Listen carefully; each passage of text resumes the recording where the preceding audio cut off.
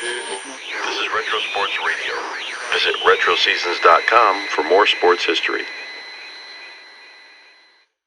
The Philadelphia Phillies faced the Chicago Cubs for a Thursday afternoon game at Wrigley Field on May 17, 1979. The Phillies came into the game red hot with a 23-10 record under manager Danny Ozark. The Cubs entered the game with a 16-15 record under manager Herman Franks. This is audio from the Philadelphia radio broadcast featuring announcers Harry Callis, Richie Ashburn, Andy Musser, and Chris Wheeler. You can win up to $10,000 in daily news home run payoff. This afternoon's payoff inning will be the 8th inning. And for every Phillies home run hit in this afternoon's game, Geno's is happy to contribute $100 or $500 for each grand slam to the Philadelphia Child Guidance Clinic. Phillies coaches have taken their places. Bill DeMars at third base, Tony Taylor at first base as Benny Lamp completes his warm-up tosses. And the Phillies will come off this road trip tomorrow night when the Montreal Expos will be at Veterans Stadium. Phillies in Montreal tomorrow night will find Dick Ruthven 6-0 for the Phillies going against Ross Grimsley. On Saturday night, it'll be a 7:35 game time. That'll be Kodak camera night. All fans will be permitted on the field between 6:15 and 6:45 to take photos of their favorite players on Saturday night. Larry Christensen will get his first start for the Phillies. He'll be opposed by Steve Rogers. And on Sunday, it'll be tote bag day. All females entering the ballpark getting a red and white Phillies canvas tote bag. 1:35 game time Sunday. That'll be Nino Espinosa against Bill Lee. So a big weekend coming up with Montreal. We're set for the final game of this series with the Cubs, and here for the play-by-play in inning one, Andy Musser. Andy? Okay, Harry, thank you. Good afternoon, everybody, and Bake McBride ready to lead it off. Bake batting at .216 for the Phillies. We have a mostly sunny day here in Chicago, and as Harry and Rich mentioned on the opening, the wind is blowing out, so look out for some explosions here today. McBride carrying a .329 lifetime batting average against Chicago pitching. Here's Lamp's first delivery. Swung on and missed, strike one. Lamp can throw pretty hard. He has a sinking fastball, and he has a breaking ball that he calls a slurve, a cross between a curve and a slider.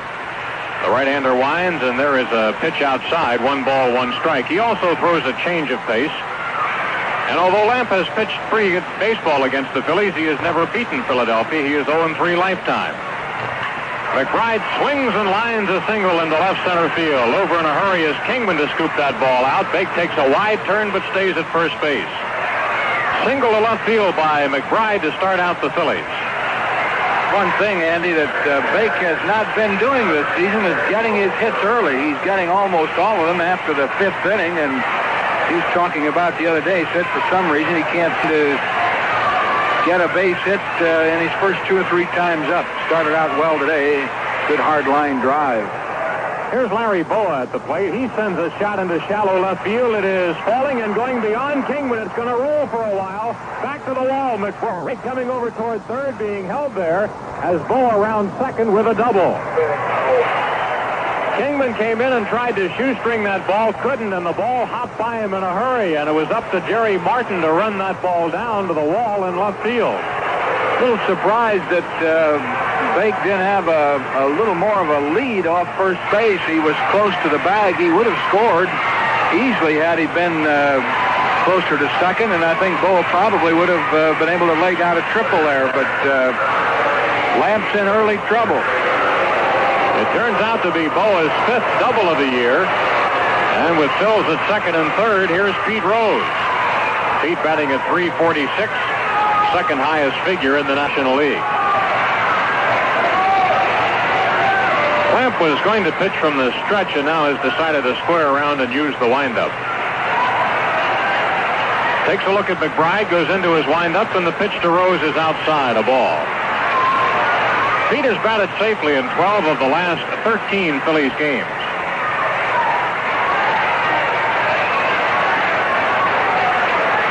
Lamp asked for a new baseball, got one, didn't like it, now asking for another exchange.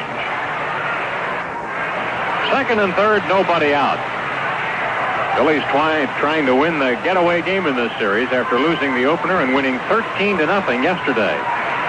Here's Lamp's pitch to Rose. It catches the outside corner, a strike. Phillies have had good success here in the last 3 years at Wrigley Field, winning 15 and losing 5. Lamp winds. Here's the 1-1 to Rose. A bouncer on one hop back to the mound. Throws to third base, and they tag out McBride. They could not get back to third base. Safe at first on the fielder's choice, Rose. Boa holds second. Score that one 1-5. Well, when the ball was hit, Bake broke a little bit, and that cost him the play at third. Lamp very heads-up play, noticing it and getting McBride easily at third base. That's a big play for Dennis Lamp. First out of the inning, now runners at first and second, and the batter Mike Schmidt, who leads the National League in home runs with 12. Mike batting at .270. Schmidt has driven in runs in 4 of the last 5 Phillies games. Now Lamp will work from the stretch. Here's the first pitch to Schmidt. Very high fly ball into left field. Kingman going back. He's on the warning track. He's at the wall. And that ball is out of here. Mike Schmidt got that ball way up into the wind to left field, and it's a 3-run homer, his 3rd of the series, 13th of the year, and the Phillies jump out in front 3-0. Boy, what an example of what the wind is going to do to that ball. I mean, that looked like a routine fly ball. Kingman out there thought that's what it was at the start. He kept going back. And I tell you, it blew pretty well over that left field fence. Phillies off to a 3-0 start, and Mike Schmidt wins a case of Tasty Cake and one for United Cerebral Palsy Association of Philadelphia. Schmidt now with 31 RBIs, and that'll put him right up near the league lead in that category. Del Unser at the plate takes a strike. Andy, I'll bet he got another 100 feet out of that from the wind. He got it way high in the air, and of course, that's what you're going to have to do today. Next pitch on the way to Unser is low and outside. 1 ball, 1 strike. There's no doubt in my mind that Kingman thought he could catch that ball. First he was on the track, then he backed off, then he looked in desperation as it sailed over the wall. Outside to Unser, 2 balls and a strike. Dell batting at .444. Dell has batted safely in 5 straight ball games. Has certainly been a great plus for the Phillies as he plays left field while Greg Luzinski sits these games out with a thigh muscle pull. Greg may be able to play tomorrow night at the Vet. Way outside to Unser, 3 balls and a strike.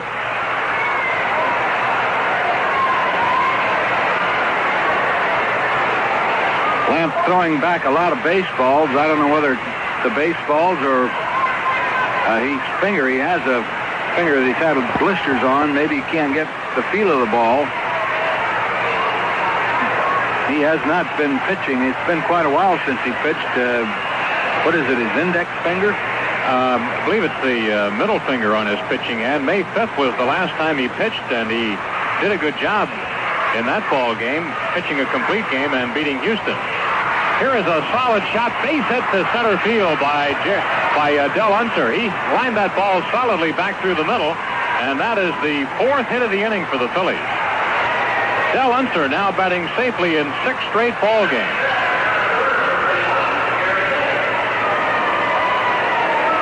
That brings up Gary Maddox. Phillies off to a fast start today. They lead this game 3-0. Maddox batting at .277. Pitch to the right-handed batter. Swing and a miss at a breaking pitch. Pete Rose scoring ahead of that home run by Mike Schmidt. Had a milestone run scored today. Here's the next pitch to Maddox. It's outside. Donnie Moore starting to warm for the Cubs.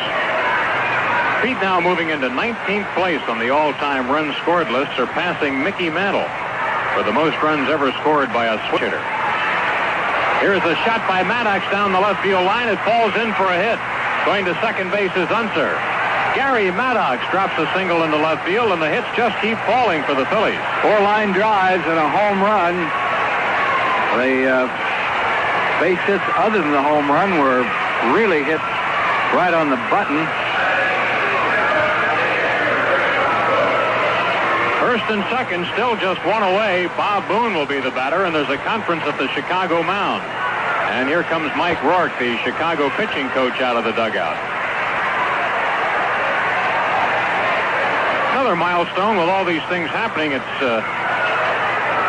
tough to get this in, but we wanted to mention, too, that Larry Boa Needed just one at-bat to pass Sherry McGee and move into 6th place on the all-time Phillies list. And, of course, Larry had that at-bat in the first inning here today with his double. Sherry McGee, the retired Phillies player with 5,500 at-bats during his career.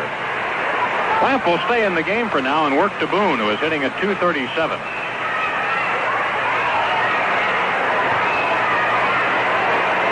Montreal failed to score in the 4th inning at St. Louis. Cardinals leading that game 2-0 last half of the 4th inning. Left-hander Dan Schatzeder pitching against right-hander Silvio Martinez.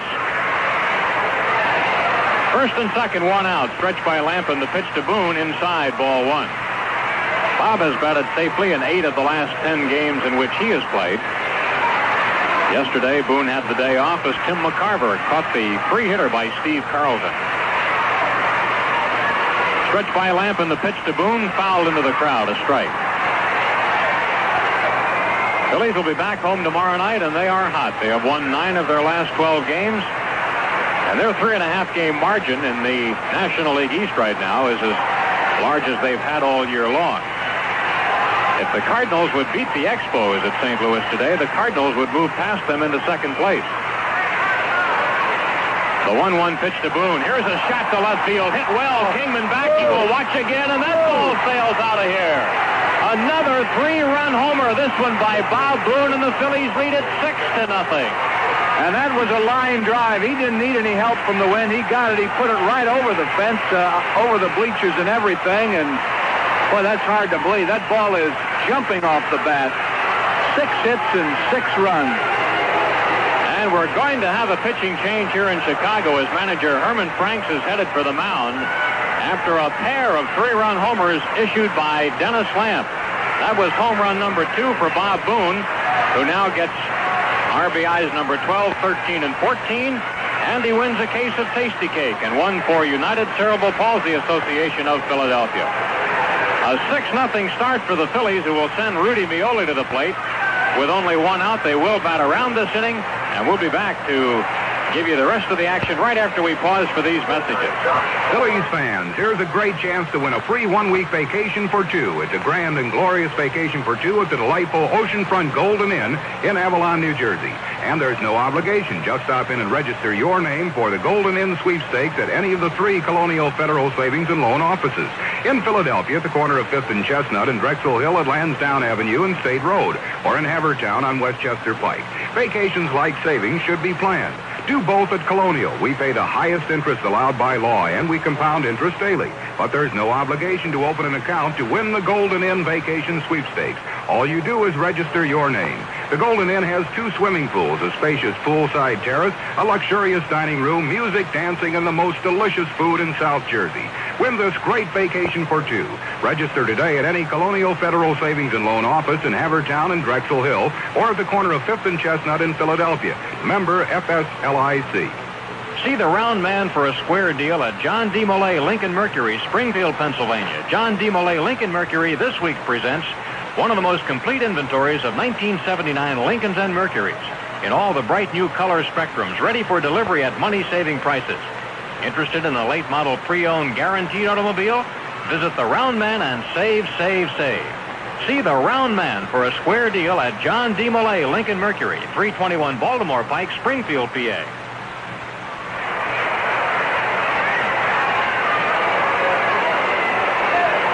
Right-hander Donnie Moore takes over for Chicago. He's facing Rudy Mioli. His first pitch is low, ball 1.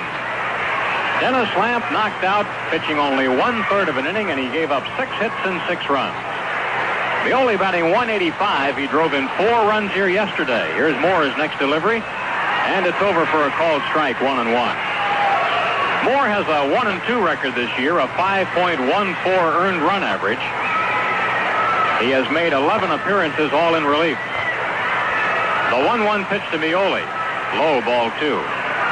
Last year, Moore relieved 11 times against the Phillies, making more appearances than any other pitcher in the National League.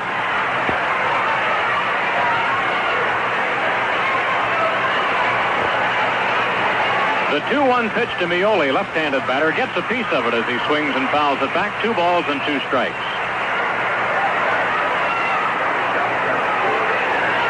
A Pair of 3-run homers here, one by Schmidt and another by Bob Boone, who incidentally nailed Dennis Lamb for a home run last year, have staked the Phillies to a 6-0 start in this ball game, and the Cubs have not even batted. Here's a breaking ball, popped up third base side, but it'll go out of play into the seats.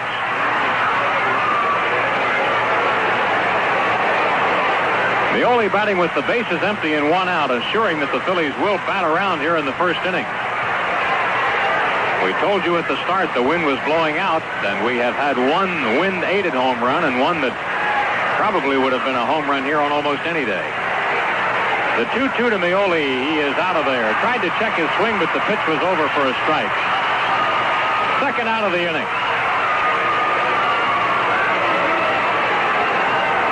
And here's Randy Lurch coming to the plate before he takes the mound. Randy batting at 100, 2 hits and 20 trips to the plate. Moore winds. Here's the pitch to Lurch. Breaking ball in the dirt, ball 1. The Phillies with a 23-10 record. That figures out to a .697 percentage, the best in baseball. Swing and a foul ball by Randy, grounded next to the Phillies dugout. 1 ball and 1 strike to Lurch. Randy, a left-handed batter.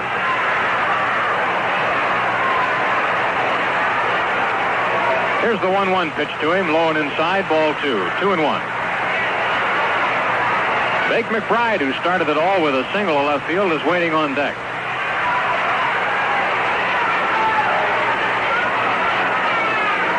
Here's the pitch to Lurch. It's a foul ball out of play down the left field line. 2 balls and 2 strikes.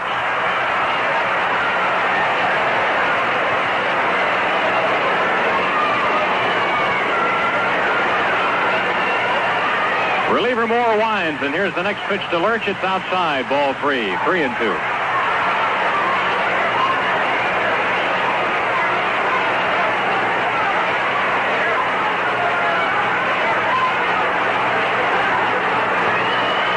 Moore staring in at foot for the sign, has it, and here's the 3-2 to Lurch. It's a fly ball hit pretty well into left center field. It is out of here. Randy Lurch has hit a home run. That ball was hit on the line and sailed into the bleacher area in left center field. It's the 3rd home run of the inning for the Phillies, and they lead this game 7-0. Oh, I'd say it's liable to be quite a day here. Lurch hit the ball very hard. It was a low liner and just cleared that little net over the left field bleachers. Randy Lurch has homered for a case of Tasty Cake and one for United Cerebral Palsy Association. Here's Bake McBride back up there for the 2nd time in the inning. And the first pitch to Bake is over for a strike. That was lifetime home run number 4 for Randy Lurch. Hey, Andy, they look like bullets off that bat today. They're jumping off there. Moore winds, and the 1 strike to McBride, bouncing foul beyond the first base coaching box. Bake singled in his first at bat. Phillies with 3 home runs among their 7 hits here in the first inning.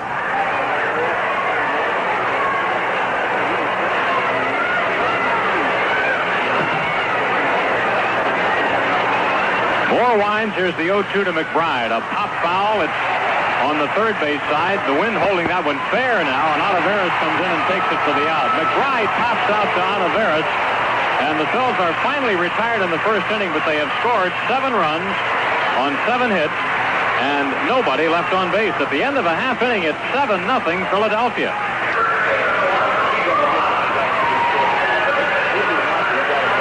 Lurch has already hit a home run in this ball game, and now he takes the mound for the Phillies, who have staked him to a 7-0 start in this ball game as they sent 10 men to the plate in the first inning and had 3 home runs among their 7 hits. Leading off for Chicago, the shortstop Ivan De Jesus, who broke up Carlton's perfect game yesterday with a single in the 7th inning. Pitch to the right-handed batter is on the inside corner, a called strike. Randy is 2-2. His earned run average is 3.17. De Jesus batting at .222. Lurch winds, and the next pitch is a breaking ball over for a strike. 0-2 on De Jesus. Joey Amalfitano coaching at third base. Cookie Rojas at first for Chicago. Cubs have lost 5 of their last 8 games. The 2-strike to De Jesus. Fastball low and inside. Mike Vail is on deck. One American League game this afternoon. Cleveland leads Toronto 3-2. Indians batting in the last of the third inning. Mark Lemongello for the Blue Jays. Mike Paxton for the Indians. Here's a breaking ball. Bounced foul beyond third base. Still a ball and 2 strikes to De Jesus. Andre Thornton and Dave Rosello have both hit Cleveland home runs in that game. Later this afternoon, one other American League contest. The White Sox play at Oakland. The 1-2 pitch to De Jesus. He lofts a foul back out of play into the seats. Ivan, the only Chicago player to collect more than 1 hit yesterday. As we mentioned, Carlton yielded just 3, and he had 2 of them. 1-2 pitch to De Jesus. Takes it low, 2-2. Last year, Ivan had 2 hits and 7 at-bats against the left-hander Randy Lurch. Randy beat Chicago twice last year without defeat. The 2-2 pitch is a check swing line drive into center field, a base hit. He didn't really have a full rip at that. Maybe it isn't correct to say that he checked his swing. It was kind of a half swing, but he shot it into center field, and De Jesus has a single. You had to hold your breath today because the Cubs can loft the ball out of this ballpark also. I had a feeling this might wind up about 19-12. Good thing we've got a late flight tonight. Here's Mike Vail at the plate. Pitch on the way to the right-handed batter is popped foul out of play into the upper deck. Vail is hitting at .353, playing in right field, as the Cubs have been platooning, at least in this series, with Bobby Mercer playing against right-handed pitching. Swing and a miss by Vail. Lurch ahead of him, 0-2. Randy lifetime against Chicago is 4 wins and 2 defeats. Stretch by the left-hander, and here's the pitch to Vail. Line drive, right field, and a base hit. De Jesus will stop at second base. So the first 2 Cub batters are on. Makes you want to go down there and grab a bat. Never seen so many hard-hit balls so early. And you can't really blame the wind for these couple by the Cubs here. They have been low liners well within the field of play. Left-handed batting Bill Buckner coming to the plate. He's hitting at .246. Cubs at first and second, nobody out. The stretch by Randy. And now time is called. He makes the delivery, and it was a curveball, but time had been called. Randy didn't see it. Phillies infield playing at double play depth. Last game on this road trip for the Phillies. And they'll come back a winner no matter what happens here today. They are 9-4 on this trip right now. And off to a 7-0 start in this one. Now we're ready. Here's the set by Lurch, and the pitch on the way. Outside.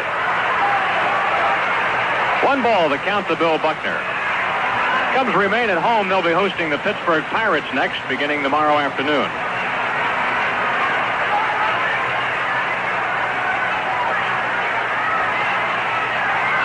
The 1-0 pitch to Buckner. Fastball high, 2-0.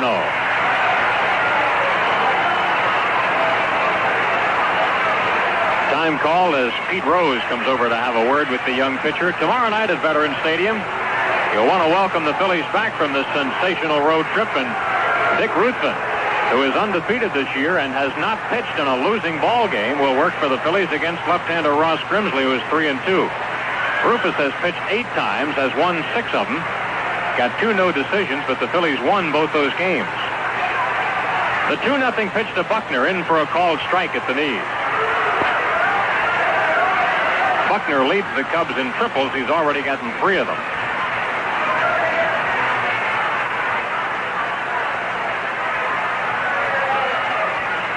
Two balls and a strike on Buckner. Here's Lurch's delivery.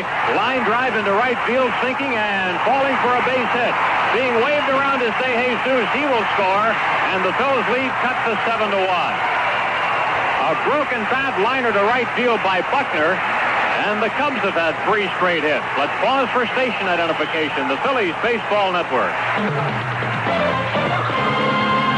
You're listening to Phillies Radio, the spirit of New Jersey, 1350 WHWH Princeton. Buckner with his 15th run batted in, and here's a guy you got to be careful of, Big Dave Kingman. He has seen what's happened here today. Kong batting at 279. Breaking ball to Kingman is low, ball one. He has 9 home runs and 24 runs batted in, both figures leading Chicago. Runners at first and second, nobody out. Phil's infield at double play depth. Stretch by Lurch and the pitch to Kingman. Long towering drive to deep left field. Way out of here. A mighty home run by Dave Kingman. There was no doubt about it from the moment it left his bat. A 7-4 ball game. Oh, boy, I'm telling you. And still nobody out. That ball almost hit the building across the street over Waveland Avenue. And pitching coach Herm Starrett is coming to the mound, and Randy Lurch has to be a little shaken up. 4 runs, still nobody out. Well, that shot wasn't just a home run. That was a typical King Kong shot, a real mooner that just sailed off his bat in a mighty arc toward left field. And even on a normal day, there would be no doubt about whether that one was going to leave here. Number 10 for Kingman, who now has 27 runs batted in.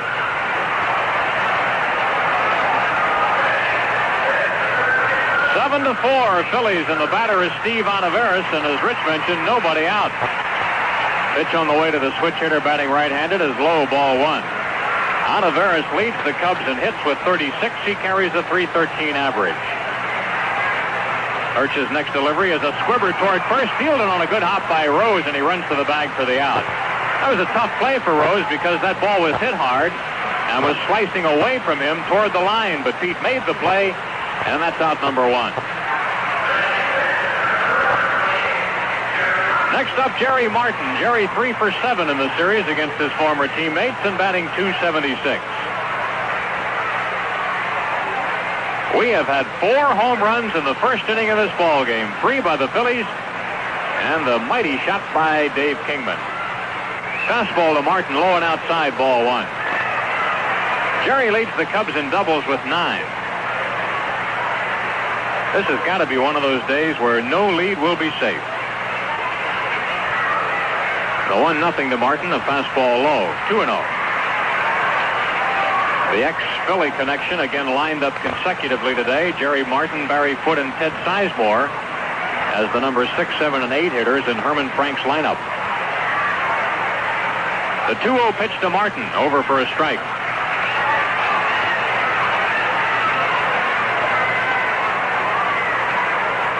Jerry's been hitting the ball well. He was talking about a couple of shots that he had at Cincinnati recently that bounded off the fence out there and came back into play. Here's a line drive into the alley in right center field, a base hit and more. Martin will have extra bases. McBride chasing it down. Jerry coasting into second with a double. Martin gaps the ball in right center, and that's the 5th hit of the first inning for Chicago with 1 out. Oh, Andy. Get the married men off the field today. Their only cheap hit in this game was Bill Buckner's. He had the bat sawed off right in his hands, but outside of that, everything has been hit hard.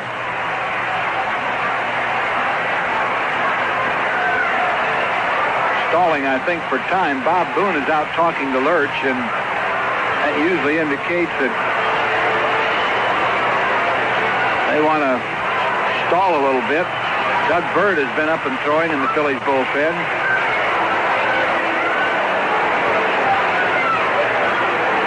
And here comes Danny Ozark out of the dugout, and that means that Randy Lurch, who has hit a home run in this ball game and who is sent to the mound with a 7-0 start, is going to leave the ball game here in the first inning, and he cannot win. Lurch just flips the ball to Ozark. No conversation between the two at all, and both teams have had to change pitchers in the first inning of play with only 1 man out in either case. It's amazing, but that's the way the story has gone here in Chicago today. Another pitching change with the Phillies leading this game 7-4. We'll be back in just a moment. You can take the first step in entering or returning to college by picking up your phone and dialing 876-5551. That's the number for Widener College in nearby suburban Chester, Pennsylvania. Widener College pre-session courses begin May 23rd with first session summer courses starting June 18th. Day and evening graduate or undergraduate courses will be offered. Students needing extra credits for September will enroll. So will housewives whose children are raised, business people wanting to improve a skill, some seeking a college degree or just a course or two for their own enlightenment. This summer, day courses at Widener include business administration, engineering, social science, paralegal, humanities, and science. Evening courses include accounting and management, liberal arts, science, engineering, and social science. MBA and Master of Engineering courses are also offered in the evening. So widen your world with Widener. Call Widener College at 876-5551 for additional information. Every so often you just have to say it. Wow. If the all-star good looks of the LeBaron now at your local Chrysler Plymouth dealers don't win you, the LeBaron window sticker with a very pleasing price is guaranteed to wow you. A most affordable Chrysler, LeBaron is the most stylish mid-size, mid-price car in town and country wagons, 2 doors and 4 doors. For an all-star lineup of value, selection, and super service, check your local Chrysler Plymouth dealer.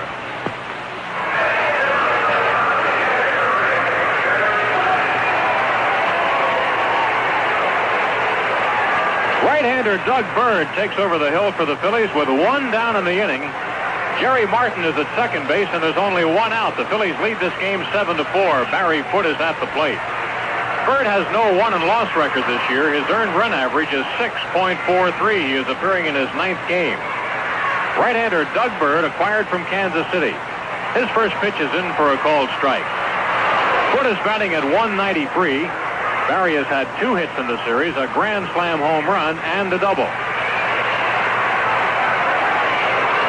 Bird checks Martin. Here's the pitch. Breaking ball is outside. 1 ball and 1 strike. Both starting pitchers in this game, Dennis Lamp and Randy Lurch, removed after a 1/3 inning of pitching. Here's a little fly ball into right center field. Getting over is McBride, and he catches it for the out. Barry Foote hit that ball into right center field. McBride over to his right to make the catch on the run for out number 2.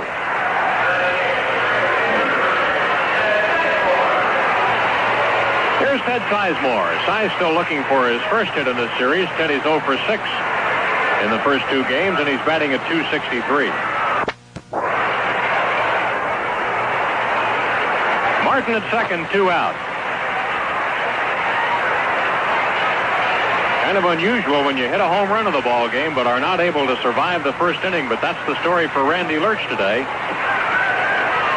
Here's Bird's delivery to Sizemore, and it's low, ball 1.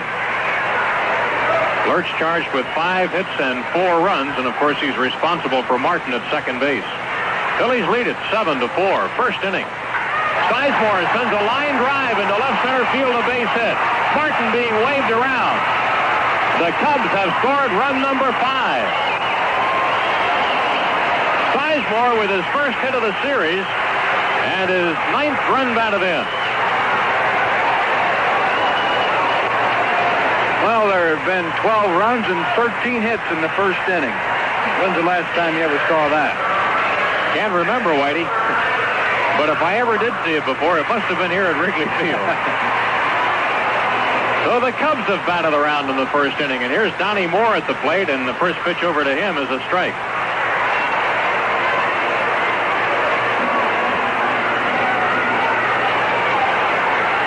Here is a line drive into right center field, a real gapper. Moore's ball is going to roll all the way to the wall. Sizemore being waved around. He will score. Moore is heading for third base. The relay gets away. Moore goes halfway down the line, but then holds on. The Cubs have just scored run number 6. It's a 7-6 ball game. And the Phillies got a break there. That ball headed towards the Cubs dugout, hit the little cement wall right before it rolled into the dugout. Had it gone in there, Moore would have scored. Unbelievable.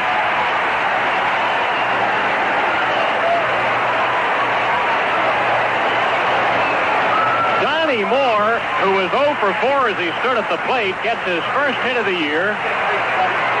A triple, and the Cubs are right back in this ball game. It is 7-6 Phillies, and we still only have 2 out in the Chicago first inning, and their 10th man is coming to the plate. Phillies batted 10 men in the top half of this inning. Ivan De Jesus, who singled and scored in his first at bat. Donnie Moore at third base. He is there without a warm-up jacket. Stretched by Bird, and the pitch to De Jesus over at the letters a strike. 7 hits for each team. Phillies lead the game 7-6. Next pitch to De Jesus, a called strike, 0-2. Lurch charged with 5 of these Chicago runs. The last one is charged to Bird. The 2-strike pitch to De Jesus. A pop-up into shallow right field. Bake McBride started in, now sharply to his right. He stays with it for the out. Bake made that a tough play, or maybe the wind did, but he stayed with it. And listen to these Chicago fans as the Cubs, down 7-0, came back to get 6 runs in the inning on 7 hits, and they left 1 man on base. At the end of 1, Phillies lead it 7-6. Well, we've been talking quite a bit about the Montreal Expos moving into town tomorrow night, but don't forget the St. Louis Cardinals are also headed for Philadelphia. And the Cardinals have a 4-game win streak right now with a 2-0 lead this afternoon over Montreal in the 6th inning. The Cardinals will be in Monday, Tuesday, and Wednesday nights. May 21st, 22nd, and 23rd. Game time for all 3 next week will be 7:35. So come on out and check out the St. Louis Cardinals, who are playing good baseball. They might well even be into second place by that time. We're going to the 2nd inning here in Chicago, a 7-6 lead for the Phillies, a remarkable ball game, and here is Larry Bowa to start it. Bowa has doubled and scored. Donnie Moore's pitch to him is a hard ball down the first baseline, fielded there by Buckner, runs to the bag for the out. Larry Bowa grounds out to Buckner on 1 pitch. 1 away in the 2nd inning. The batter, Pete Rose. Pete one-hopped a pitch to the mound in the first inning.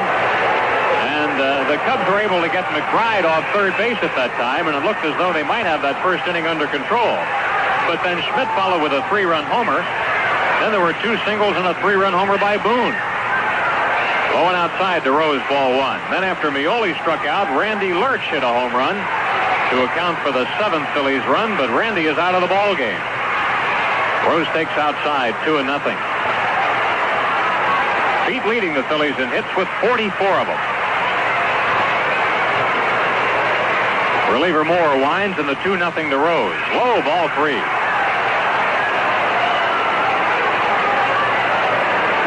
Terry Foote giving the home plate umpire a little heat on that last call. He thought it was a strike. No, we're going to see the Major League umpires, it appears, possibly on Saturday. Rose takes low, ball 4, and believe it or not, this is the first walk of the ball game. Everything else has been accomplished on hitting. Pete Rose takes a walk. And here's Mike Schmidt. Mike has already hit 3 home runs in this series. Mike jokingly promised 4 on the bus ride in from the airport the other day, and he might do it yet. Schmidt with a 3-run shot in his first at bat. Pitch on the way to Mike. High, ball 1. Schmidt now has 20 career home runs in this ballpark.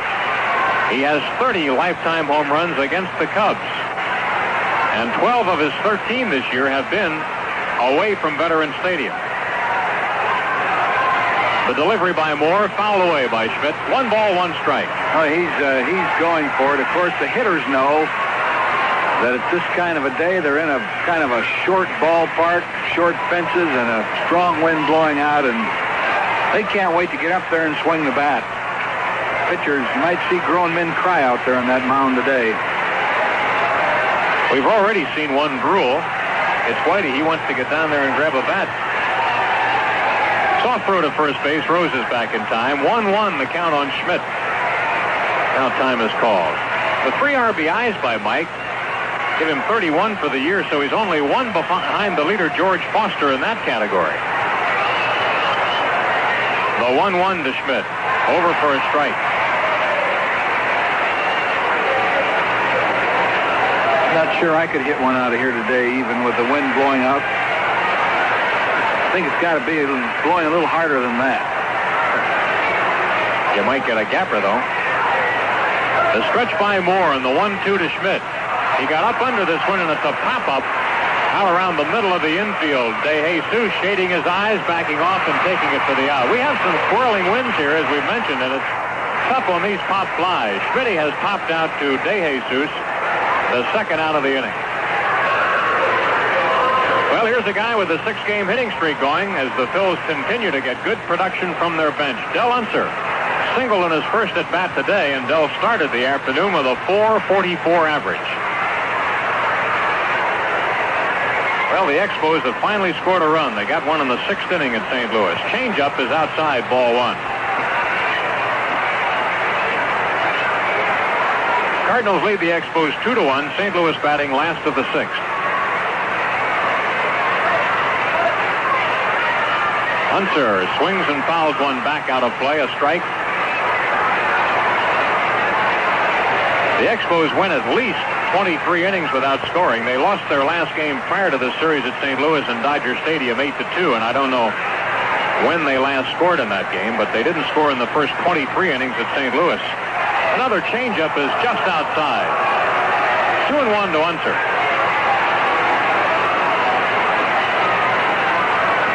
A 7-6 lead for the Phillies, batting in the 2nd inning here at Chicago. Rose at first with 2 down.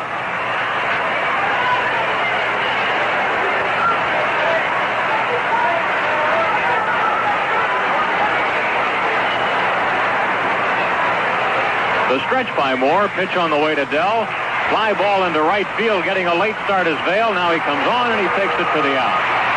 Unser flies to Vail. Phil's retired in the 2nd. No runs, no hits, 1 man left on base. We go to the Cubs' 2nd inning, and it's 7-6 Phillies. The Cubs' 2nd inning will start with Mike Vail. It'll be Vail, Buckner, and Kingman to face reliever Doug Bird. Pitch on the way, high and inside, ball 1. Bird came on in relief of Lurch in the 1st inning when there was only 1 out. He gave up 2 hits and a run, and the Cubs trail this game by 1 at 7-6 Philadelphia. Vail takes low a ball. Mike singled in the 1st inning and scored. The first 4 Chicago batters hit safely in their half of the 1st inning.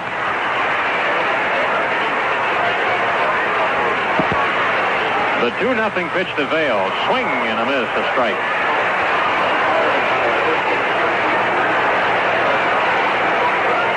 In case you joined us a little late, you missed some real explosions here today.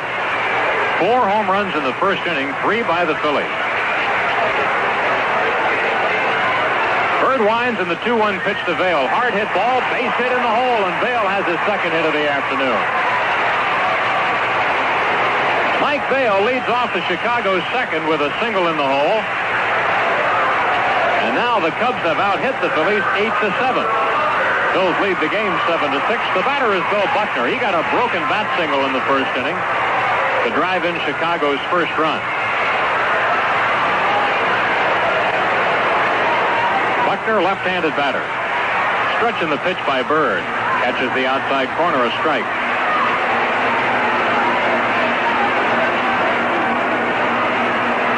Well, after Carlton 3 hit the Cubs yesterday, you knew there were some hits in their bats. But they have come out here in a hurry. Throw to first base, stepping back in time is Vail. Phil's in the outfield, play Buckner straight away. Infield set for a double play. The pitch to Vail, breaking ball, bounce back the middle, and a base hit. Violi couldn't get it. Here's Vail rounding 2nd. He'll go to 3rd as Buckner has gotten a hit. Singles by Vail and Buckner start the Cubs off in the 2nd inning, and here comes Dave Kingman. Buckner just getting that seeing eye base hit right back through the middle, just out of the reach of Rudy Meoli.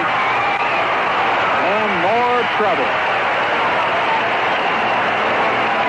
Big Con Kingman, who hit a moonshot in his first at bat, one of those typical high arc jobs that he hits. Number 10 for Kingman. Runners at 1st and 3rd, nobody out. The pitch to Kingman, ground ball to Schmidt. He's got it. Throw over to 2nd for 1, back on to 1st, a double play, and Vail had to stay at 3rd base. That ball was hit so hard, sharply to Schmidt. He turned to double play, and Vail never moved. Give Mike Schmidt a lot of credit there. He caught that ball. It was hit sharply. He had a little time. He caught the ball. He looked Vail back. He froze Vail at third, and then completed the quick double play. And what surprised me, they got Kingman so easy at first. He must not have gotten out of the box very well. So 2 out and Vail at third base, and here is Steve Olivares, switch hitter batting left-handed now, and the pitch to him low and inside, and a good stop by Boone. Olivares grounded out sharply to Pete Rose in his first at-bat. Next pitch to Olivares, again low and inside, 2-0. A 7-6 lead in the Phillies, but don't get confident about this one, not yet.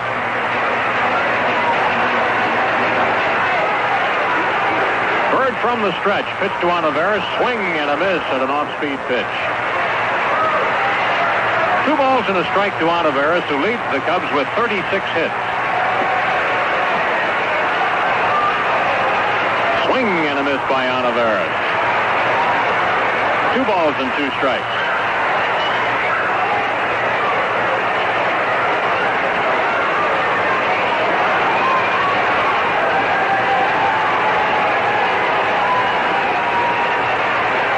Bird ready, and here's the next delivery. A bouncing ball, first base side, fielded by Rose, just fair, run to the bag in time, and the Cubs are retired in the second. They got their first 2 batters on, but they didn't score here in the second. No runs, 2 hits, and 1 man left on base. At the end of 2, the Phillies lead 7-6, and now time for a tasty break. It takes top-quality players to make a baseball team as good as the Phillies, just like it takes top-quality ingredients to bake cake as good as Tasty Cake candy cakes.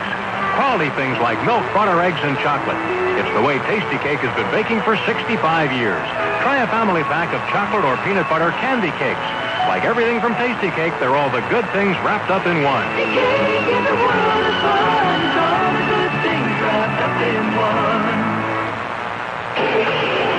Are you ready to take the 79 Mercury Marquis Challenge? It's just a 10-minute test drive to help you discover how much overall comfort and room Marquis has to offer. And think about this. Marquis delivers 16 EPA estimated miles per gallon city, 22 highway. That's for Marquis built after November 1st. Use these numbers for comparisons. Your actual mileage may vary. That's 16 MPG city for Marquis. Surprising mileage for a car this roomy. Check out Marquis' room, ride, and mileage story at your Lincoln Mercury dealer today.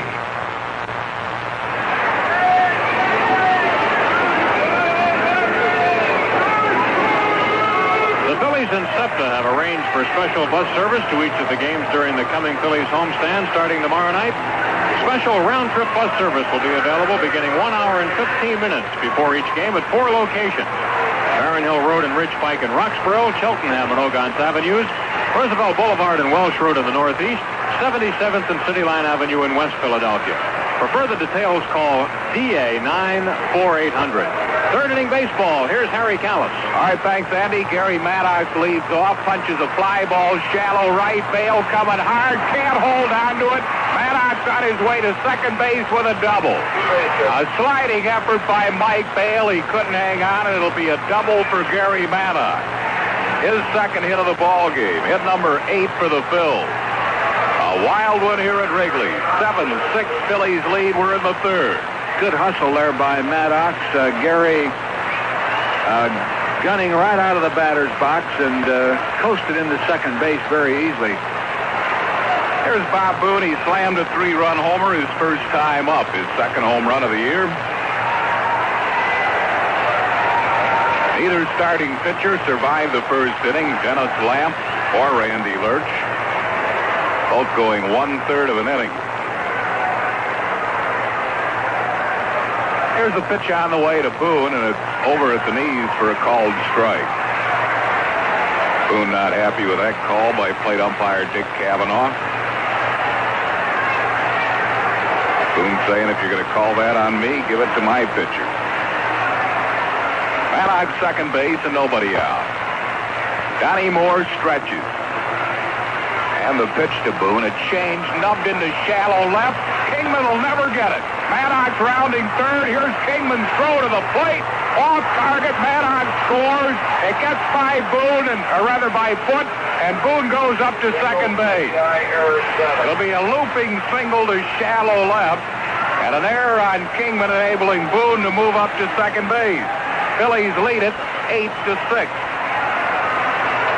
And Booney's picked up 4 RBIs in this game. He didn't hit that one very well. Everything was hit hard in the first inning, but the Phillies now put together a couple of looping base hits. Of course, the outfielders are playing so deep today. You're going to see a few of those drop in, those short fly balls. Boone at second base with a base hit, a run batted in, and an error on Dave Kingman, and here's Rudy Mioli.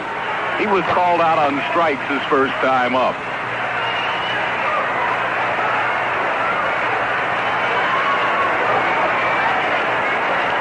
Moore stretches. Pitch to Mioli. Fastball, a called strike at the knees, and Mioli does not like that call. Well, Barry Foote was doing a lot of complaining on the pitches in the first couple of innings, and maybe it's starting to pay off for him now. Plate umpire seems to be giving him some borderline pitches. Some of the low pitches are now being called strikes. Let's pause here for station identification along the Phil's Baseball Network. It's a hit, 1350 radio, WHWH, the Spirit of New Jersey.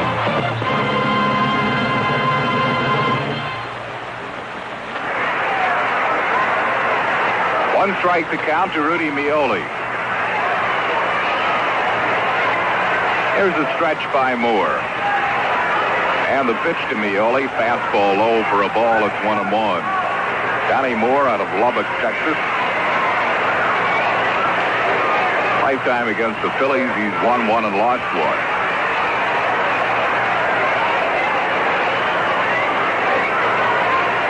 On the strike to Mioli. Boone at second base. Nobody out. A run in.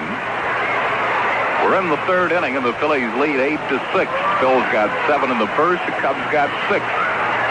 Here's the pitch to Mioli. Swing at a high fly ball center field. Jerry Martin is right there waiting.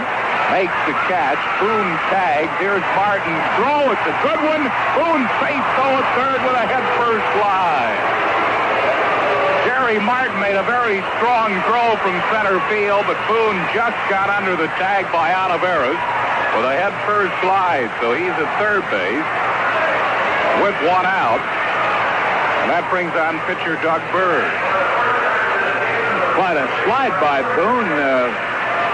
Like a Pete Rose type slide, head first into the bag, and very close play. Bird's been at bat twice without a hit.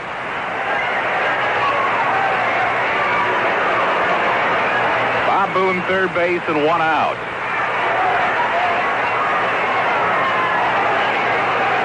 Moore stretches. Pitch to Bird. Swing and a nubbing foul off the end of his bat into the Phillies dugout. 1 strike to Bird. Bird does not swing too good a bat. The Cub infield is pulled in. Doug stands well off the plate. Doesn't look to me like he could reach an outside pitch from there. Or maybe half the plate. Pitch to him. Low for a ball. It's 1-1. He'll be murder on that pitch about a foot inside, though. Ball and a strike to Bird. 1-1 pitch to him. Low and away for a ball. It's 2-1 to Bird. Boone at third base. 1 out.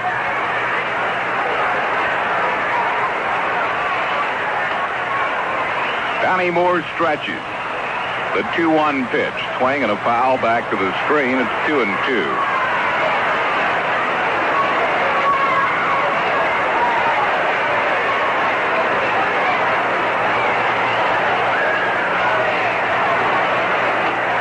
Now the stretch by Moore. 2-2 pitch. Fastball inside at the full count. 3-2 to pitcher Doug Bird. Randy Lurch hit a home run in this game in the top of the first, but he did not survive the bottom half. Taken out after 1/3 of an inning.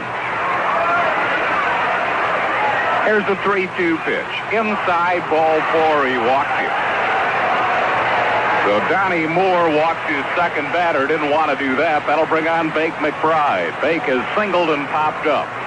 Oh, sir, he didn't want to do it. He should have even run a full count on him. He should have thrown the ball in there and give his fielders a chance. And he's in some trouble now with Big McBride up there. Make 1 out of 2. Boone at third. Doug Bird at first base with 1 out in the third inning.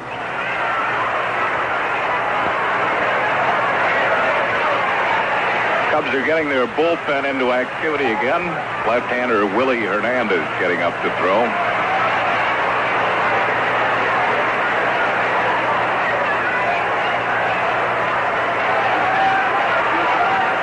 Donnie Moore stretches. The pitch to McBride, way outside, ball 1.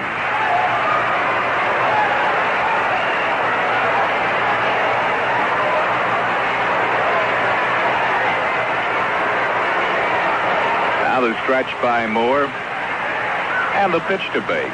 Change, fly ball into center field. Not deep, coming hard. Martin, it falls in for a base hit. Boone scores. Bird to second. Phillies lead it 9-6. Ball loose in the infield, but Buckner finally chases it down. The Phillies, in all honesty, have not hit a ball hard in this thing. 3 Texas League singles, and as we mentioned earlier, the outfielders are playing back so far today that nobody even came close to catching that ball. But 2 runs are in. Runners at first and second with 1 out. Kid McBride a run batted in, his 15th. Phillies now lead at 9-6 in the third inning, and here's Larry Boa.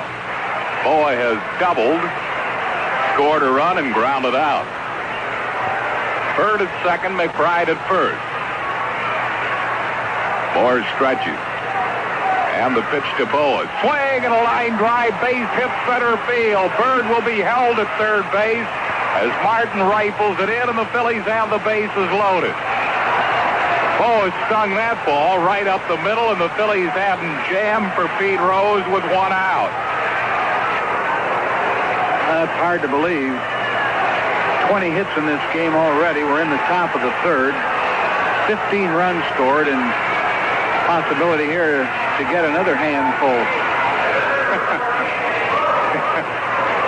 Here's Pete Rose. He is hit into a fielder's choice and walked.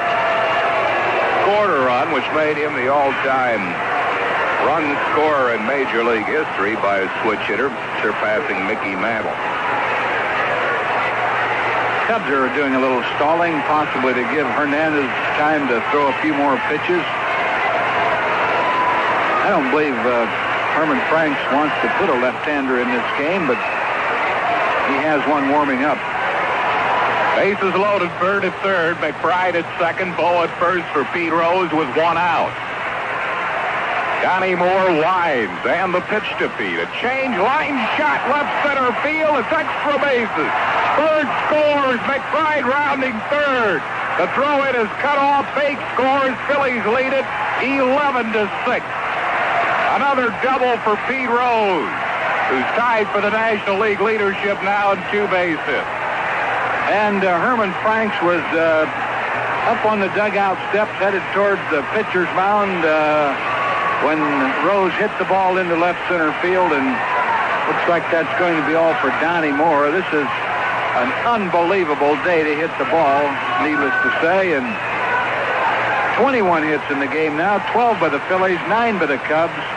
Phillies have opened up a 5-run lead again. That's going to be all for Donnie Moore, and left-hander Willie Hernandez is getting the nod. A pitching change for Chicago. The Phils lead 11-6, trying to get some more.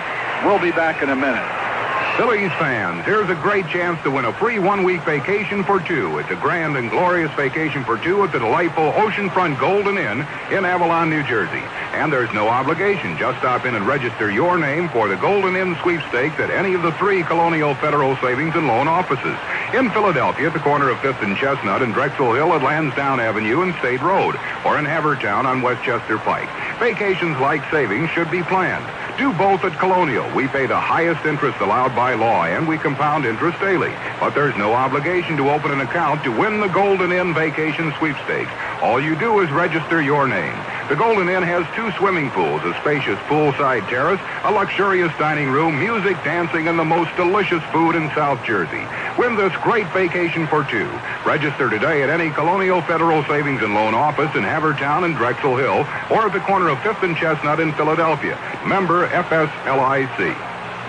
One of the sure ways you can tell a real winner in sports is the way he pitches in when you need help. You'll find that goes, too, for that winning all-the-way team of Chrysler Plymouth dealers whenever you need help.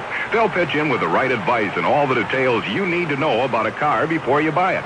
A great car like the new Horizon TC3, a super sporty 2+2 hatchback. And that adds up to a winning score for you right from the start. Turn yourself into a winner at Island Auto Sales in Scranton, Pennsylvania.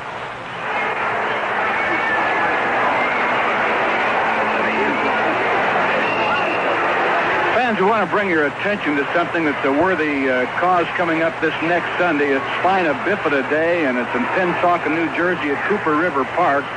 A Spina Bifida, of course, a devastating birth defect on children. We'll tell you a little bit about that as we go along. Gary Maddox and Mike Schmidt will be over there along with a lot of other athletes. They're going to walk Mike Schmidt here intentionally to load the bases.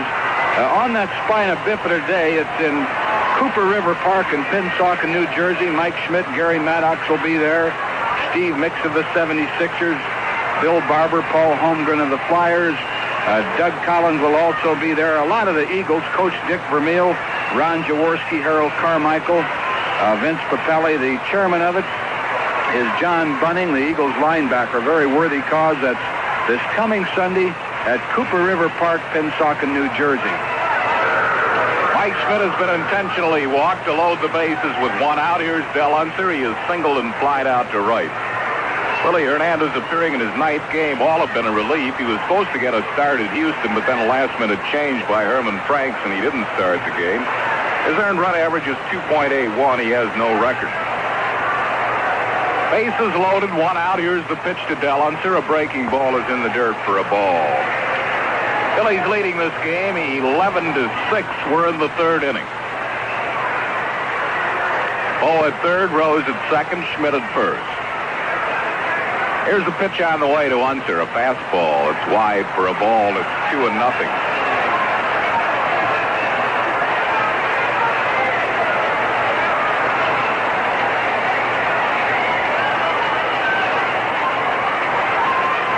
Two balls, no strikes to Del Unser. Hernandez winds. Here's the 2-0 pitch. Fastball is skied down the left field foul line. Kingman chasing, but it's blowing back into the seats. And on a play, it's 2-1 to Del Unser.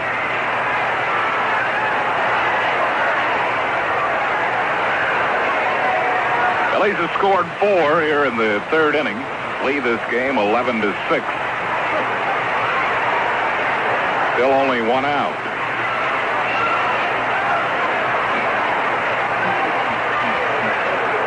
Willie Hernandez looks in for the sign from Barry Foote. Here's the 2-1 pitch. Fastball, topped foul off the plate. 2-2 the count to Del Unser. Gary Maddox, who started this 3rd inning with a looping double to right, is waiting on deck.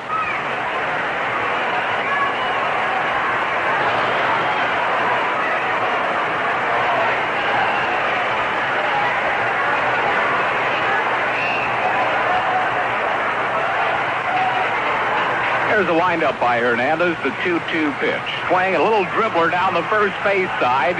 Coming in to score is Boa. Unser's tagged out on the base path, and the Phillies now lead at 12-6. Give Unser a run batted in.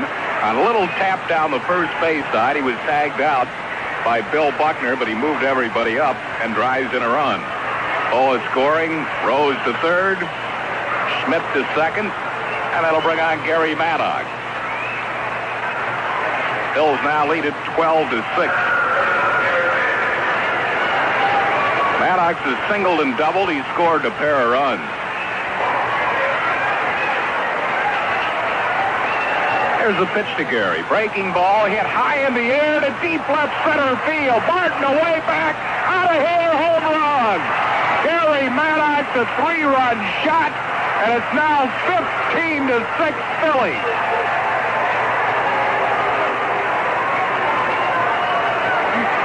I tell you, that is hard to believe. The wind really helped that ball. Gary hit it at least fair. He hit it on the good part of the bat. He got under it, but that's all you have to do is get it out there a decent distance, and the wind will do the rest. That was a wind-blown job, and he'll take it. So Gary's had quite a ball game. 3 for 3, single, double, and homer. He drives in runs number 19, 20, and 21. Here's Bob Boone, and Boone is hit by a pitch. Boone picks up the ball and throws it out as he's walking down to first base. Boone hit by a pitch ball, and that'll bring on Rudy Mioli. I think that was just something that Hernandez had to do to kind of keep his self-respect. He plunked Boone on the leg, I believe it was, just kind of a high-wash pitch, I suppose. Gary Maddox's home run for a case of tasty cake for him and wife Sandra and son Gary Lee Jr. and Derek, and also one for the United Cerebral Palsy Association of Philadelphia. Here's Rudy Mioli. Pitch to him, fastball on the inside corner for a called strike. Rudy is struck out and flied out. Boone at first base. 2 outs. 8 runs in the inning. Phillies lead 15-6. Pitch to Mioli. A good breaking ball for a called strike. And Rudy is down 0-2. Phillies have batted around +2 in this third inning. The Phillies batted around +1 in the first. Here's the pitch to Mioli. Fastball high and tight for a ball. Scoreboard says 2-1. I thought he called that second pitch a strike. It is 2-1? All right.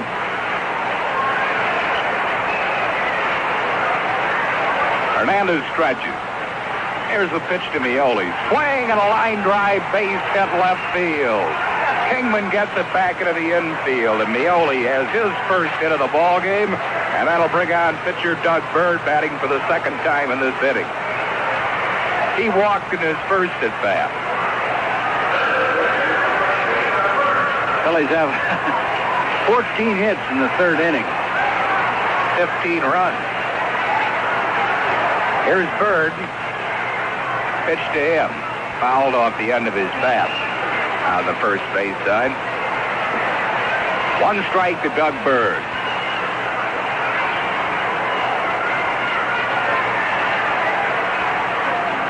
(15-6) Phils. We're in the third.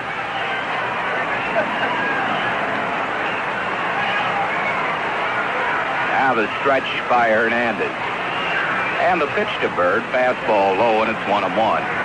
Bob Boone at second, Rudy Mioli at first. 2 outs in the inning. Bird, the 13th hitter to bat for the Phillies in this inning. There's another foul ball off the end of his bat. Ball and 2 strikes to Doug Bird.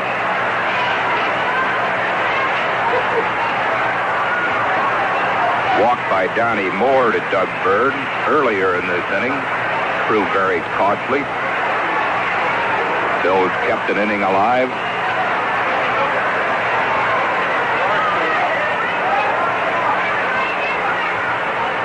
One-two pitch.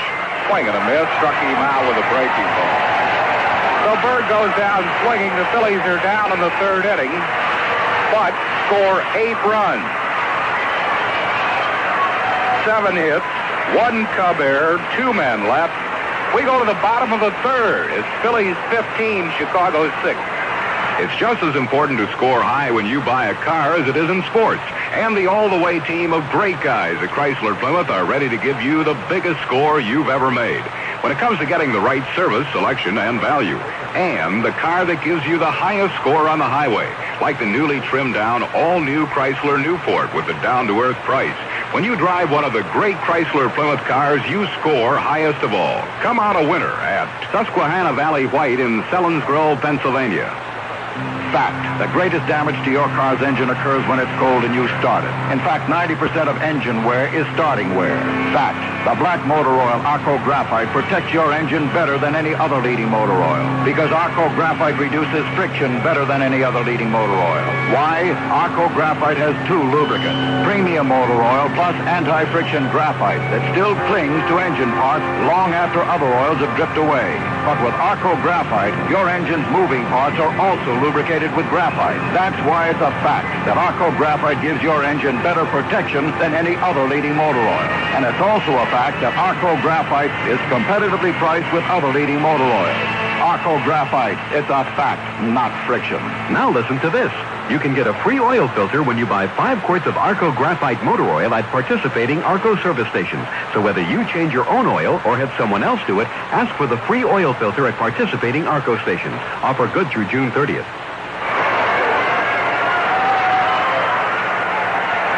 Bottom half of the third inning, Jerry Martin leads off for the Cubs. Bird's pitch to him is a little bit low for a ball. Martin has doubled and scored a run. Doug Bird came in the first inning for Randy Lurch.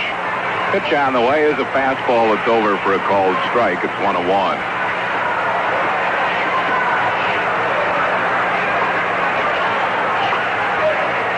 There's a 1-1 pitch to Jerry Martin. Ground ball hit to deep short, gloved by Larry Boa. His throw, and Martin is out, 1 down. That'll bring on Barry Foote. Foote flied out to right his first time up.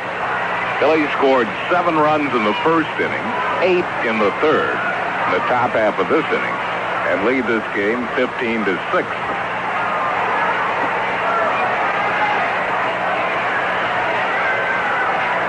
One down in Chicago's third inning.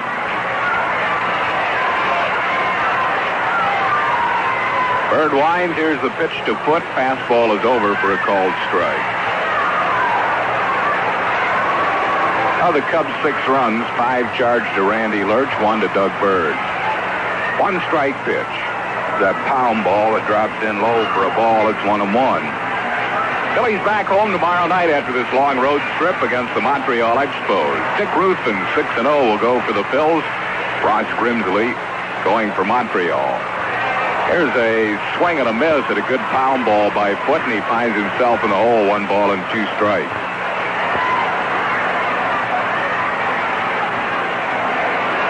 Here's the 1-2 pitch. Fastball grounded sharply to Schmidt, off his glove, picks it up, throws, still got him. Foote does not motor all that well, and Schmidt had time to recover on a sharply hit ground ball. Foote is out 2 down, and that'll bring on Ted Sizemore. Size singled to drive in a run. He also scored a run his first time up.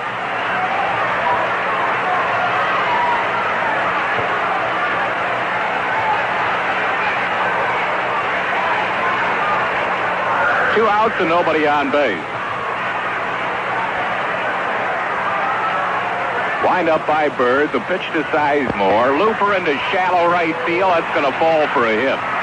So Sizemore has his second hit of the ball game. A looping single to right for the Cubs, hit number 10. That'll bring on the pitcher, Willie Hernandez. Hernandez has not been at bat this year. This will be his first at bat.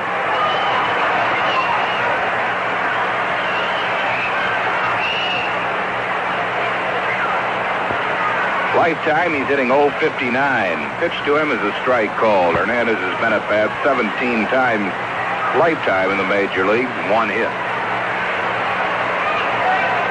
There's a pitch to him on the outside corner for a called strike, and he's quickly down 0-2. Sizemore first base, 2 outs. Phillies leading 15-6, bottom of the third.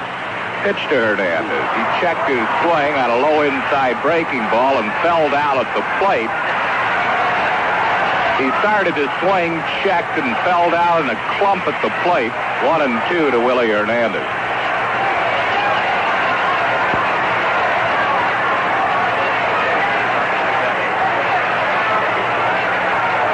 One-two pitch to him, swing and a miss. He struck him out. Willie Hernandez goes down swinging.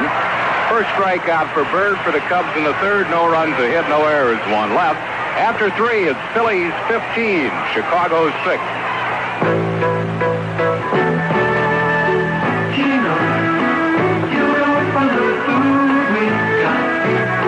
Want to make a great catch? Then go to Gino's for crispy fish. It's one beautiful fish. White, tender fish fillet, fried up light and crispy. Sandwich or platter. Gino's crispy fish always lives up to its name. So go for a winning catch. Go to Gino's for crispy fish. So Dominic DeCara, the buyer at the National Buyers Exchange in the Ewing Shopping Center on Parkway Avenue, turned to me and said, tell them all about outdoor living. Like they have a 3-piece redwood stained umbrella table set with 2 benches for only $69.97. They have folding director's chairs at only $18.63 each. And he asked me to even throw in the fact that they have Phillies Ticketron tickets available as well at the National Buyers Exchange in the Ewing Shopping Center on Parkway Avenue. And I turned to Dominic DeCara and I said, don't bother me, I'm listening to the Phillies. People are entertaining at home more, and whether you're having a get-together or a formal dinner, no party is complete without a stop at Coca-Cola Liquors in Hamilton Square. From still and sparkling wines from around the world to a full selection of ice-cold imported and domestic beers, Coca-Cola has everything you need. They're also a New Jersey Lottery Claim Center featuring Pick It, Pick 4, the Weekly Lottery, and the New Jersey Derby Lottery. Plan on a stop at Coca-Cola Liquors on George Dye Road between Nottingham Way and Route 33 in Hamilton Square.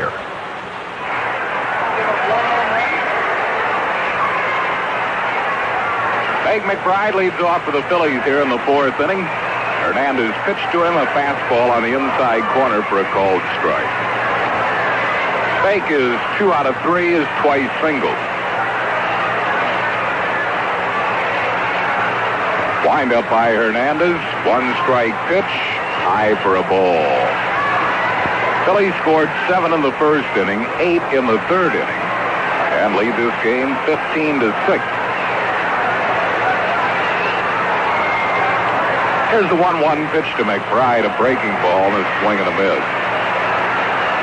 Ball and 2 strikes to Bake.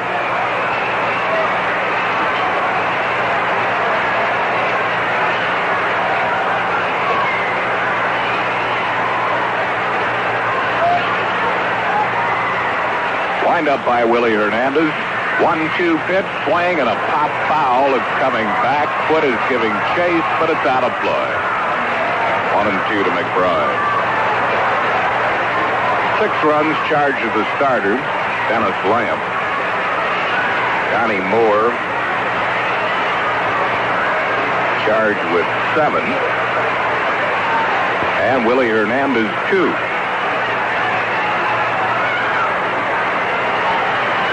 We're only in the 4th inning, and it's 15-6. 1-2 pitch, swing and a ground ball foul into the Phillies dugout, just out of the grasp of Danny Ozark.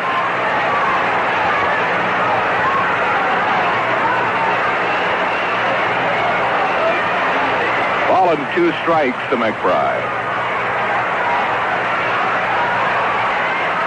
1-2 pitch, sidearm pitch is fouled back to the screen. Bake stays alive at 1-2.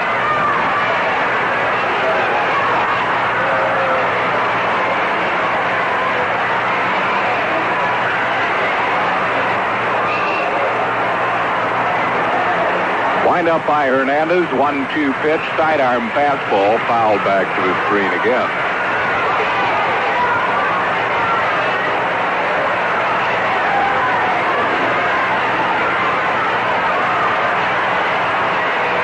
One and 2 to Bake McBride, leading off the Phillies 4th. 1-2 pitch to him, a breaking ball, hit to center field. Jerry Martin drifting back. He's there near the warning track and makes the catch. So McBride is out 1 down. That'll bring up Larry Bowa. Bowa's 2 out of 3. His double grounded out and singled. He scored a pair of runs. Larry batting right against Willie Hernandez.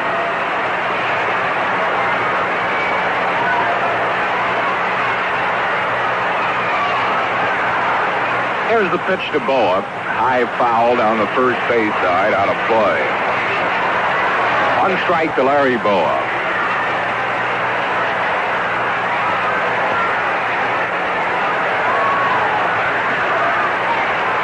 Wind up by Hernandez, pitch to Boa, swinging another foul ball off the end of his bat to the screen. And Boa's down 0-2. Larry has been a much better hitter left-handed than right this year, 322 left-handed.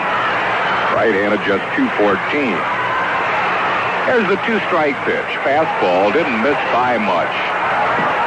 Ball and 2 strikes to Boa. Both Foot and Hernandez thought it was there.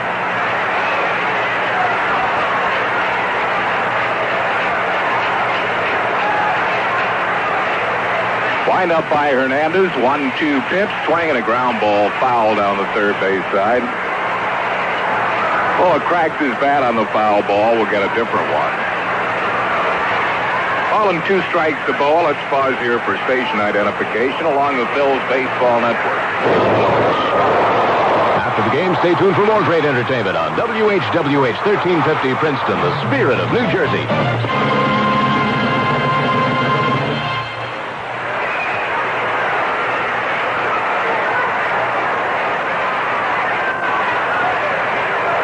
One-two pitch to Boa. Ground ball in the hole. A base hit to left field. Larry Boa grounds a single to left. Between Olivares and De Jesus, that is his 3rd hit of the ball game, and for the Phillies, hit number 15. That'll bring on Pete Rose. Rose is 1 out of 2, is grounded into a fielder's choice, walked and doubled. He's knocked in 2 runs and scored 2 runs. Montreal batting in the 9th inning, their last chance against St. Louis, trailing 2-1 in the 9th. Dan Schatzeder against Silvio Martinez. Here's the pitch to Rose. Fastball is over for a called strike. In the American League, Cleveland leads Toronto 6-3 after 6 behind Mike Paxton. Andre Thornton, Dave Rosello, and Toby Hara have all homered for Cleveland. Hernandez stretches. The pitch to Pete Rose, a change and a swing and a miss. 0-2 to Pete Rose. Larry Boa, first base, 1 out, 4th inning. Phillies lead 15-6.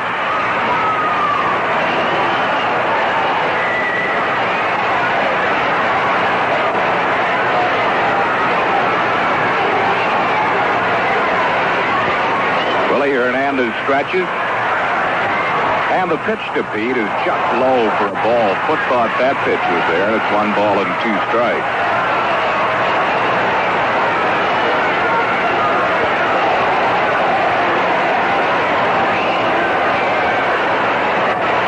One and 2 to Rose. Boa first base. 1 out.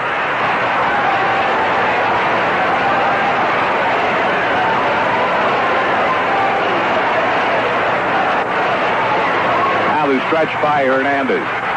Steps off the rubber. Boa not taking a big lead at first base.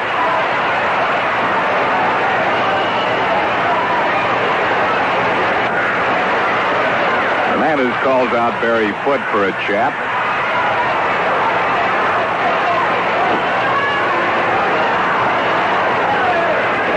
And Mike Rourke, the pitching coach, also going out. What this conference is all about. Can't imagine what it is. 1 ball, 2 strike count. Foote has been very upset by some calls for the home plate umpire, but I don't think you have a conference at the mound because of that. Rourke comes back to the dugout.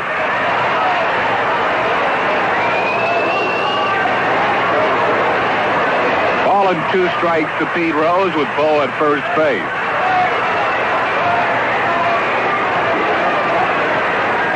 Here's a stretch by Hernandez. 1-2 pitch, low in the dirt. It's 2-2.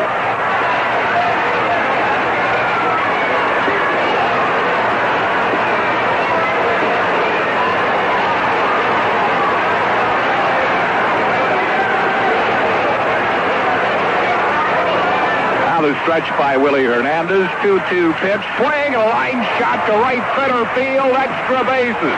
Larry Boa scampering around third. He's being waved home. Pete Rose at second with a double. The Phillies lead at 16-6. Rose's second double of the game. He now leads the league in 2 base hits. He did last year with 51, and he has 14 this year. Well, he's really hitting a lot of line drives, and almost every one of them, when they get over the infield, they seem to be in the gap. He has that stroke for it, and it's like they're going to walk Mike Schmidt once again intentionally. Well, Schmidt predicted that he'd hit 4 home runs in this 3-game set. They're not going to give him a chance. He hit one his first time up, popped up in his second at bat, and this will be the second straight time he will be intentionally walked. Putting Phil runners at first and second with 1 down for Del Unser.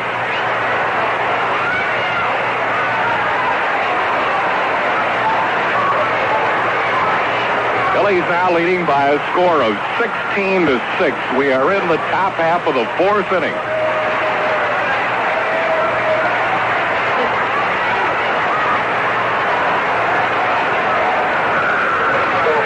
Here's Del Unser. Unser has singled, fly to right, and grounded out. Scored a run. He's 1 out of 3.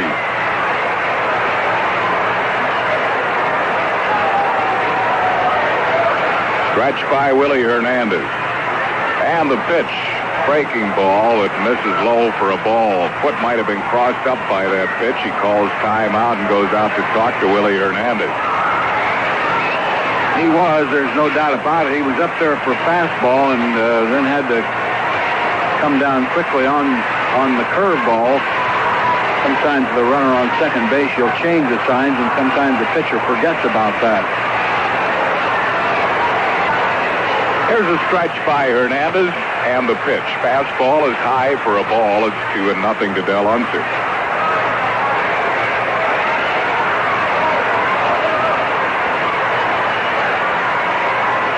Phil's out in front, 16-6. It's only the 4th inning. Here's the 2-0 pitch. Swing, a big swing and a foul in and out of the glove of Barry Foote.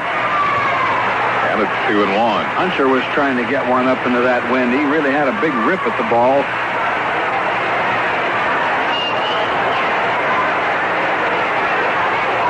Pete Rose at second, Mike Schmidt at first. Hernandez stretches. 2-1 pitch. Breaking ball. Grounded sharply to second. That might be 2 to De Jesus. 1 relay not in time. De Jesus couldn't dig it out. Unser safe at first on a fielder's choice.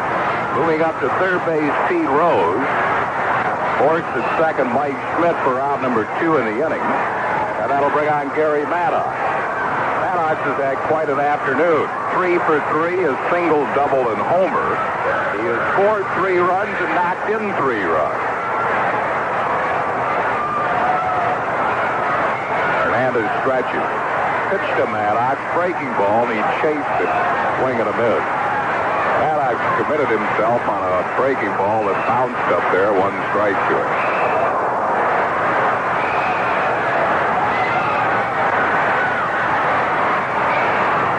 Now the pitch to Gary. Swing and a drive into the right center field. It's a gapper. It drops in for a hit. Rose scores. On his way to third base as Unser. Maddox slides in with a double. Gary is 4 for 4 with 5 runs batted in, and the Phillies now lead it 17-6. Maddox is hurt, though. Running out the double, and I think he's pulled a muscle. Gary up slowly. Tony Taylor is out there, and Don Seeger coming out. Maddox coming up. After the slide at second base, might have pulled a muscle. Certainly hope now with Greg Luzinski out.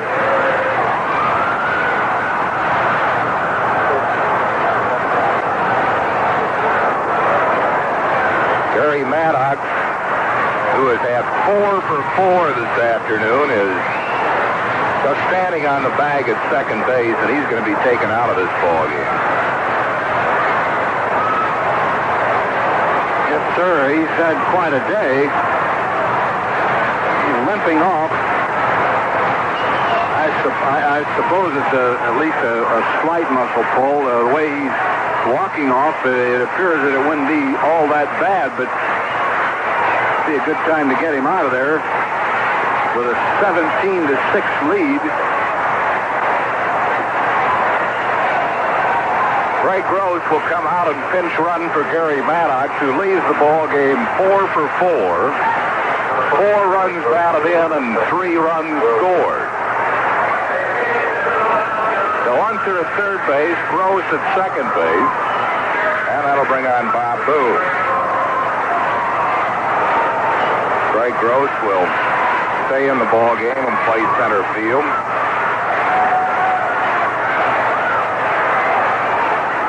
Here's Bob Boone. He'll be intentionally walked, the second intentional walk in this inning. And the third intentional walk issued by Willie Hernandez, his fourth walk since coming in there. They'll load the bases and pitch to Rudy Mioli. Phillies lead this game now by a score of 17-6. We're in the fourth inning. And the bases will be loaded after Boone has served up an intentional walk. Boone has homered, singled, then hit by a pitch ball and walked. Bob has knocked in 4 runs and scored 2. Here's Rudy Mioli. The Phillies batted around +1 in the first, batted around +4 in the third, and Mioli is the 8th hitter to come to bat in the fourth. The Phillies leading at 17-6. Mioli's 1 out of 3 is single. Pitch to him. Fastball is low for a ball.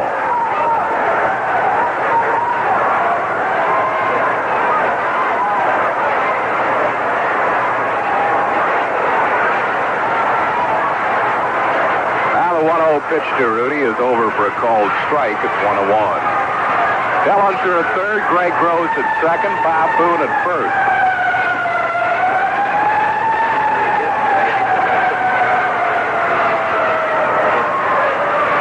Here's the 1-1 pitch. Swing and a bouncing ball hit softly to short. De Jesus to Sizemore for the force on Boone. And the Phillies are retired in the fourth inning. Well, the Phillies add on 2 more runs in the fourth. 3 hits. No Cub errors, 2 men left. We go to the bottom half of the fourth inning with a score. Phil's 17 and the Cubs 6, and now it's time for a tasty break. The Phillies have really earned themselves a terrific following. Tasty Cake has too, because for 65 years, Tasty Cake has been pleasing people with consistently great tasting cake, like regular and cream-filled coffee cake. And the secret to this success is simple. It's the fine ingredients, things like milk, butter, and eggs. Treat yourself to Tasty Cake coffee cake and discover all the good things wrapped up in one.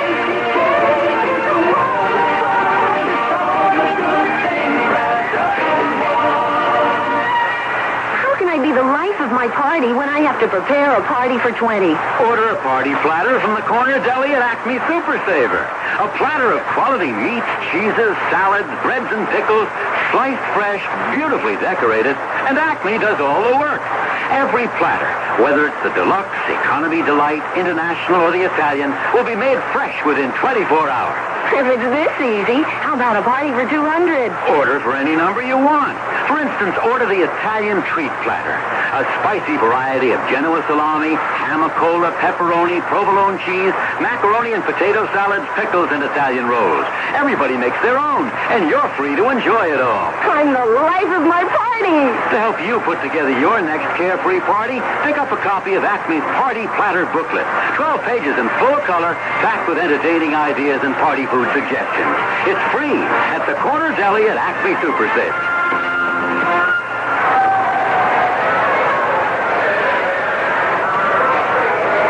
Greg Gross, who came in a pinch run for Gary Maddox, who might have pulled a muscle on his last hit, a double, and had to leave the ball game. We'll get a report on Gary as soon as we hear from trainer Don Seeger. Gross has come in to play center field for the Phillies. Here's Ivan De Jesus, and he takes the pitch low for a ball.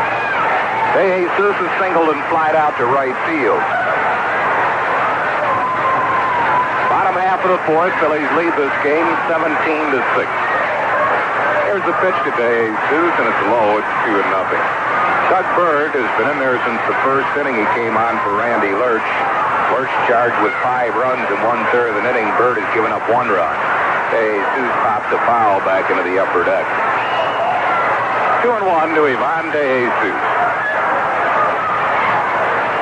Tony Salinas hit a home run for Monty Montreal in the ninth inning with nobody on, his first of the year, and that tied that ball game at 2-2 at St. Louis. Here's the 2-1 pitch. Called strike, fastball up around the letters. It's 2-2 to Ivan de Jesus.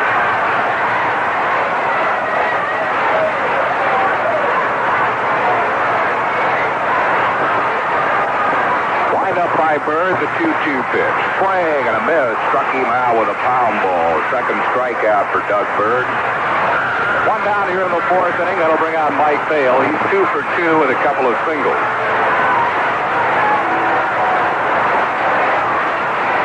Phillies got 7 runs in the first, 8 in the third, 2 in the top half of this inning, and lead 17 to 6. The pitch is low to Mike Vail for a ball.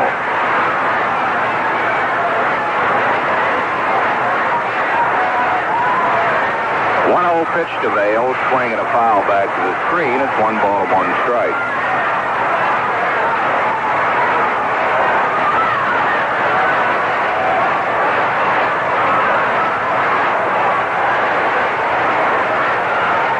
There's a 1-1 pitch to Vail, a check swing foul on the pound ball down the first base side. Call it 2 strikes to him. Dave Kingman has hit a Chicago home run this afternoon, his 10th of the year. Mike Schmidt has hit number 13. Randy Lurch is first. Bob Boone is second. Gary Maddox is 6th.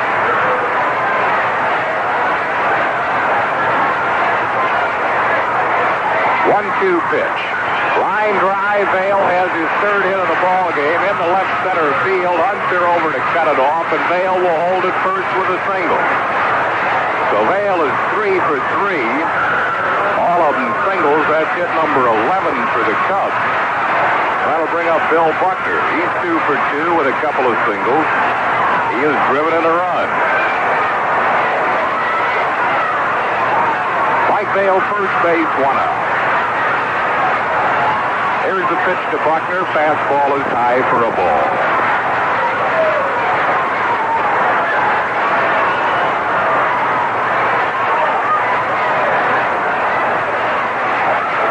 The pitch to Buckner is low, ball 2. It's 2-0.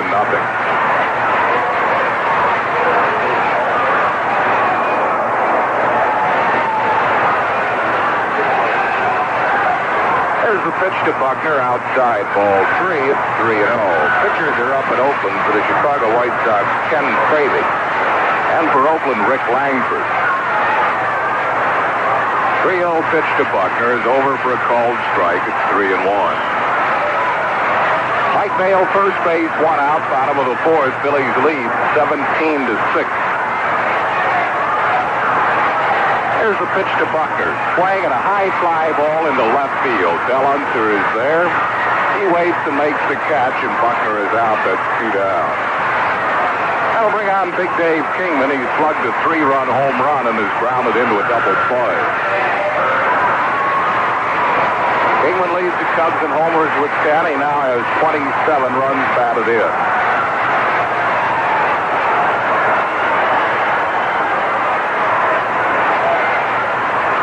The pitch to Kingman, tried to check his swing, committed himself on a pound ball. It's 1 strike to Dave Kingman. Kingman now argues with the plate umpire, Dick Cavanaugh, saying, why don't you check with the first base umpire about check swings? But Cavanaugh called it himself. He committed himself. Plate umpire can call the check swing if he feels the hitter has taken a full cut. He's not certain they can ask to appeal to one of the base umpires. Here's the pitch to Kingman. Fastball didn't miss by much. A little bit outside. It's 1-1.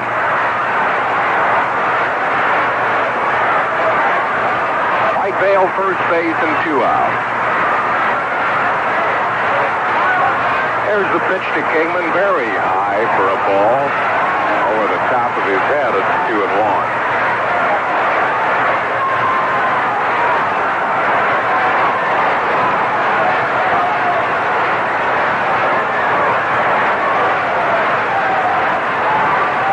Here's a stretch by Bird in the pitch. Swing and a foul back to the screen. 2-2 to Dave Kingman.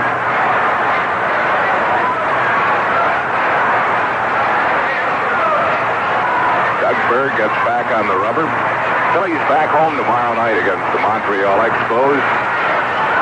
Dick Ruffin going for the Phils 6-0 against Ross Grimsley, 8:05 start time.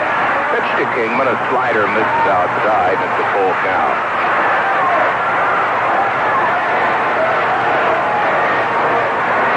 Whitevale will be moving from first base with 2 outs. Pitch to Kingman, swing and a foul straight back. Remains 3-2 to Dave Kingman. 7:35 on Saturday night. It'll be Larry Christensen in his first start against Steve Rogers. That'll be Kodak camera night. All fans will be permitted on the field from 6:15 to 6:45. Take photos of their favorite players. Again, the 3-2 pitch. Swing, and there she goes, and it's fair. It is way out of here. A tremendous home run that hits the building across the street. Dave Kingman's second home run of this ball game, his 11th of the year, and he crushed that baby. The score is now Phillies 17, Chicago 8. Did he ever? He had a couple of rips earlier. He could have hit it. He did hit this one. There's a 3-story building over the left field fence. He hit it up there around the 3rd story.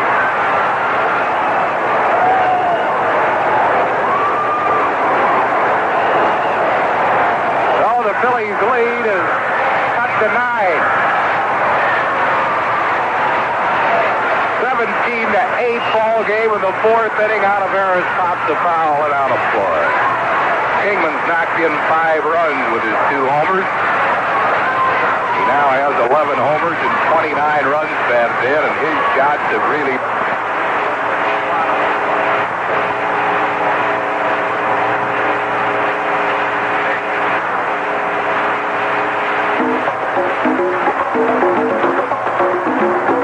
We're experiencing a momentary problem in transmission of our Phillies game. We return moments from now.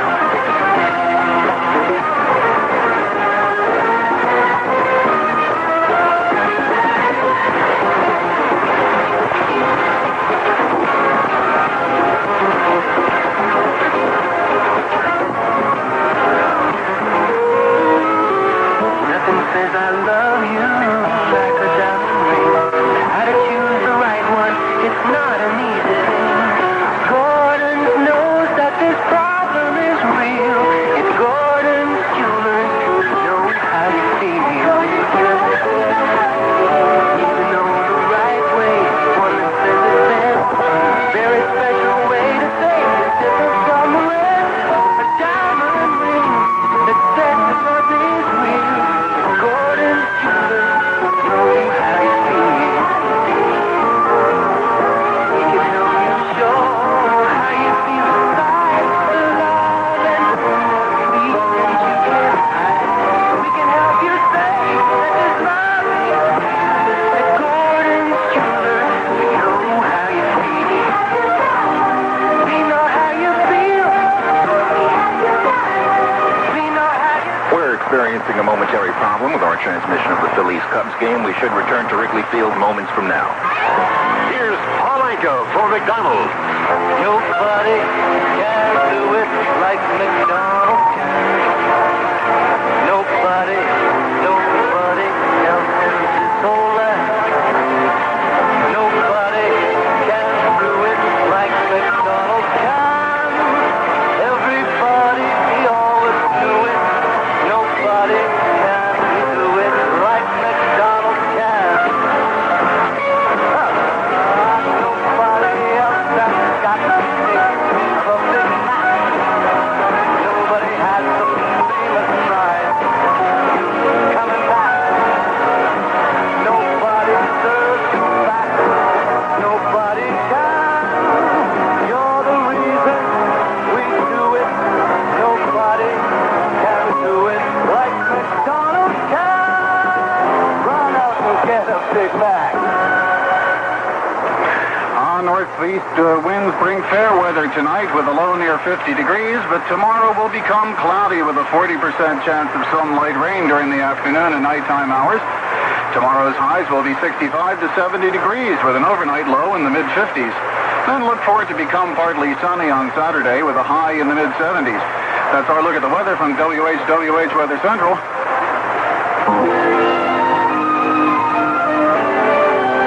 A visitor to the Laurel Highlands of Pennsylvania finds it to be a fertile land.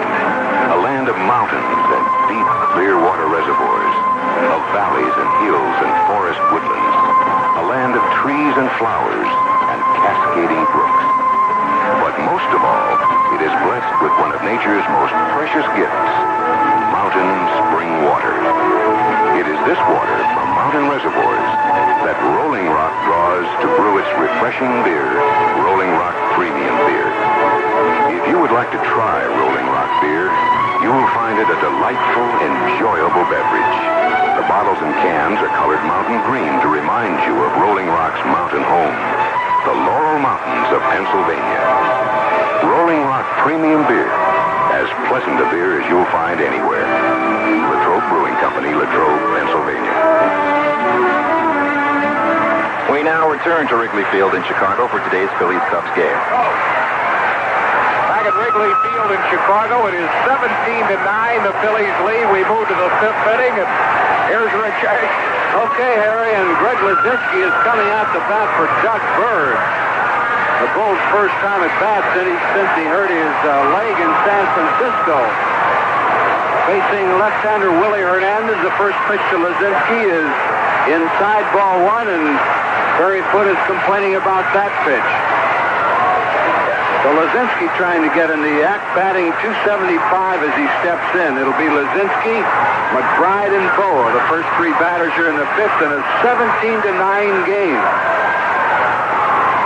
Pitch to the ball is fouled back, and he had a cut. There have been 26 runs scored on 30 hits in this game. We're only in the fifth inning. The 1-1 pitch bounces up there, 2-1 the count to Lazinski. So Doug Bird will leave the game. Tug McGraw is warming up in the bullpen. He'll be the next Phillies pitcher, and I guess the manager would almost have to ask for volunteers to get out there today.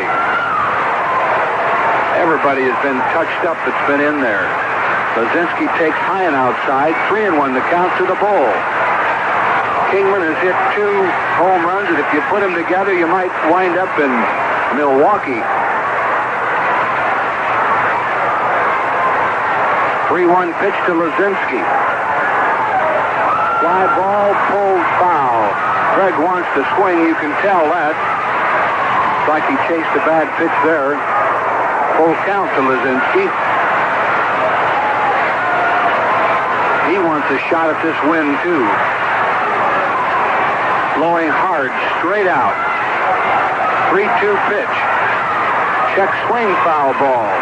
Hernandez going with a changeup on the 3-2 pitch, and Lazinski fouled it off.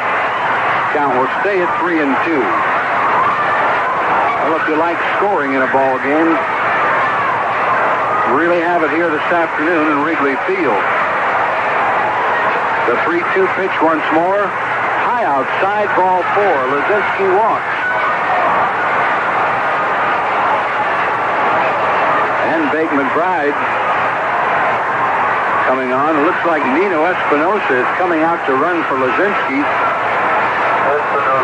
Always hate to see a pitcher pinch run. They get hurt a lot.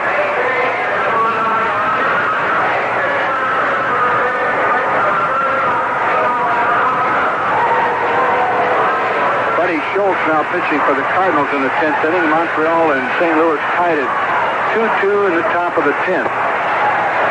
Oh, Bake McBride is 2 for 4. 2 runs scored. A run batted in. So Espinosa is running for Lazinski. Greg will hope to get into action this weekend against Montreal at Veterans Stadium. McBride takes high, ball 1. Phillies playing Montreal starting tomorrow night, and Dick Ruffin will be pitching that one. Dick is 6-0 on the season.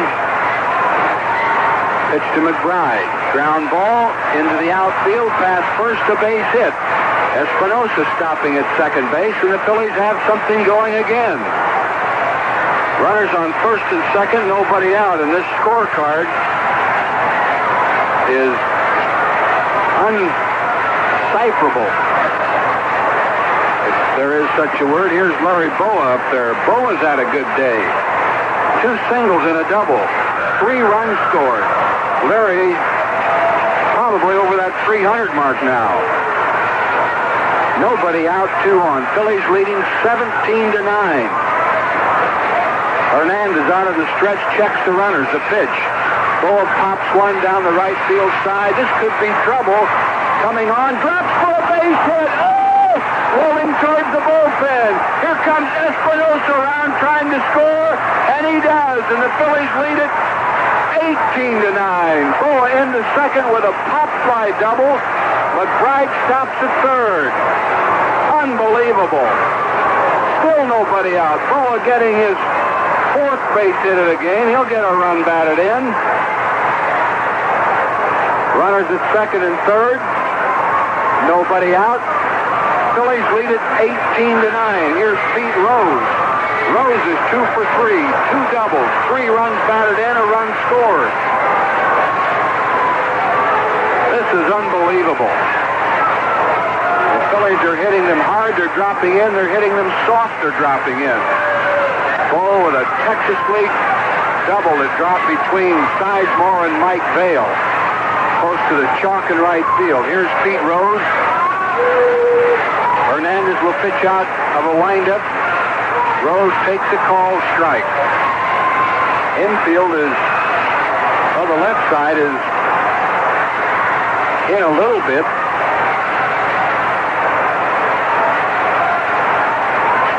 One strike pitch. Outside, 1-1 to count to Rose. This is an unbelievable ball game. 18-9 Phillies in the top of the 5th. Chance to get another handful here. Rose grounds one towards shortstop. Dropped by De Jesus. He drops it again, and Rose is safe on the air. McBride scores, and the Phillies lead it 19-9. An error on De Jesus. Give Rose a run batted in. Boa had to hold at second. Let's pause quickly for station identification. This is the Phillies Baseball Network. The front says, "Did you DQ today?" The back says, "I did it." What's it all about? It's the famous Dairy Queen t-shirt, now available at all participating Dairy Queens. Get yours today, all sizes, only $2.49. Mike Schmidt, the batter. Runners at first and second. Still nobody out. Hernandez out of the stretch. The pitch. Schmidt takes outside, ball 1. Schmidt twice has been intentionally walked. He's popped out and he's hit a 3-run homer. He's officially 1 for 2. Boa on second, Rose on first. Still nobody out. Hernandez sets. Schmidt fouls one back. 1-1 the count to Mike Schmidt. 19-9 the Phillies lead. Still nobody out, 2 on.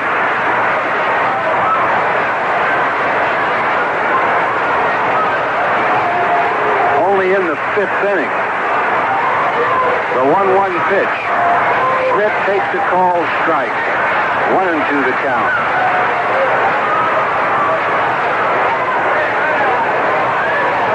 Both bullpens working.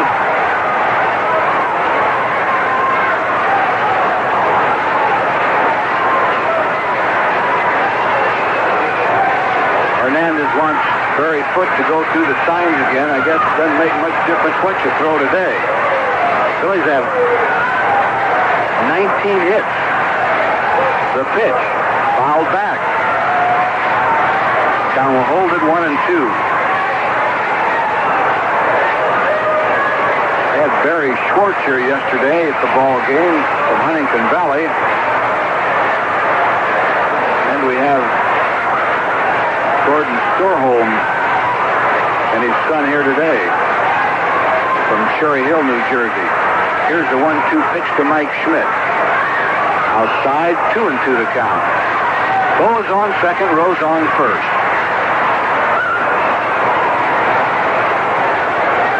Scoreboard looks like a football scoreboard today.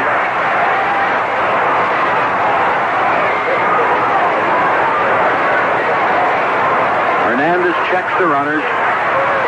2-2 pitch. Schmidt grounds one hard foul past third. So Mike Schmidt hanging tough on the 2-2 count. 19-9 in the top of the fifth inning.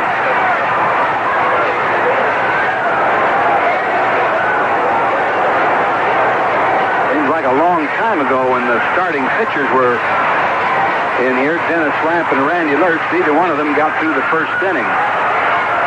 Pitch to Schmidt is just inside, and the count is 3-2 on Schmidt. Runners probably will be going. Full count to Schmidt.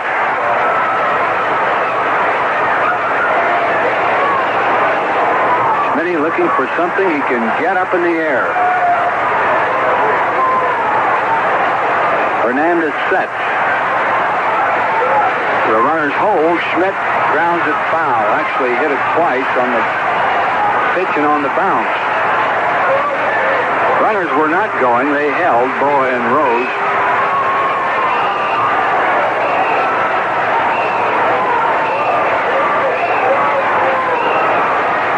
And we start over again.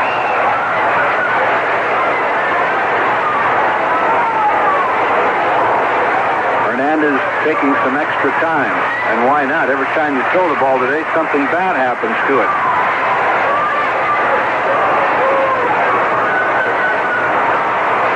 He sets, checks the runners, the pitch. High and outside, ball 4, and the bases are loaded, nobody out. Boa coming to third. Rose to second, Schmidt to first.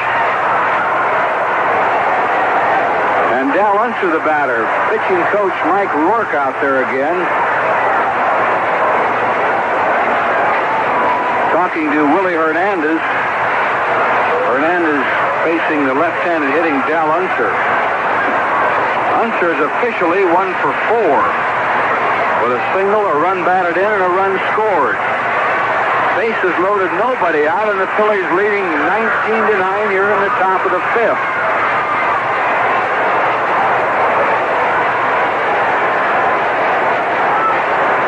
Infield stays back. Hernandez will pitch out of the windup. First pitch to Dal Unser. Unser takes the fastball over for a called strike.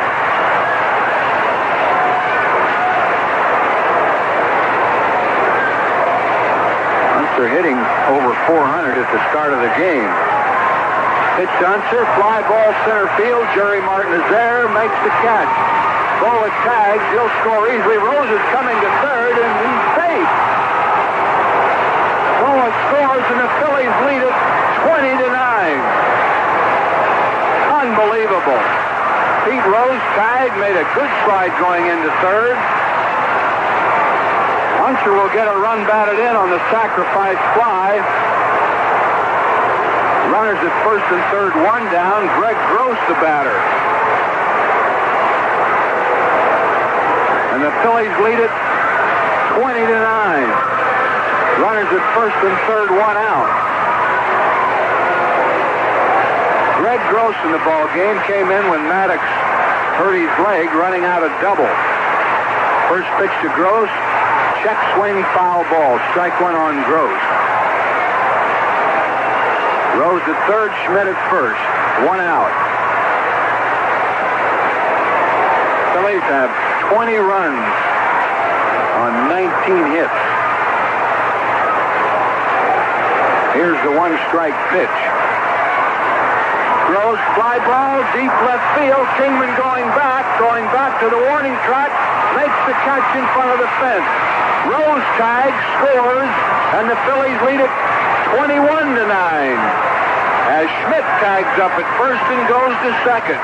Well, Greg Gross almost had one to the fence, but Big Dave Kingman caught it with his back against the wall. Gross will get a run batted in on a sacrifice fly. Oh, this is hard to believe. 21-9, we're in the top of the fifth. They're going to walk Bob Boone intentionally. Well, Herman Franks is still employing baseball strategy here. Trailing 21-9, he's walking Bob Boone intentionally to get to Rudy Mioli.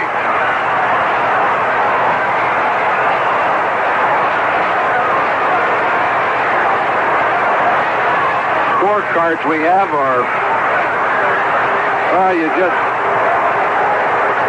can't make any sense out of them. Innings running into innings. Boone gets the intentional walk. The Phillies have runners at first and second. 2 outs in the batter, Rudy Mioli. He's 1 for 4 with a single. Schmidt leads off second, Boone off first. Boone having a great day. He's been on 5 straight times, 2 walks, hit by a pitch, a single, and a 3-run homer with 4 runs batted in. Mioli takes a called strike. Phillies lead 21-9. We're in the top of the 5th. There's a 7 and an 8 up there, a 2 and a 4. Cubs have 9 runs. They scored 6 in the first inning, 3 in the 4th. Mioli takes the pitch high, and the count is 1-1. Well, if Mioli gets on, Nino Espinosa, who came in as a pinch runner, is due to bat. He may get a swipe at him. 1-1 pitch. Swing and a miss. Good pitch by Hernandez, and the count is 1 ball, 2 strikes on Mioli.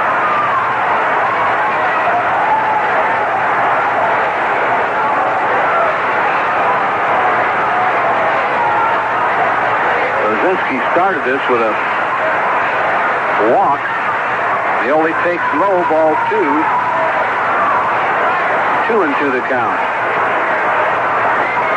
Phillies lead 21-9, top of the 5th inning.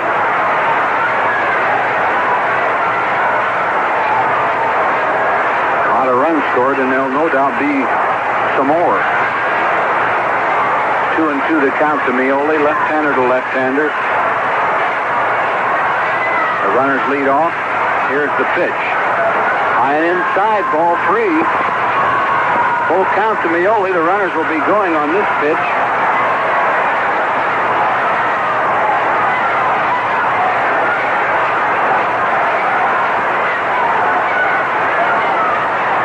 We're only in the 5th inning. My scorecard is spilling over into the 6th.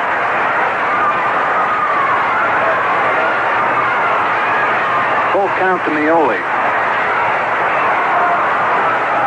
Hernandez sets. The pitch. High, ball 4, and the bases are loaded. Mioli walks. Schmidt to third, Boone to second, Mioli to first, and Nino Espinosa, who came in as a pinch runner for Lazinski, will bat. Well, you never know.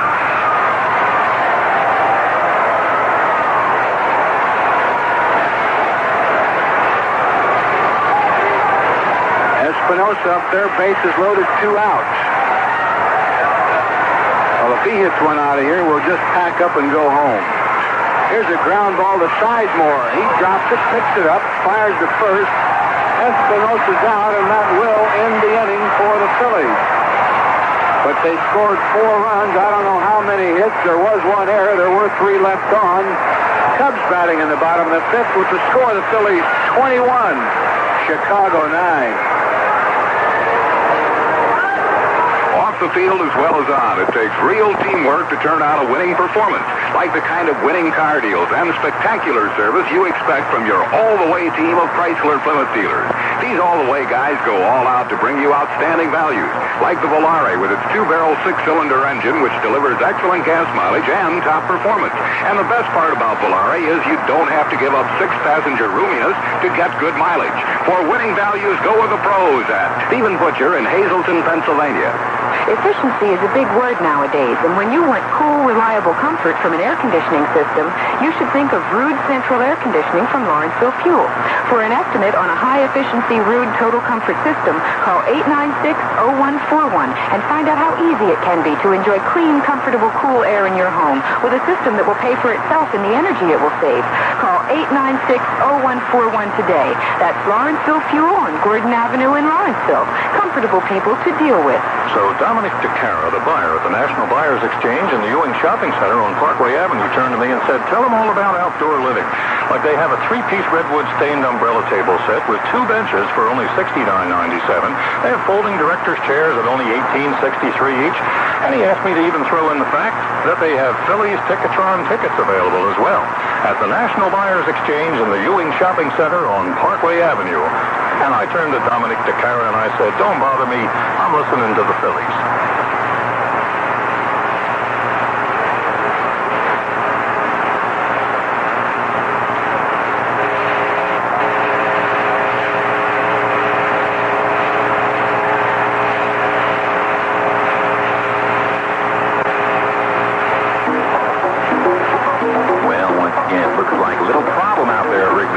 Chicago. We'll be returning to the Cubs-Phillies game momentarily.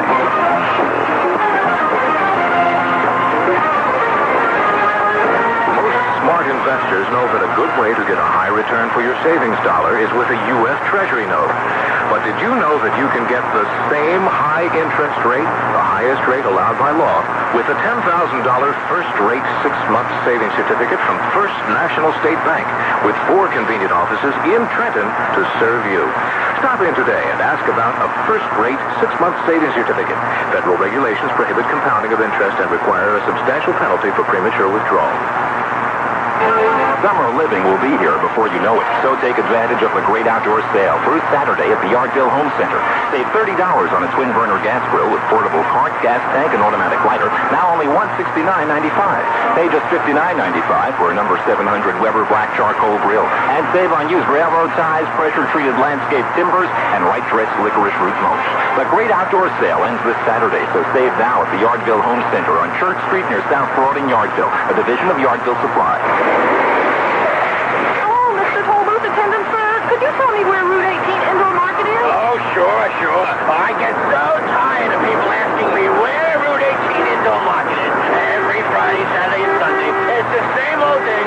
Where's the Route 18 Indoor Market? Well, where is it? People go to the Route 18 Indoor Market for antiques, rare items, and quality goods at amazing prices. But where is it? Route 18 Indoor Market even has a place to eat. Good. It'll be lunchtime by the time you tell me where it is. Yeah, and they serve everything from Belgian waffles to tacos to Chinese food. But where is it? I mean, I don't want to rush you, but I think we're causing a traffic jam here. Oh, yeah. Route 18 Indoor Market is on Route 18 in East Brunswick, across from the Turnpike Drive-In Theater near Two Guys. Oh, thank you. Oh, my gosh, there must be thousands of cars back up waiting to go through this toll booth. Thousands of cars. Oh, yeah. Route 18 Indoor Market has plenty of free parking for thousands of cars. Thank you, Mr. Cole.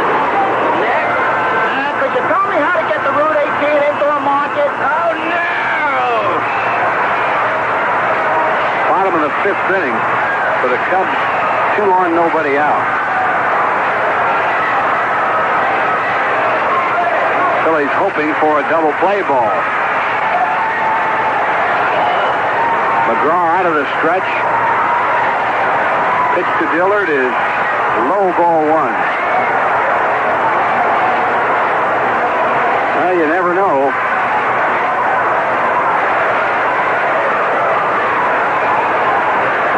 McGraw ready. Dillard takes low, ball 2. 2-0 the count to Dillard. Cubs have scored 9 runs and they're 12 behind. 2-0 pitch is high, ball 3. McGraw is 1 pitch away from loading the bases here.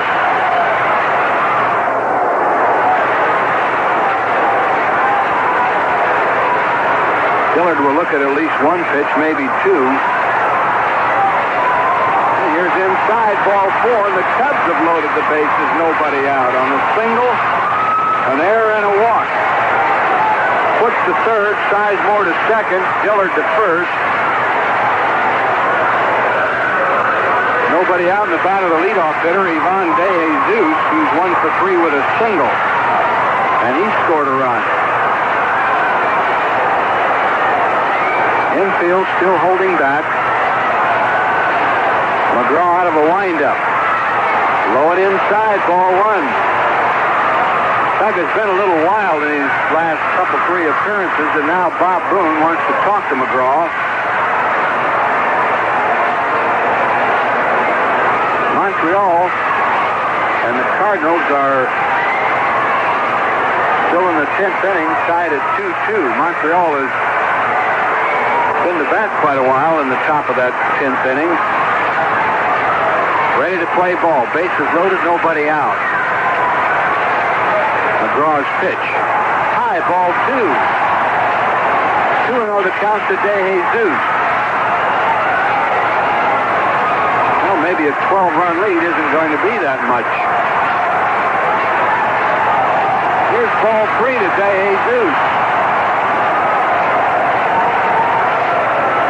Well, McGraw is 1 pitch away from walking in a run. 3-0 pitch is a called strike.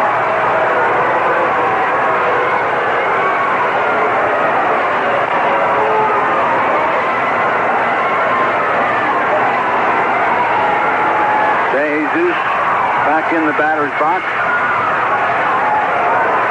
McGraw ready with a 3-1 pitch. DeJesus takes the called strike, and it's a full count. Tug found the strike zone with a couple of fastballs.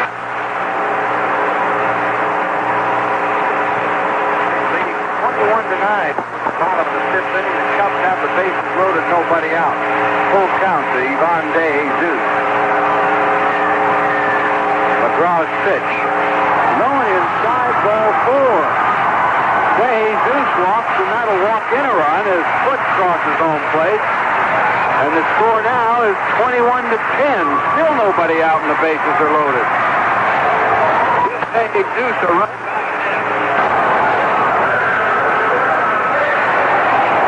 Oh, this is unbelievable.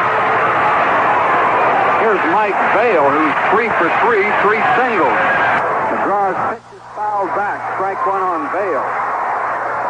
Vail's also scored a couple of runs. Sizemore on third. Dillard on second. DeJesus on first. Here's the 1-strike pitch. High and outside. 1-1 the count to Mike Vail. Phillies lead now 21-10.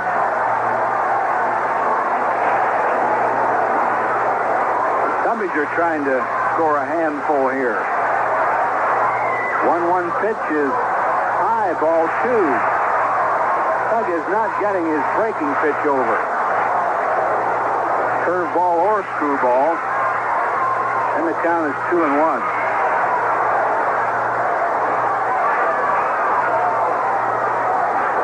2-1 pitch. Pop up. Shallow right center field. Greg Gross coming on. Under the ball. Makes the catch. Sizemore is going to hold at third base. So that's a big out for Tug McGraw. As Vail flies into shallow center field, and the runner's held. That'll bring to bat Bill Buckner, who's 2 for 3 with a couple of singles, a run scored, and a run batted in. Bases loaded, 1 down.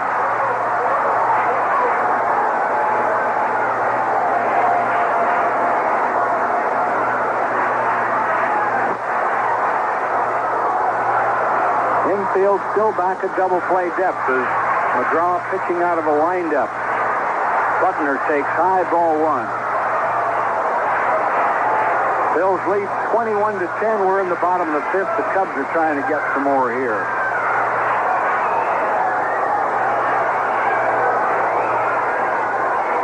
McGraw's pitch is high again, ball 2. That big Dave Kingman is up there next. He's already hit 2 Tate Major home runs in the game. He's knocked in 5 runs. Ball 2, the count to Bill Buckner.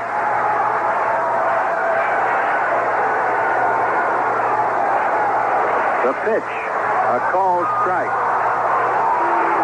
2-1 the count to Buckner.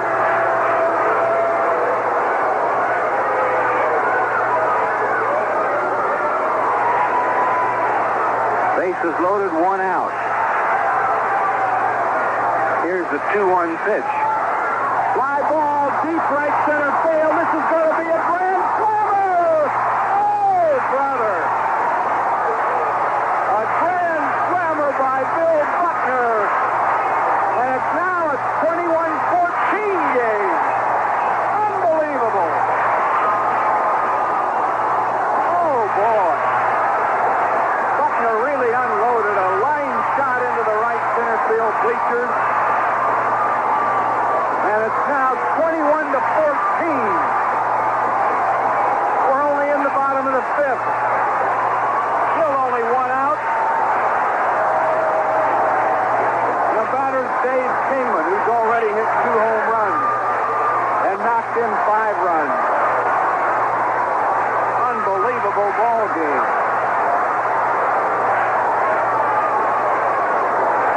First pitch to Dave Kingman. Way high and outside, ball 1.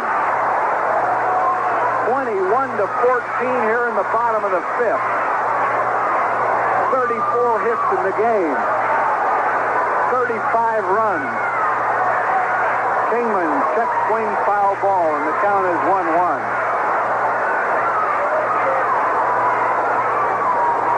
Unbelievable ball game.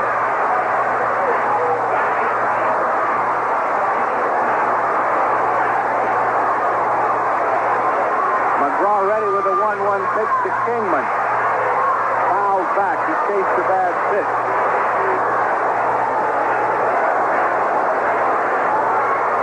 The Cardinal-Montreal game has been suspended. I guess somebody had to catch a plane. They were tied at 2-2 after 10 innings.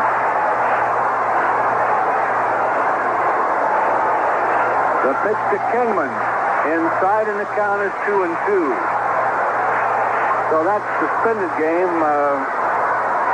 will be completed on June 25th when Montreal goes back to St. Louis. 2-2 the count to Kingman.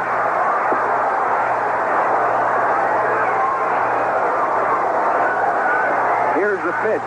Bounces up there. McGraw's control is really off. That ball bounced out in front of home plate by 10 feet. Full count now to Kingman.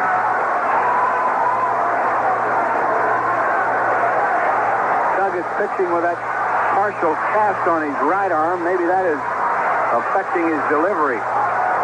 3-2 pitch. Fouled away on the right side. Phillies leading this game 21-14. We're in the bottom of the fifth. Sounds like a Eagles game.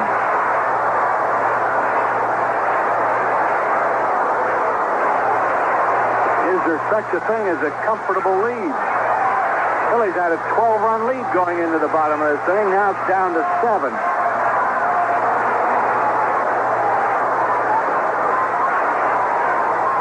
Pitch again. Kingman pops the foul behind home plate and out of play.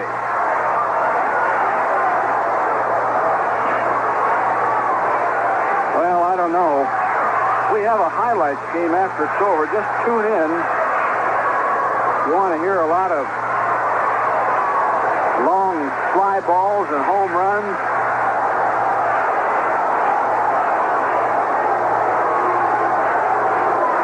If we get a pitcher that gets anybody out in an inning, we're going to put them on.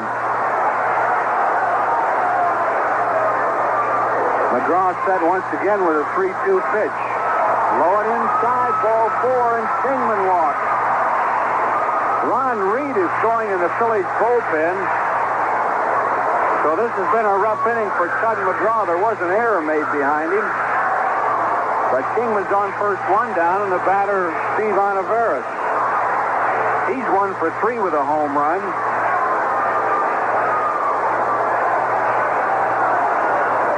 Wild game on the field. Also a wild bunch of fans here today. They've had all kinds of altercations down there. McGraw ready to pitch to Olivares. Pitch on the way is a called strike. Kingman's on first, 1 out. Phillies leading 21-14, bottom of the 5th inning. Next pitch, ground ball, foul. Just foul past third. 2 strikes on Oliveras.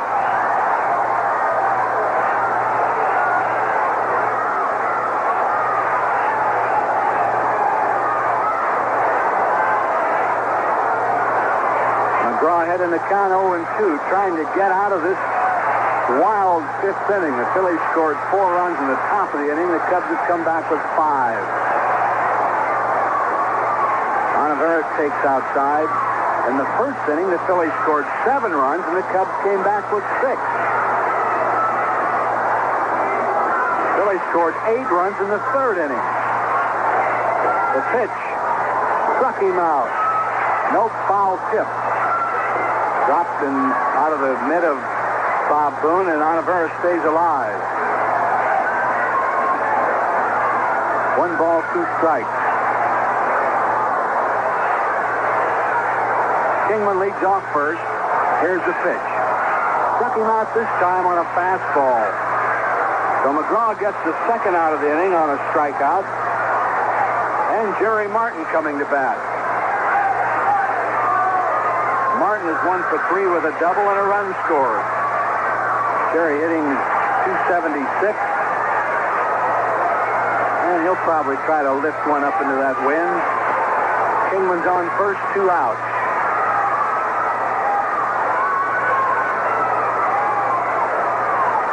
Martin fouls the pitch away, strike 1.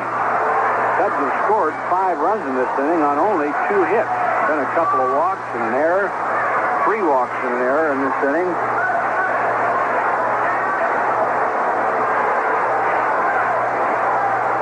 Strike 1 on Jerry Martin.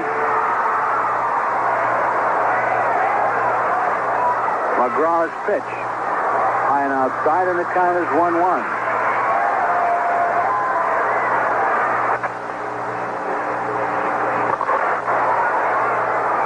Phillies lead 21-14. McGraw trying to get out of this 5th inning. The pitch, swing and a miss. 1 ball, 2 strikes on Martin.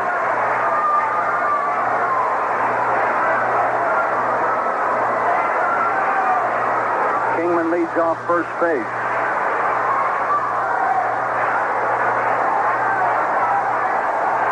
McGraw out of the stretch.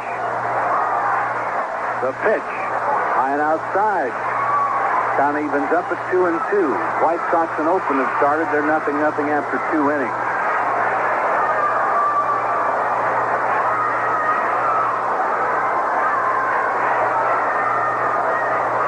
Two and two the count.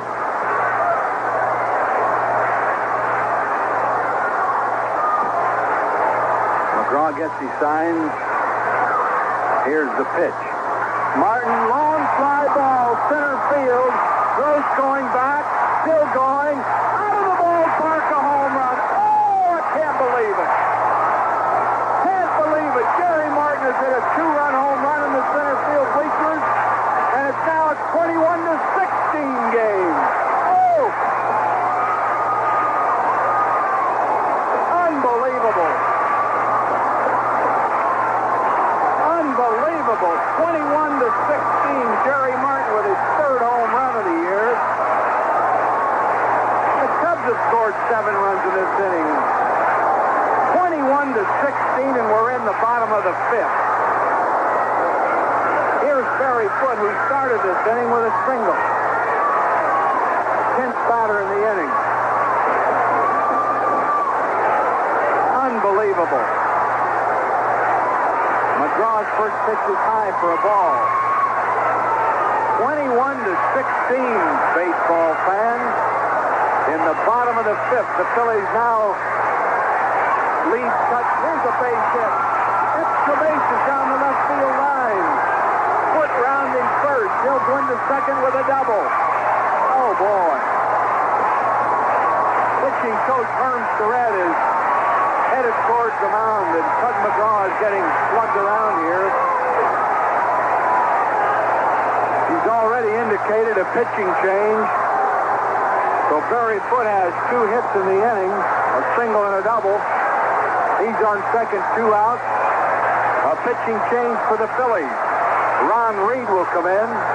The score, the Phillies 21, the Cubs 16. Come in.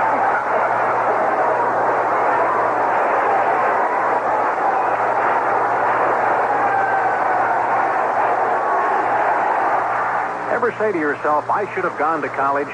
Well, it's never too late, regardless of age. Now's the time, and the place is Widener College in nearby suburban Chester, Pennsylvania. You can widen your world with pre-session courses beginning May 23rd, with summer session courses starting June 18th. Widener offers day and evening graduate or undergraduate courses, degree programs too. Day courses include business administration, engineering, social science, paralegal, humanities, and science. A long list of evening courses includes accounting and management, liberal arts, science, engineering, and social science. MBA and Master of Engineering courses are also offered in the evening. Housewives, businessmen and women, students needing credits by September, all wanting to improve their status or income, will be at Widener College this summer. Why not join them? Widen your world with Widener. Call Widener College at 876-5551 for additional information. Now let's talk about a great performer in cars, a group that should make all-stars in anybody's league. Your local Chrysler Plymouth dealers who go all out to give you the most car for your money. Well, Ron Reed is in the ball game to try to restore some order to it. It's a 21-16 game. Barry Foote's on second. 2 outs. And the batter is Ted Sizemore. He got on base on an error in this inning. Reed's pitch, swing and a miss, strike 1 on Sizemore. A pitcher's nightmare here today, there's no doubt about it. The 1-strike pitch. Swing and a miss, strike 2. Sizemore is chased. 2 bad high pitches. He's trying to hit one to the fences.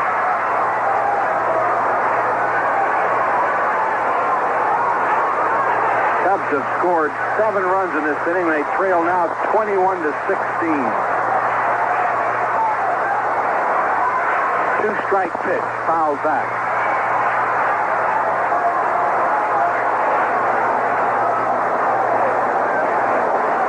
Well, it's game's already 2.5 hours old, and we're in the 5th inning. Here's a ground ball towards the middle. Good play by Bowe. Back a second over to first, and Sizemore is out, and the Cubs are finally out. They're in the bottom of the 5th inning, but they got 7 runs on 3 hits, 1 error, and 1 left on. At the end of 5 full innings, it's the Phillies 21, the Cubs 16, and now it's time for a tasty break. Well, a new Cub pitcher is Bill Caudle, right-hander. He was in the game yesterday and got hit around. Steve Dillard will stay in the ball game and play second base. Top of the Phillies batting orders up there here in the 6th, Fake McBride, who already has 3 hits in the game.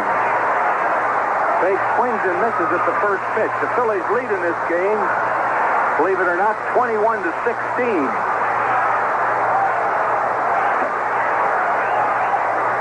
The next pitch is over for a called strike 2. It'll be McBride, Bowe, and Rose, the first 3 batters here in the 6th inning.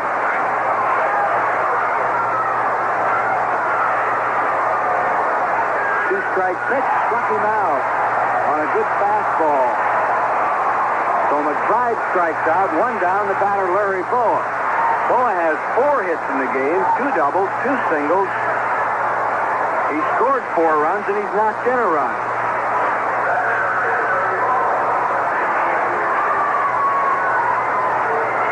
Right-hander Bill Caudle. First pitch to Bowe. Called strike.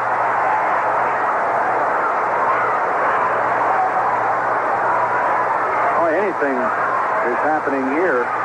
Bowe swings and misses, strike 2. Caudle's come in and thrown 5 straight fastballs for strikes.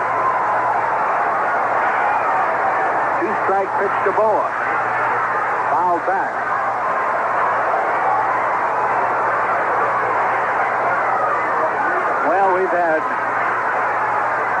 6 hits in the game, 37 runs. We're in the 6th inning. Next pitch to Boa is high, and the count is 1-2 on Larry Boa. 1 down, nobody on base. 1-2 pitch. Hot fly, shallow left field, dropping quickly. Base hit. As Kingman can't get the ball, and Boa gets his 5th base hit of the game. A Texas League single between Kingman and De Jesus. Brother. That's 20 hits for the Phillies. The Phillies are close to a team record on hits, which is 26. Well, they're 6 hits away, but the way they're dropping in there. Here's Pete Rose coming up.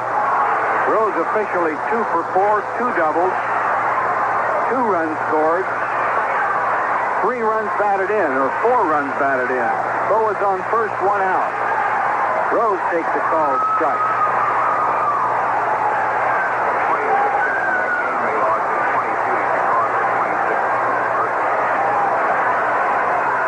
Here's the 1-strike pitch. Strike 2 called.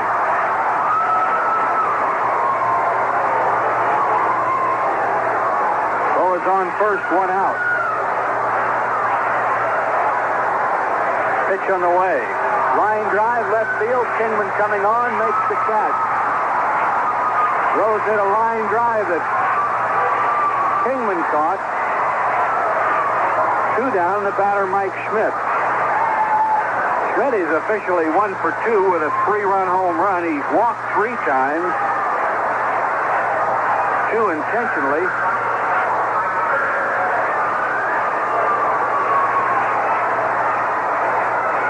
Boa's on first, 2 outs.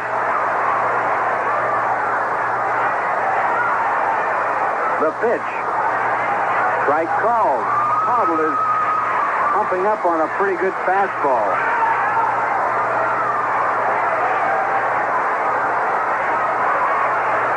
Pitcher ready. Schmidt takes low, and the count is 1-1. Twice, Cub manager Herman Franks has decided to walk Schmidt intentionally. Boa takes a good lead off first. Here's the 1-1 pitch. Schmidt takes outside, 2-1. Well, we thought this would be a hitter's day, but I don't think in our wildest imagination we dreamed it would be anything like this. Here's the 2-1 pitch. There goes Boa. Swing and a miss. Quick throw to second, and Boa is safe. Boa gets a stolen base, his 6th of the season. And the count is 2-2 on Mike Schmidt. And Boa may have hurt his leg a little bit. Just trying to walk it off. Phillies with a 21-16 lead. Top of the 6th inning.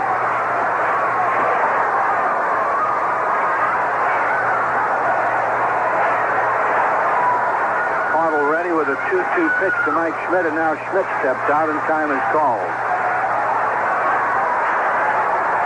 Here's the pitch. Just missed. 3-2 the count to Schmidt.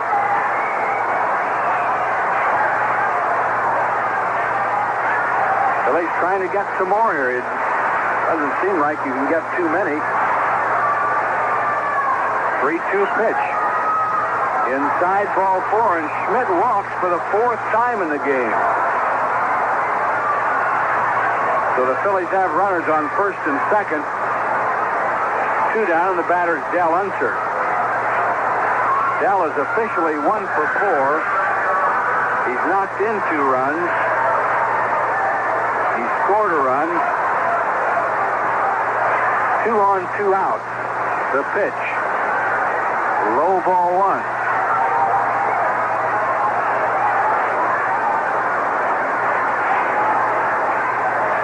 Boa leads off second. Schmidt off first. 2 away. Here's the pitch. Strike called inside corner.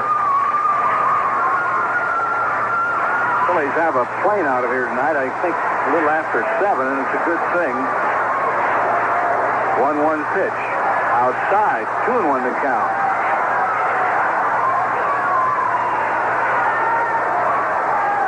I think the third base coaches have a sore arm from waving runners around today. Here's a called strike to Hunter, and the count is 2-2.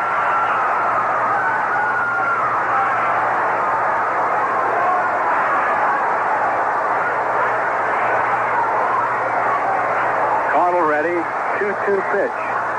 Pop foul out of play on the left side. 21-16, the Phillies lead. We're only in the top of the 6th inning.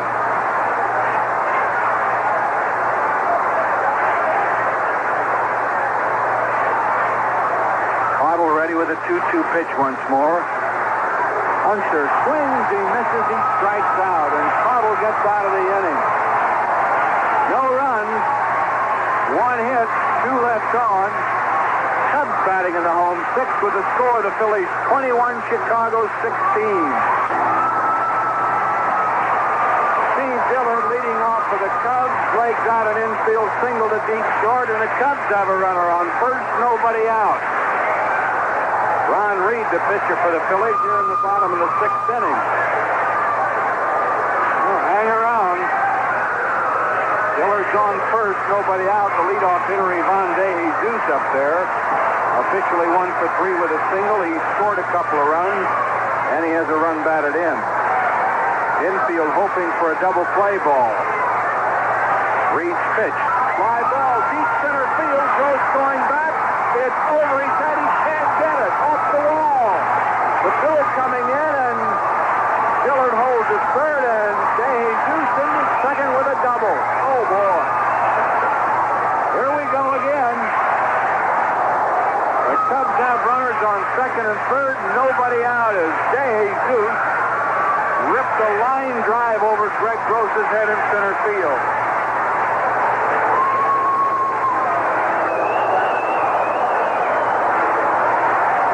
The batter is Mike Vail.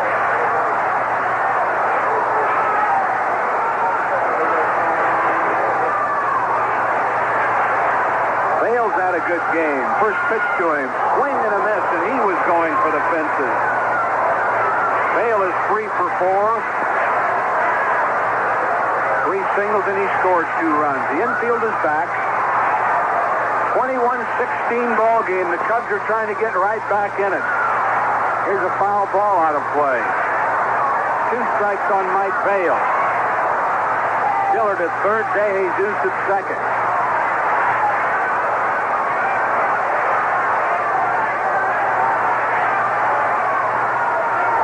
The pitch to Vail is low, 1-2 to count. We understand that Gary Maddox has a slight muscle pull in his rib cage, is that right? And his side. That shouldn't be too serious. Here's the 1-2 pitch. Vail takes it, and the count is 2-2. The ball almost got by Bob Boone.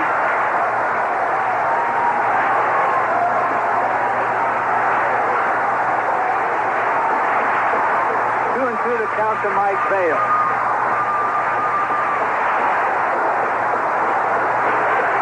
21-16, the Phillies lead, and the Cubs have 2 on, nobody out here in the 6th inning.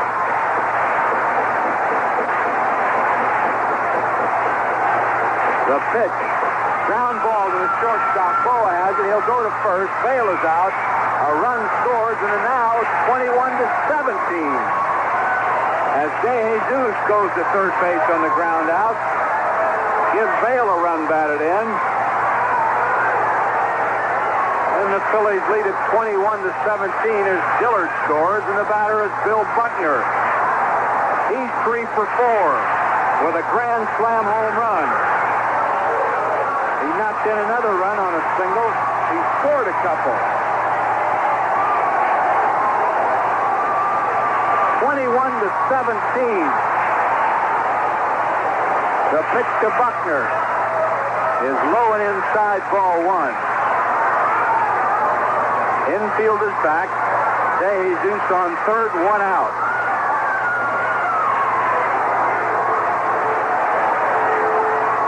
Ron Reed out of a windup. The pitch is grounded foul past first. 1-1 the count to Buckner.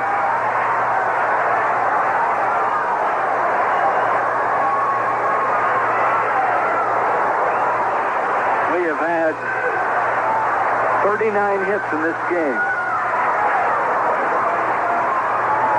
38 runs.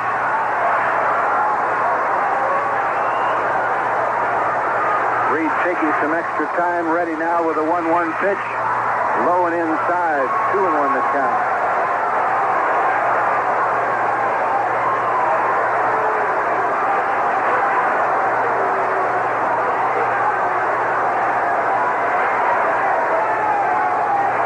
Ball 2 and a strike to Buckner. De Jesus leads off third, 1 down. Kingman's due up next. Buckner takes high and outside, ball 3.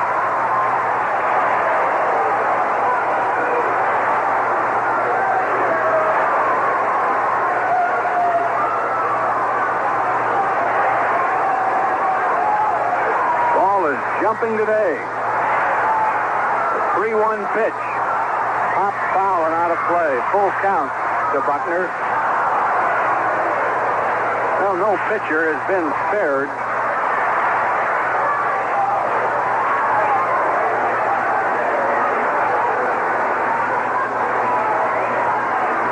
Full count to Buckner.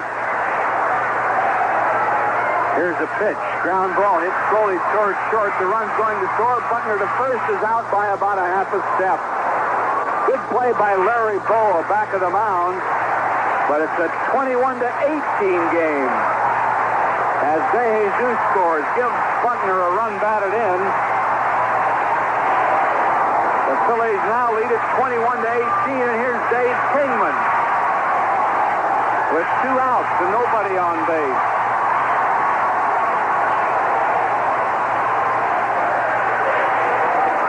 Has hit 2 long home runs. He's knocked in 5 runs. The pitch to him. Long drive! Oh, way out of the ballpark. Unbelievable. Oh, way across the street. Oh, brother. Now it's 21-19. As Dave Kingman has just hit his 3rd home run of the game. Oh, boy.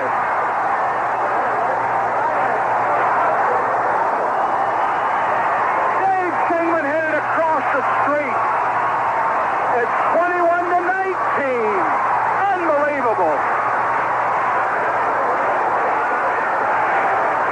Kingman now has 12 home runs in the season. Here's Steve Olivares. He takes the called strike. Olivares is 1 for 4 with a home run. How many home runs is that against the Phillies in this game? 6. And it's a record home runs hit by the opposition against the Phillies. 6 in 1 game. Olivares swings and misses at a low pitch. Strike 2 on Olivares. We're only in the 6th inning. The score is 21-19 Phillies. The pitch. Ground ball. Barehanded by Reed. Flips to first base. Olivares is out. And that'll finally end the inning. 3 runs. 4 hits, nobody left on base at the end of 6 full innings. The Phillies 21, the Cubs 19.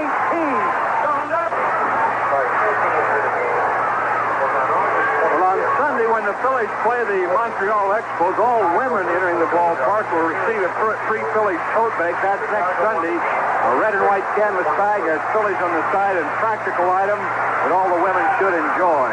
So come to the vet on Sunday, and the Phillies and Montreal Expos will be playing baseball, and you can pick up a free canvas tote bag. Game time is 1:35. Andy Musser, 7th inning, and Andy, I don't know what to tell you. Hang in there. Time for a new scorecard, I'll tell you that. This has been a ball game for a mathematician, no doubt about it. Greg Gross leads off inning number 7 for the Phillies. Here's the windup and the pitch to Greg. It's outside a ball. Bill Caudle, who was in yesterday's ball game, pitching now for Chicago. Gross has driven in a run on a sacrifice fly in his only plate appearance. He takes outside ball 2. Gross, Boone, and Mioli to bat for the Phillies in the 7th inning. Phillies have had hits in every inning in this game except the 2nd. Here's a strike to Gross, 2-1. And even in the 2nd inning, they had a base runner as Pete Rose drew a 1-out walk. The 2-1 pitch to Gross, swing and a miss, 2-2. Caudle is the 4th Chicago pitcher of the afternoon. The 2 starters in this ball game did not get through the 1st inning. The 2-2 to Gross, pop foul, third base side, it's drifting out of play. Richie mentioned that 6 home runs by the opposition was a record, but the curious thing is that coming into today's game, no opponent had hit more than 1 in a game against the Phillies this year. Gross checks and takes outside. We've got a full count. So the Cubs, as the opponents today, not only blew past that 1, but they blew on to a record. The 3-2 pitch to Gross. Here's a fly ball, well hit into left center field. It is deep. It is off the fence. Here's Gross heading for second base as the ball bounds away. Kingman giving chase. Gross headed for third. The throw wide. He's in. A triple. It's not over yet. I tell you, an unbelievable hitting ball game. That's 21 hits for the Phillies. The Cubs have 20. That's 41 hits. I'll tell you, I don't know. We're only in the 7th inning. It's just starting here. First triple of the year for Greg Gross, the ex-Cub. And the Phillies leadoff man in the 7th inning at third base with Bob Boone coming up. And the Cubs have not found a way to retire Boone all day long. Boone has a 3-run homer, an RBI single. He was hit by a pitch. He was walked twice, once intentionally. Hot shot by Gross, which was hit the opposite way. Hit the fence about halfway high on the fly. The pitch to Boone is inside a ball. Cubs have brought the infield in. They are trailing 21-19. Boone sends a shot into the alley in right center field, way deep. It is going to roll to the wall. Scoring easily is Gross. Boone goes into second with a stand-up double. It is 22-19. Let's pause for station identification. The Phillies Baseball Network. You promised to love on her in the bay. I do. Do I? DQ, darling. You do it at Dairy Queen. Oh, DQ. Well, if you do, I do. Thank you. Did you DQ today? Bob Boone has just gotten his 5th run batted into this ball game, and the Phillies trying to build their lead again. Now it's up to 3 runs. Triple, double, home run. Everybody's hitting them. They're dropping in when they don't hit them good. They're dropping in when they hit them good. The batter is Rudy Mioli, who takes a fastball in for a called strike.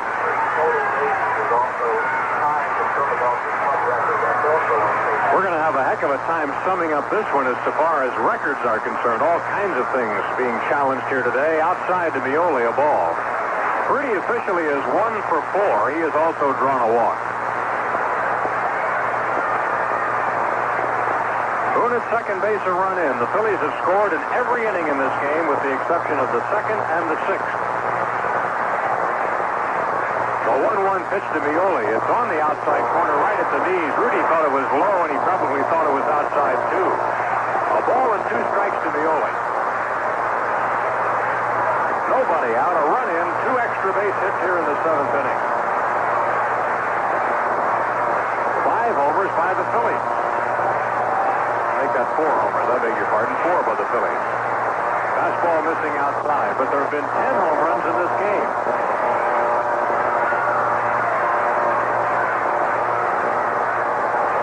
Two balls and 2 strikes on left-handed batting Rudy Mioli. Ron Reed is on deck. Here's Caudle's pitch. It's a changeup in for a called third strike. Mioli looked at that off-speed pitch, and he is a strikeout victim. Well, that's the first out of the inning, and here's Ron Reed coming to the plate. Reed won a game at Veterans Stadium this year with a hit. Ron is 1 for 4. Big, tall, right-handed batter. Here's Caudle's pitch to him. Strike call.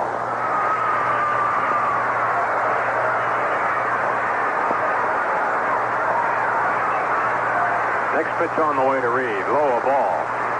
Have to go all the way back to the first inning this game to remember that the Phil's starting pitcher, Randy Lurch, hit a home run his first of the year. The stretch by Caudle, the 1-1 to Reed. Breaking ball is low, 2-1. And the home run is what Lurch will be talking about after this ball game, because he certainly won't want to talk about his pitching performance. He didn't survive the first inning, and he gave up 5 runs and 5 hits. The 2-1 to Reed way up high, 3-1.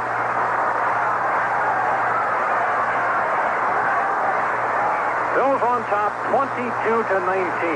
Kind of a game that can wreck your pitching staff, too. They've been running them in out of the bullpen all day, both managers. The 3-1 pitch to Reed. Inside, ball 4. Ron takes a walk. Reed down to first with Boone at second, 1 out. 2 walks to pitchers today have really hurt the Cubs. They walked Doug Bird earlier and in a big inning, and he certainly didn't want to walk Ron Reed here to get to the top of the batting order coming up. And here's Herman Franks emerging slowly from the Chicago dugout. The Phils have had 22 hits in this ball game, but Chicago pitching has chipped in with 11 walks. And as Herman walks out, he is calling the home plate umpire, Dick Cavanaugh, over. I guess Herman's planning to make a double change. He has Ray Burris out there warming up. He'll probably make a pitching change here. Herman and his pitching coach, Mike Rourke, have really logged a lot of miles. Of course, Herm Starrett and Danny Ozark have been back and forth at that mound a few times today. I think Danny Ozark would love to see Ron Reed try to shut this game down, but I tell you, you don't have to hit a ball very good today to get it out of here, and Cubs have hit some good, some bad, and so have the Phillies. We do have a pitching change for Chicago.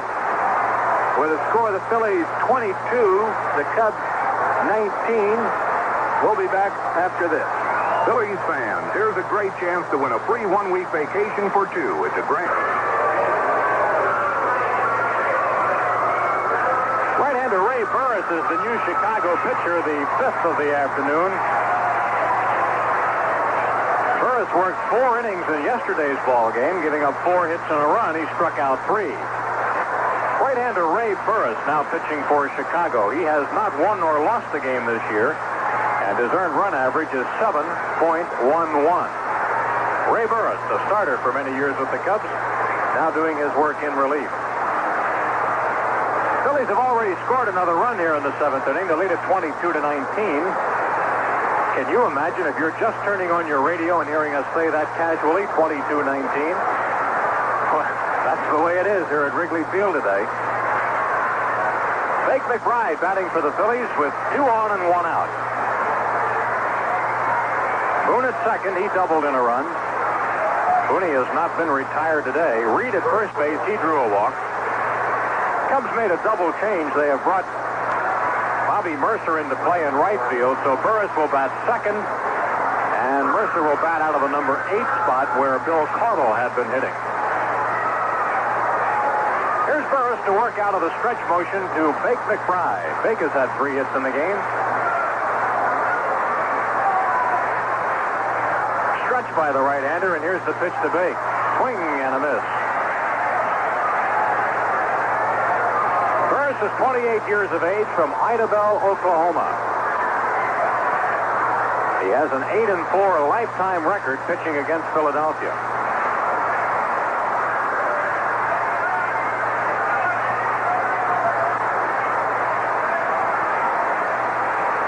Has his sign from Foot. And the 1-strike pitch to McBride. Swing and a miss, strike 2.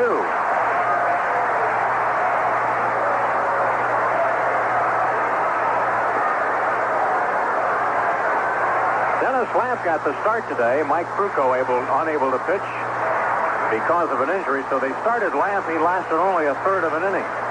He was followed by Donnie Moore, Willie Hernandez, Bill Caudle, and now Ray Burris. Time call just as Burris goes into the stretch, and a baseball is loose behind home plate.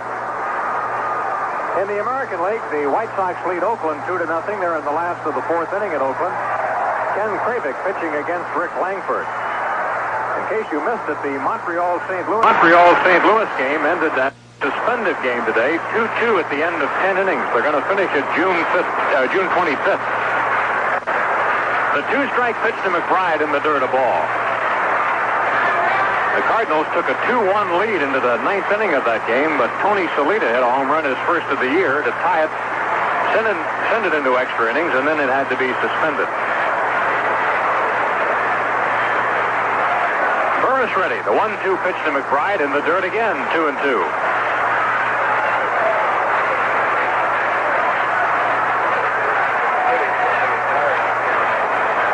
At Oakland, they've gone to the last of the fifth inning, and it's Chicago 2-0 over the A's.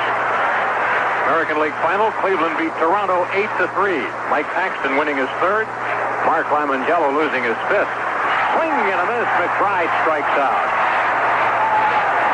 Ray Burris strikes out Bake McBride. That's the second out of the inning. Runners at first and second, and here's Larry Boa. Larry has 5 hits in this ball game. He's 5 out of 6. 2 of his hits were doubles.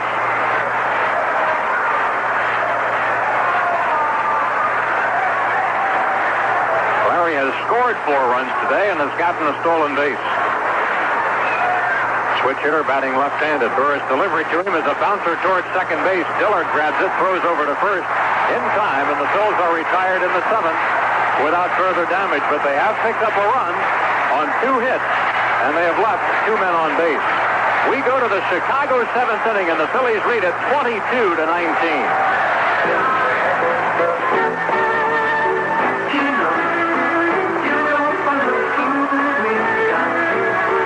Hey, maybe you could go for a really great burger right now, then go for a Geno's Giant. It's the giant of burgers. A big double-decker burger piled up just the way you like it, with cheese, pickles, lettuce, onions, and Geno's gourmet sauce. A Geno's Giant. How about it, fans?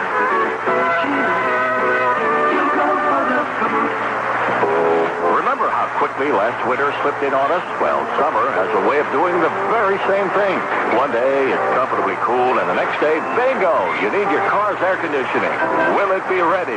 Help around the corner. Help around the corner at your Kool-Aid Auto Service Center. Your auto air conditioner will be ready when you need it if you see Ron Matlack and his experienced and qualified staff at City Auto Radiator in Trenton and the Kool-Aid Auto Service Center in Burlington. Have your auto air conditioner tuned up now for just $19.95. The $19.95 Kool-Aid special includes free out oil, belt adjustment, condenser cleaning, and pressure testing. This $19.95 offer expires May 31st, so see Ron Matlack and the certified cooling system specialist at the Kool-Aid Auto Service Center on Route 130 in Burlington and City Auto Radiator on Bridge Street in Trenton. Open daily to 5, Saturdays to noon.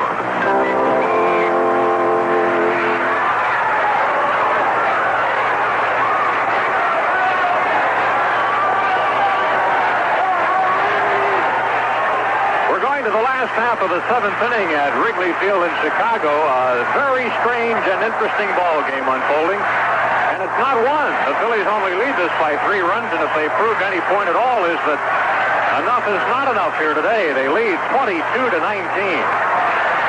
Here's Jerry Martin to lead it off for Chicago facing Ron Reed. Jerry has 2 extra base hits, including a home run. Here's a pop foul off the handle of the bat, but it'll go back on the screen behind the plate. Strike 1 to Martin. Jerry doubled in his first at-bat, hit a 2-run homer in the 5th inning, and in the 4th inning, almost got a home run as he sent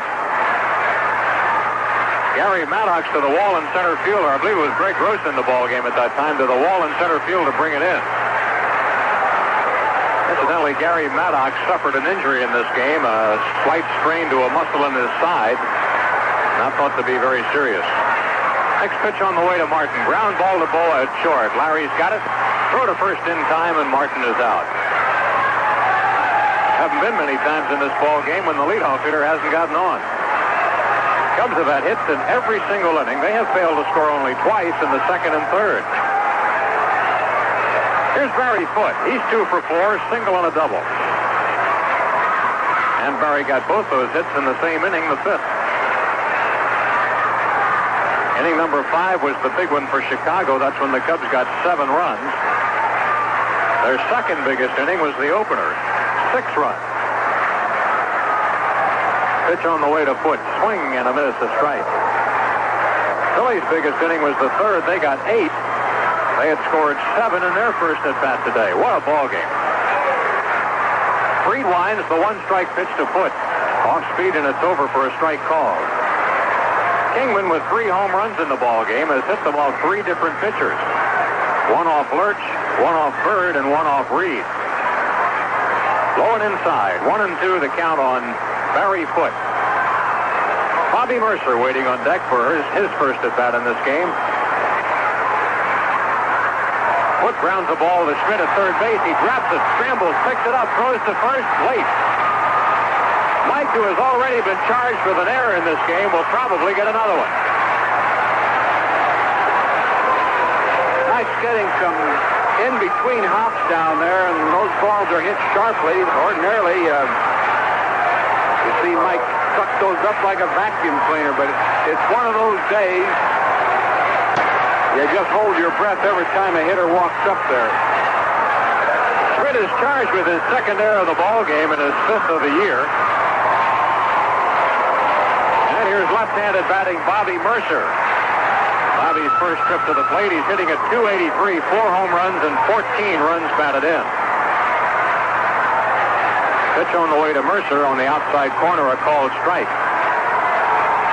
Mercer started Monday's game, and he had a couple of hits in that ball game, and he seemed to be developing a pretty good opposite field stroke. I think he had 3 hits on Monday, and only the last one was pulled to right field. Here's a shot into right and a base hit. Bobby Mercer singles to right. Foote stops at second base. Well, that's 22 hits for the Phillies, 21 for the Cubs. Cubs are getting Bruce Sutter up in the bullpen. I knew we'd see him before this series was over. Cubs are going to a pinch hitter here. Larry Bittner is coming out. Steve Dillard is due, the second baseman. But the Cubs, who trail this game 22-19, are remarkably enough bringing the tying run to the plate. They are. They were 12 runs back at one time in this game. So left-handed batting Larry Bittner, a .272 hitter, is coming up, making his first appearance in the series. Bittner is a tough hitter because he almost always gets a piece of the ball and puts it somewhere. So Larry Bittner will get a chance here with 2 on and 1 out.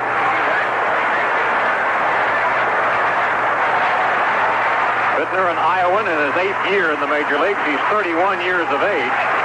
Solid line drive hitter who can hit the ball to any field. Foote at second base, Mercer at first. 1 man out. The stretch by Reed. The pitch to Bittner. A squibber back to Boa.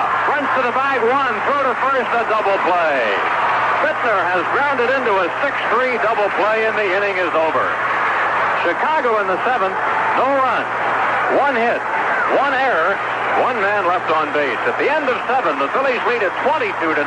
It's Mind Mounted Sports. Route 1 Lawrenceville is holding a spectacular Adidas Sale Jamboree this Thursday, Friday, and Saturday, May 17, 18, and 19. Because a portion of the proceeds will be donated to the Boy Scouts of America, Adidas is making available some very special merchandise at very special prices. Mind Mounted Sports and Adidas will offer athletic shoes for virtually all sports, swimwear, soccer, and tennis apparel, and warm-up suits with savings up to 70%. To help make this sale a roaring success, Mind Mounted Sports is also offering additional fantastic specials on their entire inventory of athletic shoes, tennis and ski equipment and apparel, and running, soccer, and swim apparel. With names like Head, Feeler, Wilson, Nike, Olin, Hexel, Frank Shorter, Jerry, and Speedo all on sale, you can't afford to miss this 3-day sale jamboree at Mind Mounted Sports, Route 1 and Bakers Basin Road in Lawrenceville, 1 mile south of the Quaker Bridge Mall.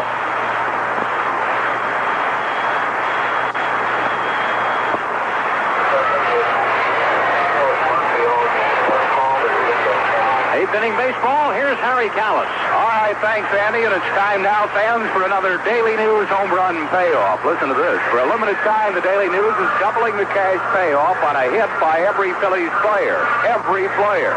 Now you can win $2,000 for a homer, $2,000 200 for a triple, 100 for a double, and $40 for every single. A grand slam means $5,000.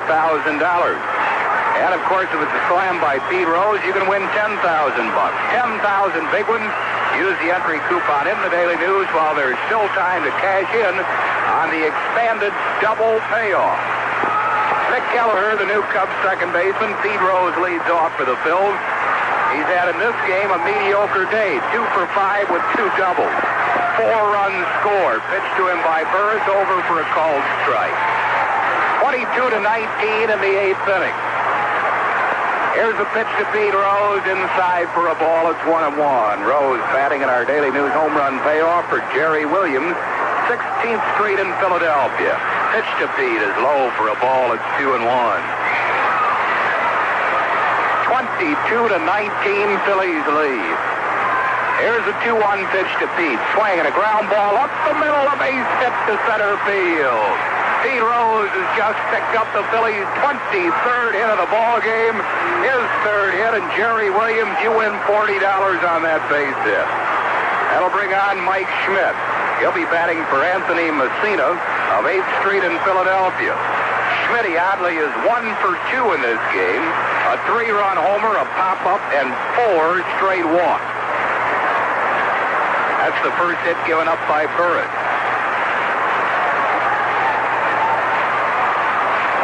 Bills lead by 3, 22-19, 8th inning. Pitch to Schmidt. Fastball is over for a called strike.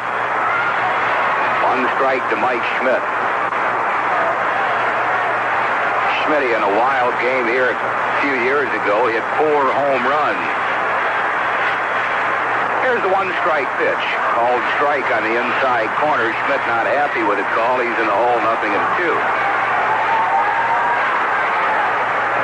Rose at first base.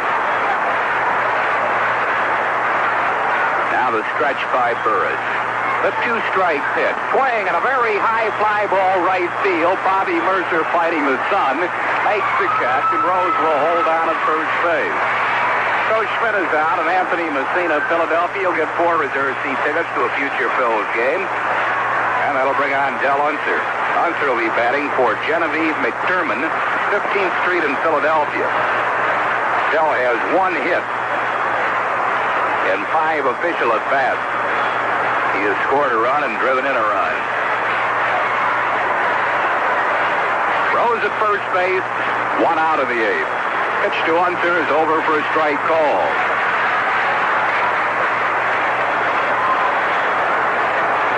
Phillies have had a 7-run inning the first, an 8-run inning the third. Cubs have had a 7-run inning. Here's the pitch to Unser. High chopper to Bill Buckner. He makes the play at first base. Rose moves up to second. A high-pounding ball to Buckner, and Unser is out. Rose moving up to second base on the out. Genevieve McDermott of Philadelphia will get 4 reserve seat tickets to a future Phillies game, and that'll bring on Greg Gross. Gross is 1 for 1. He has hit a sacrifice fly and tripled. He's knocked in a run and scored a run. Came in for Gary Maddox, who had to leave when he pulled a muscle in his side. He was sliding into second base. What a day Maddox had. He was 4 for 4. That number 6 spot is 5 for 5 officially this afternoon. Here's a pitch to Gross. It's low. In that number 6 spot, Maddox 2 doubles, a single, and a homer. Gross a sacrifice fly and a triple. Here's a pitch to Greg Gross. He takes a strike call at the knees. Greg is batting for Agnes Hudson Jameson Drive in York, Pennsylvania. So Greg batting for a hometown friend, Agnes Hudson. 1-1 the count to Greg Gross. Burris stretches. 1-1 pitch to him is low for a ball. It's 2-1. 22-19. Phillies lead this game in the 8th inning. All kinds of records have been shattered here. Here's the 2-1 pitch. Swing and a bouncing ball to Bill Buckner. He has it. Lobs to Burris covering. Gross is out. Phillies are retired in the 8th inning. Agnes Hudson of York, Pennsylvania. You'll get 4 reserve seat tickets to a future Phillies game. Join us again tomorrow night when in a designated inning. You could win up to $10,000 on Daily News home run payoff. We move to the bottom half of the 8th, the Phillies lead the Cubs 22-19. When you want dependability, look for simplicity. Now there's a way you can get an ordinary lawn to look like a million, year after year. Mow with an economical simplicity lawn tractor. There's an 8 or 11 horsepower engine to choose from. A multiple blade, free-floating, 36-inch mower. A big rear-mounted grass catcher that doesn't need an add-on vacuum power unit either. The Simplicity Lawn Tractor. All the tractor you need for a beautiful lawn every time. Let Bob Kemp at the Grover's Mill Company in Princeton Junction show you the full line of dependable Simplicity lawn tractors and accessories. Whatever chores you have to do, Simplicity will help you get them done quickly and easily. Get your Simplicity lawn tractor at Bob Kemp's Grover's Mill Company on the Cranberry Road in Princeton Junction. Here's some great news from MAB. Bring your Phillies ticket stubs to your neighborhood MAB paint store, dealer, or Rich Lux Home Center, or fill in a coupon, and you could win 2 free tickets to a future Phillies game. And you're eligible for an expense-paid trip for 4 to the World Series. No purchase required. Don't waste your time with bargain paint. They may cost less, but poor quality paint gives you poor quality results. So get more years per gallon with the best paint you can buy, MAB. MAB and the Phillies, they're number one. Ron De Jesus leads off for the Cubs. Hits the ground ball to deep short. Fine grab by Bowe, but the throw not in time. A base hit. So De Jesus gets his 3rd hit. For the Chicago Cubs, that is hit number 22. And Scott Thompson is going to come out and bat for Ray Burris. Scott Thompson, a left-hand hitter, is hitting .325. Bruce Sutter up in the Cub bullpen. Bottom half of the 8th inning, the Phillies lead by 3 runs, 22-19. Cubs have already set a record for homers against the Phils in a game by an opponent. They have hit 6 homers, including 3 by Dave Kingman. Ron Reed came in the 5th inning. Here's the pitch to Thompson, a strike called on the outside corner at the knees. I think if Kingman came up in this inning, Harry, with a man on or 2 men on, I believe I'd put him on intentionally today. Just walk him. Take your chances on the next hitter. Here's a stretch by Reed. And the pitch. Bunt tried. He missed it. Snap throw to first. Close play, but De Jesus is back. Coming in 2 to the pinch hitter is Scott Thompson.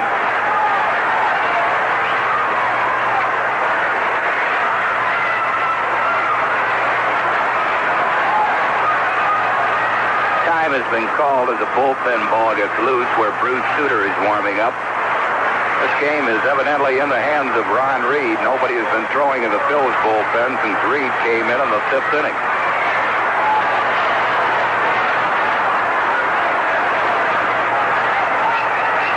Here's the 2-strike pitch. Just missed. Didn't miss by much. A little bit outside. It's 1-2 to Scott Thompson, the pinch hitter. Bill Buckner waits on deck.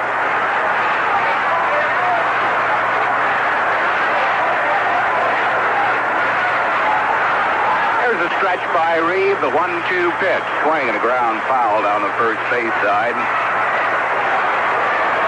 And it's a 1-ball, 2-strike count to Scott Thompson. Thompson batting .325, 13 for 40 with 4 extra base hits. They have all been doubles.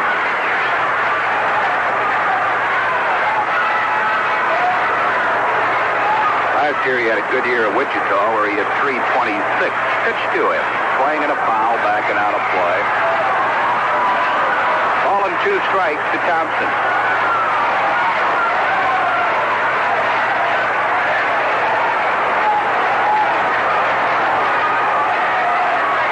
Thompson pinch hitting for Ray Burris.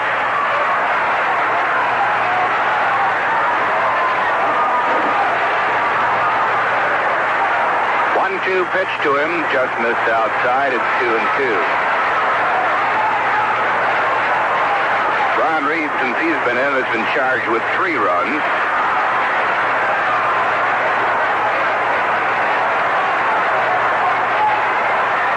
Here's the 2-2 pitch. Outside, ball 3, a full count to the pinch hitter, Scott Thompson.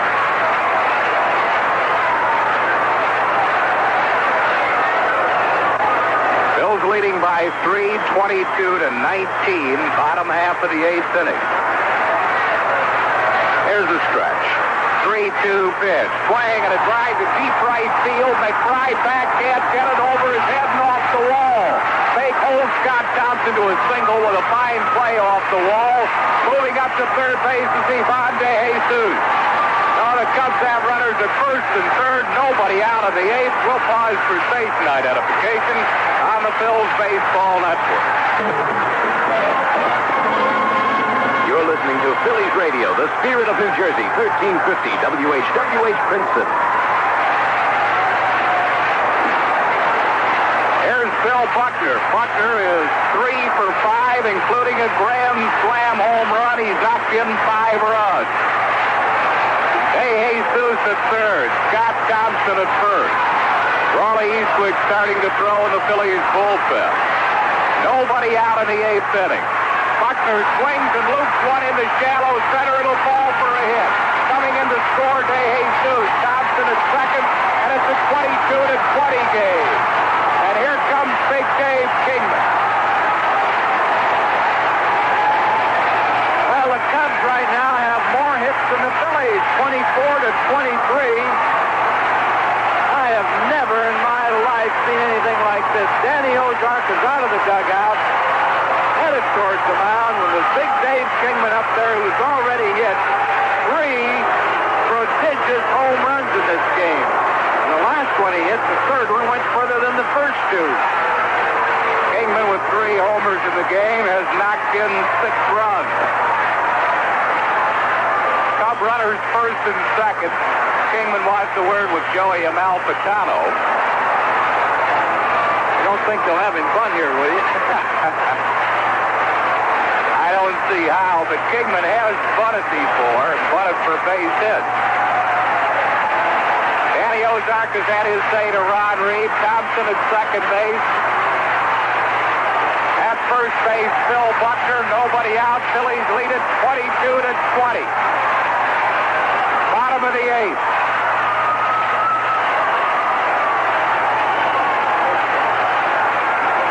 Ron Reed in trouble here in the 8th. From the belt, the pitch to Kingman. Just missed outside for a ball. 1-0 to Kingman. Scott Thompson at second, Bill Buckner at first.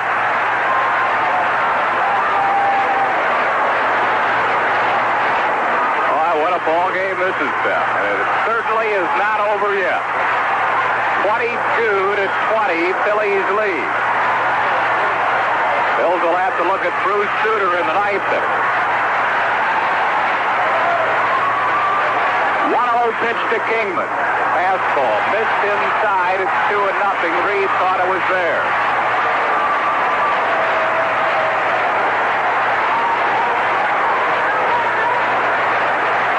The only thing you hope for, Harry, is that his arms are tired from swinging. 2-0 to Dave Kingman. Here's the 2-0 pitch. Swing, a big cut to miss. 2-1. Oh, what a cut Kingman took of that one. They're not tired, Harry. No, they aren't. He took a real swipe at that one. 2 men on base, nobody out. 2 balls and a strike to Kingman. Reed stretches, 2-1 pitch, big swing and a miss. 2-2 to Kingman. Steve Oliveras waits on deck.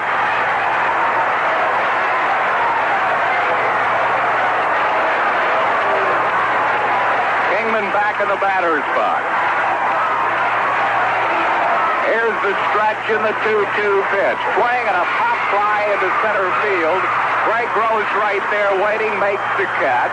The runners will hold. So Reed gets a big out as Kingman is out of there. Reached out and popped it up.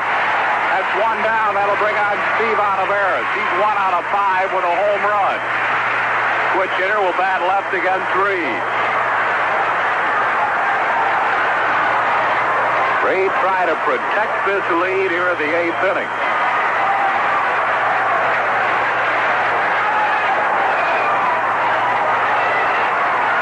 Reed stretches. Here's the pitch to Oliveira's fastball over at the knees for a called strike.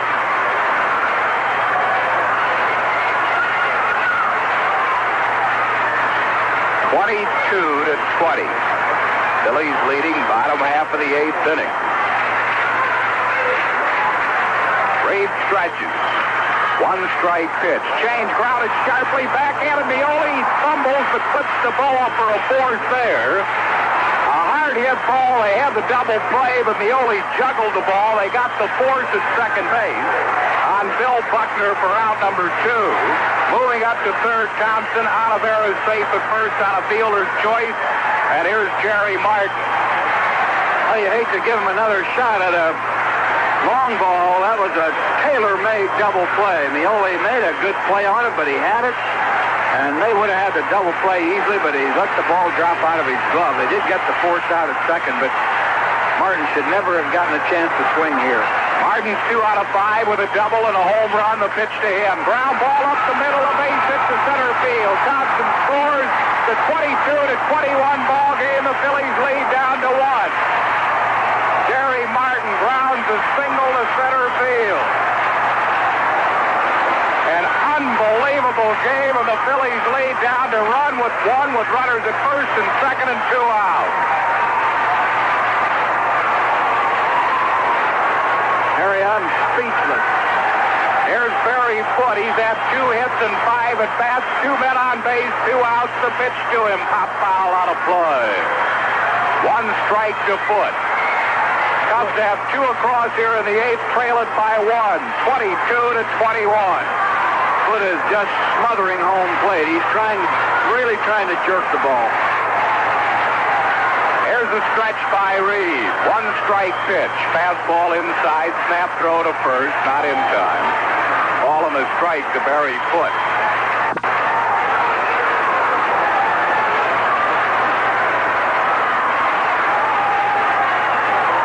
Reed stretches. 1-1 pitch. Swing and a high pounding ball. A base hit to left field. Rounding third is Oliveira. The throw to plate not in time. This game is tied at 22-22.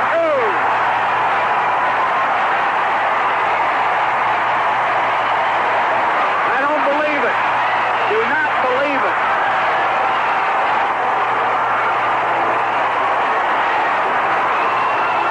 Cubs with 26 hits now.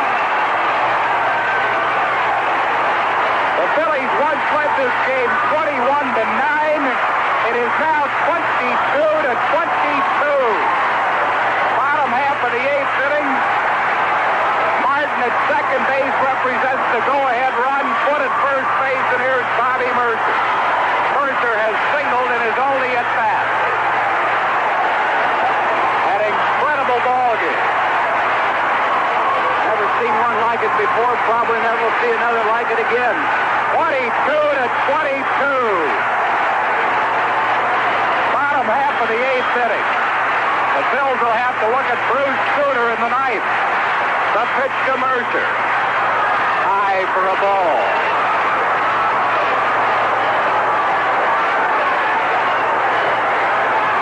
Nothing to Bobby Mercer.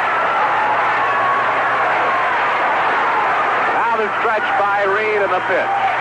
Fastball on the outside corner for a called strike, and Mercer arguing with Dick Cavanaugh, the plate umpire. 1 ball and 1 strike.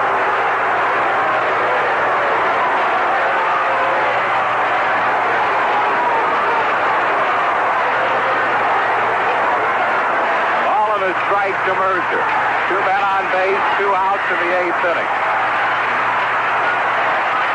Score tied 22-all. The pitch to Mercer. Low and away, it's 2-1.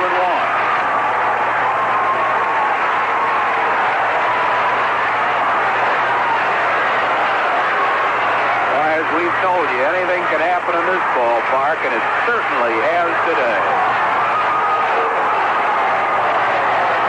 Phillies leading a 1 point, 21-9. This game now tied 22-22. Unbelievable ball game. Reed stretches the 2-1 pitch. Low ball 3. It's 3-1 to Bobby Mercer. Mick Kelleher waits on deck.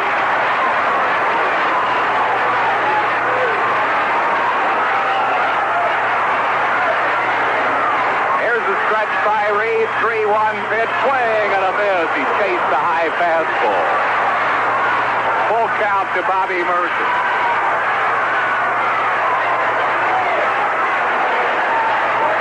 Jerry Martin at second. Barry Foote at first. Here's a stretch by Reed. 3-2 pitch. Bouncing ball tapped to second base. Rudy Mioli throws. Mercer's out at first base. And the Cubs are down in the 8th. But they tie the ball game. 3 runs in the inning. 6 hits. No Philly errors. 2 men left. We go to the 9th inning with a score. Phillies 22, Cubs 22. Visit Coleman's Hamilton Supply and see the beautiful way to insulate your home with Anderson PermaShield narrow line windows.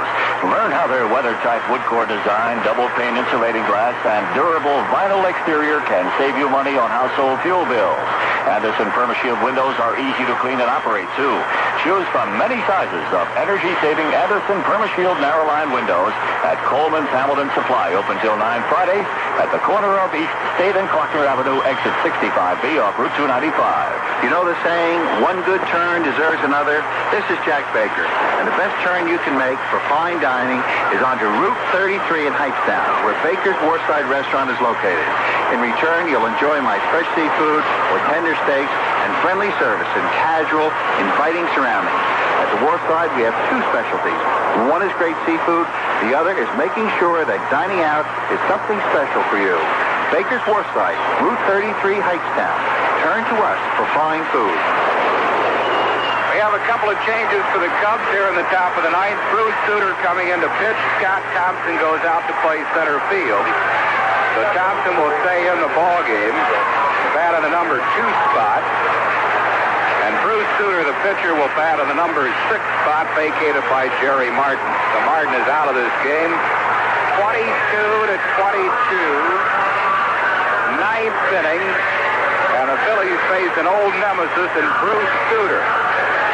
Sutter appearing in his 9th game. He's 1-1, lost none, saved 6. A low ERA of 0.60. He has struck out 17 in the 15 innings he has pitched. Bob Boone, the first one to face him. Here's the pitch to Boone. In the dirt for a ball, 1-0. Boone is 3 for 3 with a homer, a single, and a double. He's walked twice and been hit by a pitch ball. Pitch to Boone. On the outside corner for a called strike. It's 1-1.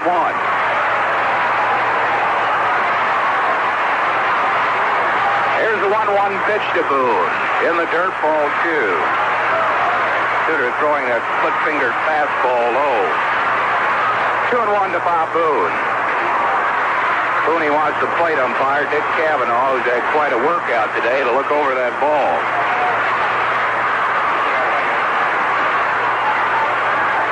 Sutter has only been beaten once a lifetime by the Phils. He is 4-1 lifetime against the Phils. It's quite a string going at one point without giving up an earned run during his career. The Phillies snapped. Here's the 2-1 pitch to Boone. It's over for a called strike, and it's 2-2.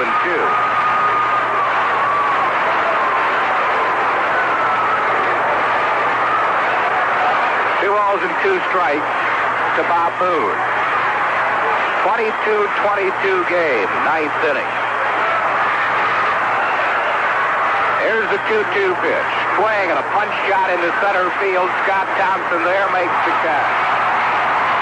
Boone's out, 1 down. That'll bring on Rudy Mioli. Mioli, the second baseman, 1 out of 5.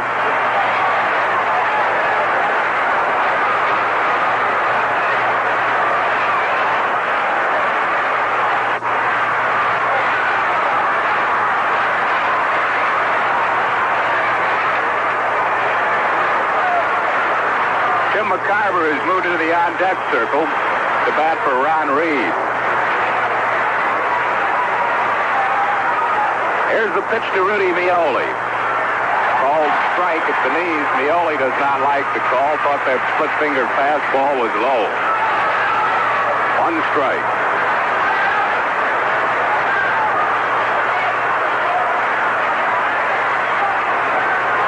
Here's the pitch to Rudy. Outside for a ball. It's 1-1.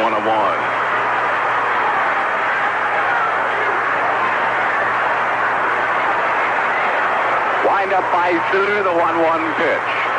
Low for a ball. It's 2-1. Suter steps off the mound area.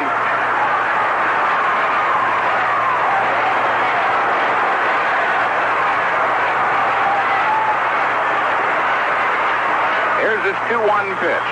Fastball high at 3-1.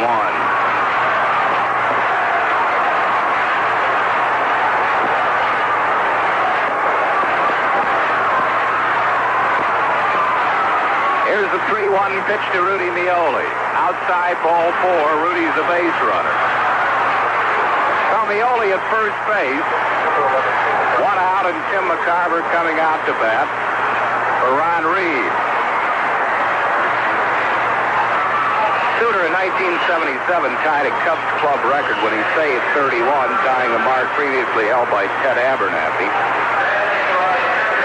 Had a great year that year, 7-3, 31 saves, and a 1.35 earned run mark. Last year he had some arm problems and didn't have quite as good a year. McCarver batting 185. Raleigh Eastwick gets back up in the Phillies bullpen. Ninth inning, this game is tied 22-22. Mioli first base, one out. There goes Mioli, a swing and a miss. Barry Foote's throw is high, and Rudy's safe at second base. Foote with a high throw to DeJesus, and Rudy Mioli has a stolen base. One strike to Tim McCarver. Foote had a shot at it, but he made the high throw. Nobody, like anybody in baseball, throws the ball much harder than Barry Foote.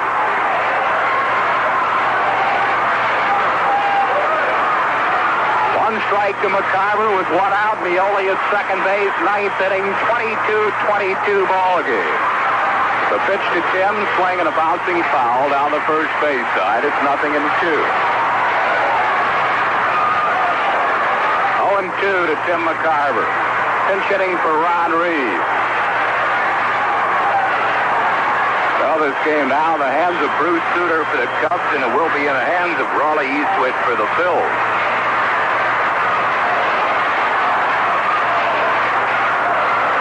Suter in front of McCarver, 2 strikes.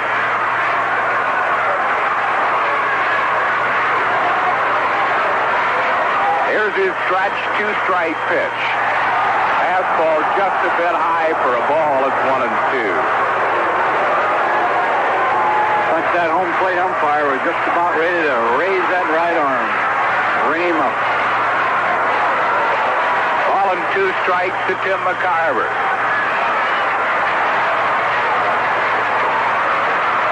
Here's the stretch. 1-2 pitch. Low, it's in the dirt. It's 2-2. Game approaching the 4-hour mark here at Wrigley Field. Phillies with 22 runs, 23 hits. Cubs 22 runs, 26 hits. Cubs 6 homers, Phillies 4. Here's the stretch. A 2-2 pitch, swing and a bouncing ball to second base. Fielded by Mick Keller. He throws and McCarver is out. That's 2 down. On the play, Mioli moves up to third base, and that'll bring on Bake McBride. Bake is 3 for 7. He is singled, popped up, singled, flied out, singled, struck out, struck out. Hard to believe you'd get up to bat 8 times in a 9-inning game. That's right. I don't think I've ever seen that in a 9-inning game. Seen a lot of things here today we've never seen before. Just talking to Lou Boudreau, who broadcasts radio for the Cubs, he said he's never seen anything remotely like this game. Here's Suter's stretch and the pitch to McBride. He swings and misses at that split-fingered fastball. Eole at third base and 2 outs.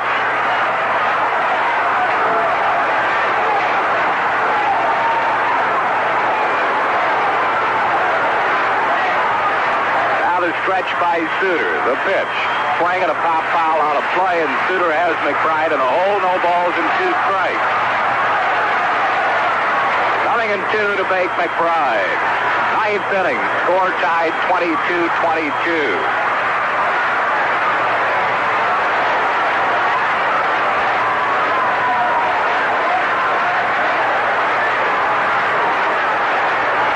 Will have to be alert. Suter, when he gets ahead of hitters, will pounce that split-fingered fastball up there, hoping that they chase it. Here's the 2-strike pitch. Swing and a ground ball tapped to second. It takes a high hop, but a great grab by Kelleher, and McBride is out. Phillies go down in the 9th. It took a brutal bounce on Kelleher, but a fine reaction by Mick Kelleher saved a run. McBride is out, so are the Phils in the 9th. No runs, no hits, no errors, 1 left. We move to the bottom of the 9th. It's Phillies 22, Cubs 22.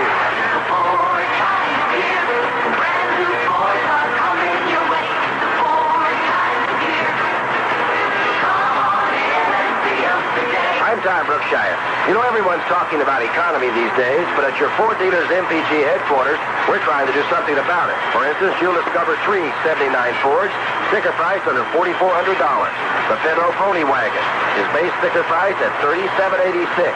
The Fairmont Wagon at $43.59. The roomy 4-cylinder Fairmont 2-door at $39.16. All based on manufacturer's suggested retail prices, excluding title, taxes, and destination charges. And the value pack Federal Pony Wagon is EPA estimated at 22 mpg. Compare this to the estimated mpg of other cars. Your mileage may differ depending on speed, distance, and weather. So make an economy stop at your Ford dealers today.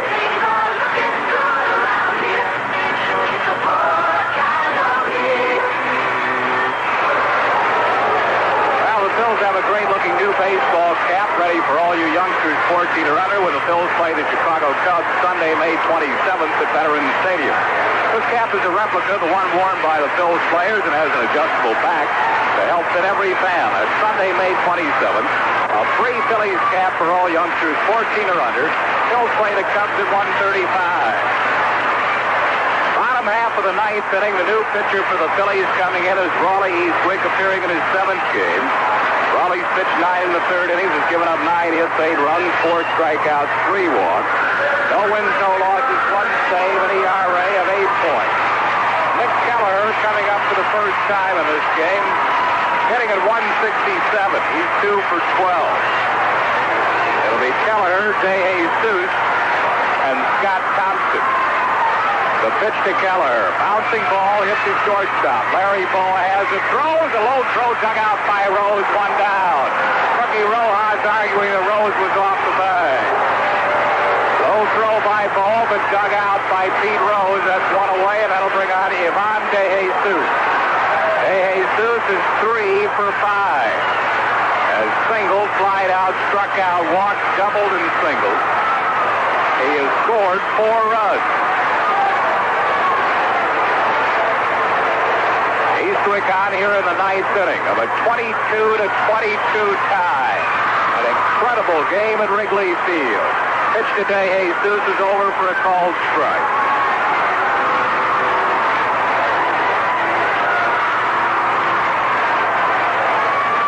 Wind up by Raleigh in the 1-strike pitch. Swing and a pop foul down the first base side. Rose giving chase near the stands. Has room.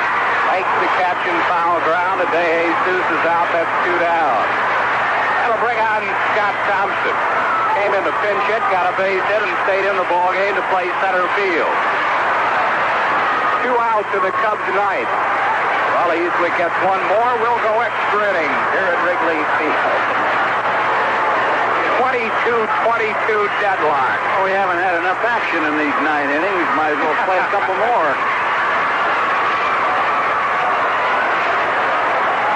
Here's the pitch.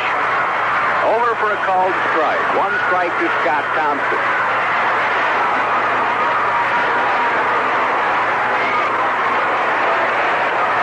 off by Eastwick, the one-strike pitch. Swing and a ground ball hit the shortstop. Boa charges and throws, and we're going extra inning. Scott Thompson grounds out. No runs, hits or errors, and none left. We move to the 10th inning with a score, and I'm saying it right. Phil's 22, Cubs 22.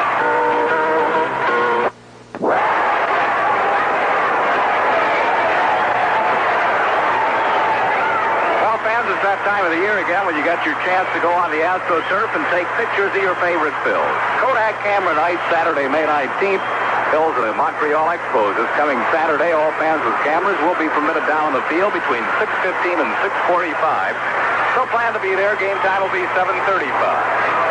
Well, an unbelievable game here at Wrigley Field in Chicago. We're tied 22-22. We move to the 10th inning, and here's Rich Ashford. Okay, Harry, Larry Bowa will lead it off, and Larry has 5 hits in the game. He's 5 for 7. It'll be Bowa, Rose, and Schmidt, the first 3 batters against Bruce Sutter. Bowa is hitting right around the 320 mark now. He came into this game hitting 287, but his 5 hits has raised his average considerably.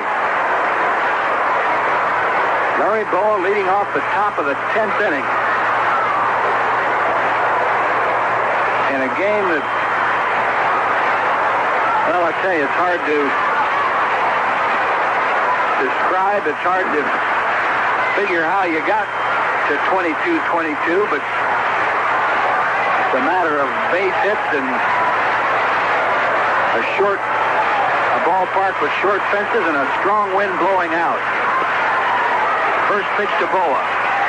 Low and inside, ball 1. Larry faked a bunt. Ball 1 to count to Larry Bowa. We're on grass and dirt here, of course, in Wrigley Field. Steve Oliveris, the third baseman, coming in closer. Bowa takes high and outside, ball 2, as he goes up as though he's going to bunt again. 2-0 to count to Bowa.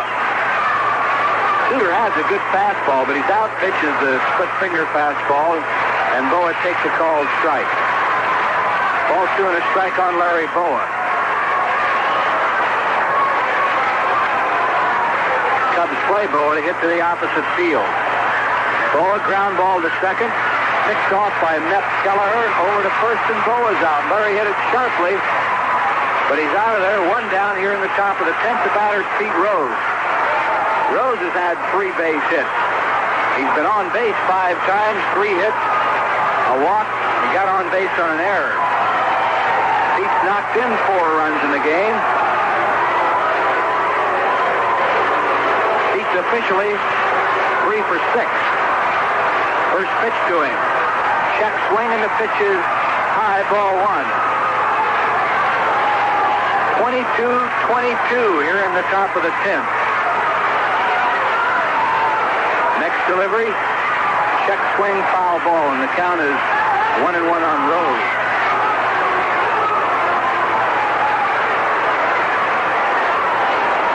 Cubs went down in order in the bottom of the 9th inning. It's the first time that either side had done that in the whole game.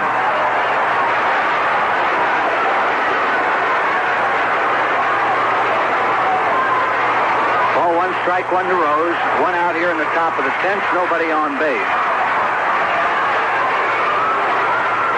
Sutter getting his sign into the windup.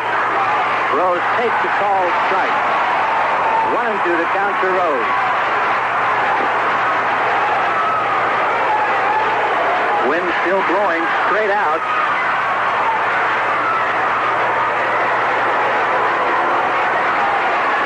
One-two pitch. Rose, pop fly, left side, dropping quickly. Kingman coming over. Oh, boy.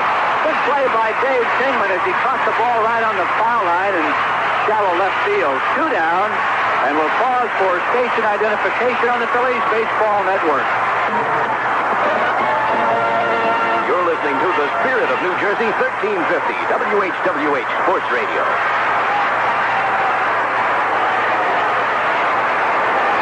Mike Schmidt, the batter. 2 outs, nobody on here in the 10th. Mike is officially 1 for 3 with a 3-run homer, and he's walked 4 times in the game.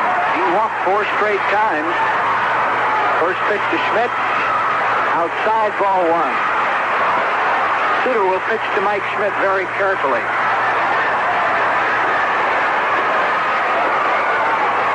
And right back with the next delivery. It's high ball 2 to Schmidt.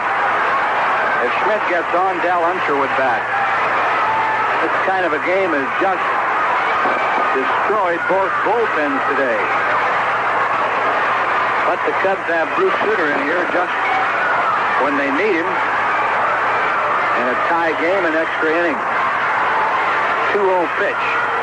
Schmidt takes a called strike.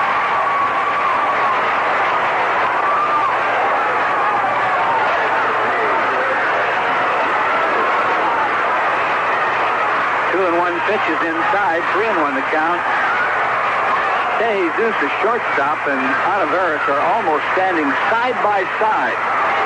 They could almost reach out and shake hands. They're so close on the left side of the infield. Of course, the whole Cubs defense pulled way around to the left side on Schmidt. 3-1 the count to Mike Schmidt. The pitch, swing and a miss as Schmidt was fooled on that split finger fastball, and the count is 3-2. We're tied 22-22 in the top of the 10th.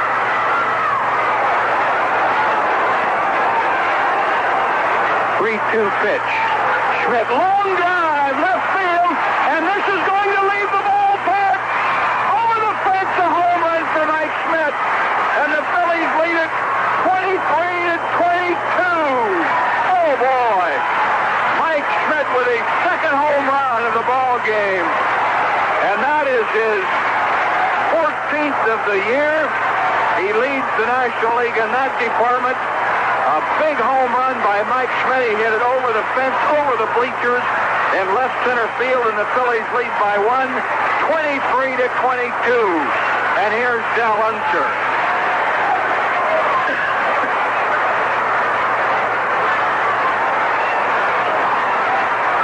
Del Unser, the batter.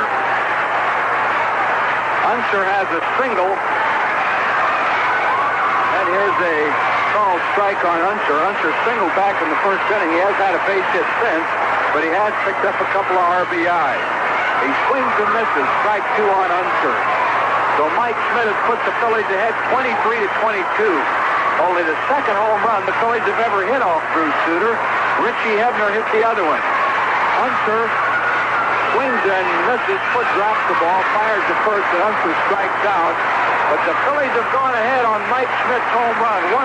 One hit, nobody left on. The Cubs bat in the bottom of the 10th, and the score, the Phillies 23, the Cubs 22, and now here's Rolls Royce for McDonald.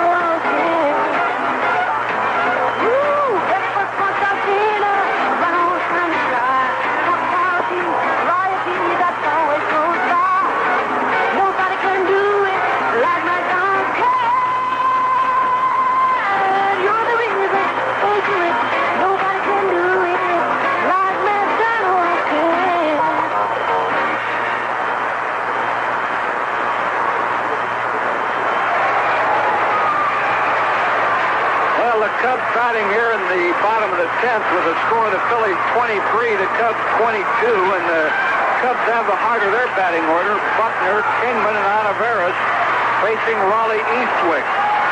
The 23 runs scored by the Phillies ties an all-time record in 1900 and 1922. Phillies scored 23 runs. They won one of those games and lost one of them. Bill Buckner, and he's had quite a game. He has 4 hits. One of those a grand slammer. Buckner has knocked in 7 runs in the game. So it's It's up to Raleigh Eastwick. Phil's ahead by 1 run. Bottom of the 10th inning. 23-22.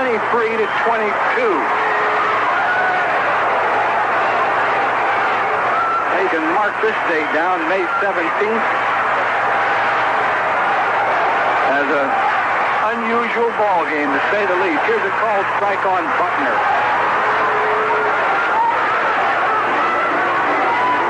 Unbelievable ball game. Strike 1 on Bill Buckner.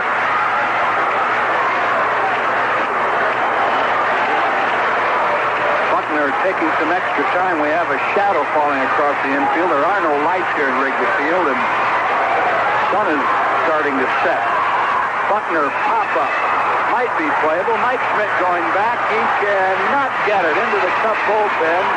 Cole was there. Schmidt was there, but it was 0 for a strike. 2 strikes on Buckner. Lynn McLaughlin, right-hander, heating up in the Cubs bullpen. He pitched the first game in this series and beat the Phillies.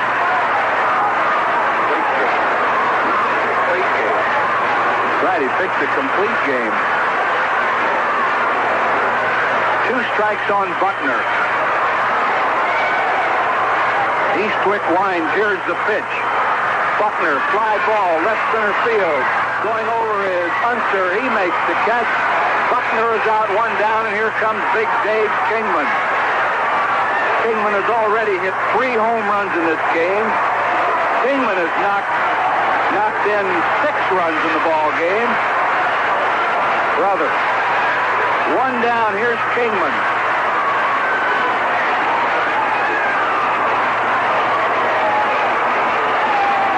Real hitting exhibition like batting practice here today in this ball game.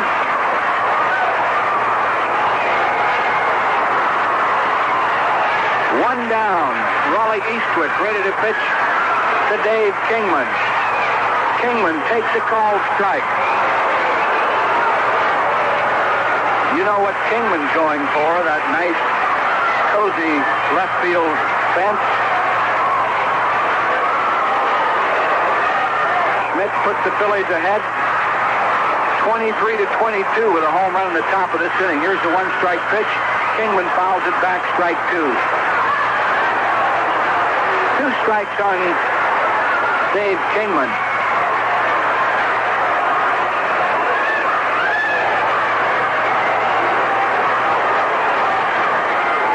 Kingman sets in the batter's box. Eastwick winds. Here's the pitch. Kingman pops it foul and out of play. Back of the Cub dugout. And the count will hold at 2 strikes.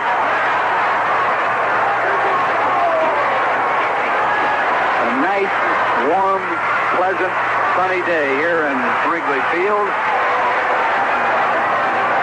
2 strikes on Dave Kingman.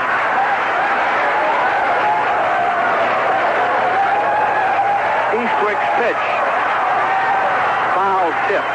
Boone couldn't hang on. The count will hold at 2 strikes. It's hard to see up here right now around the home plate area with that shadow across the plate. You can hardly see the ball off the bat. 2 young ladies, scantily clad, walking down below us, and the fans are really reacting along with a couple of people here in the booth who shall remain nameless. 2 strikes on Kingman. Eastwick's pitch. Kingman swings and misses. He strikes out on some kind of an off-speed pitch. That might be Eastwick's split-finger fastball. Whatever it was, he got a big out, so the Cubs have 2 away, nobody on base, and Steve Oliveras the batter. Eastwick has done quite a job. He came in the 9th inning, retired the Cubs in order. He has the first 2 batters here in the 10th. First pitch to Oliveras. Check swing, ground ball to Schmidt. Might be the ball game. Over to first, Oliveras is out. And the Phillies win the ball game. Raleigh Eastwick coming in relief, doing quite a job. And today's winning pitcher is Raleigh Eastwick, who won a case of Tasty Cake and one for the United Cerebral Palsy Association of Philadelphia. The final score, the Phillies win 23-22. We'll be back to wrap it up in a moment. My Mountain Sports, Route 1 Lawrenceville, is holding a spectacular Adidas sale jamboree this Thursday, Friday, and Saturday, May 17, 18, and 19. Because a portion of the proceeds will be donated to the Boy Scouts of America, Adidas is making available some very special merchandise at very special prices. My Mountain Sports and Adidas will offer athletic shoes for virtually all sports, swimwear, soccer and tennis apparel, and warm-up suits with savings up to 70%. To help make this sale a roaring success, My Mountain Sports is also offering additional fantastic specials on their entire inventory of athletic shoes, tennis and ski equipment and apparel, and running, soccer, and swim apparel. With names like Head, Fila, Wilson, Nike, Olin, Hexel, Frank Shorter, Jerry, and Speedo all on sale, you can't afford to miss this 3-day sale jamboree at My Mountain Sports, Route 1 and Bakers Basin Road in Lawrenceville, 1 mile south of the Quaker Bridge Mall.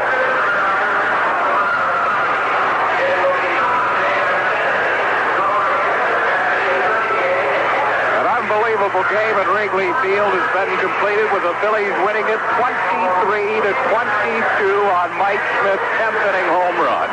It was his second home run of the game, his fourth in the series. Phillies had 5 homers in the game, 2 by Schmidt, 1 by Bob Boone, 1 by Randy Lurch, and 1 by Gary Maddox. And for those home runs, Geno's will contribute $500 to the Philadelphia Child Guidance Clinic. So Geno's now has contributed well over $3,000 to that worthy cause, and $500 today with a 5 home run. Here are the final totals, if you can believe it. Phillies 23 runs, 24 hits, 2 errors, and the Phils left 15. For Chicago, 22 runs. Out-hit the Phils with 26, a total of 50 hits in the game. 2 errors, they left only 7. Cubs had 6 home runs, an all-time record for most homers given up by Phillies pitching in one game to an opponent. 3 of them by Dave Kingman. The win goes to Raleigh Eastwick, who pitched perfect baseball for 2 innings. Almost unbelievable on a day like this. Raleigh 1-0 in the loss to Bruce Sutter. He is 1-1. The time in the game, 4 hours and 3 minutes.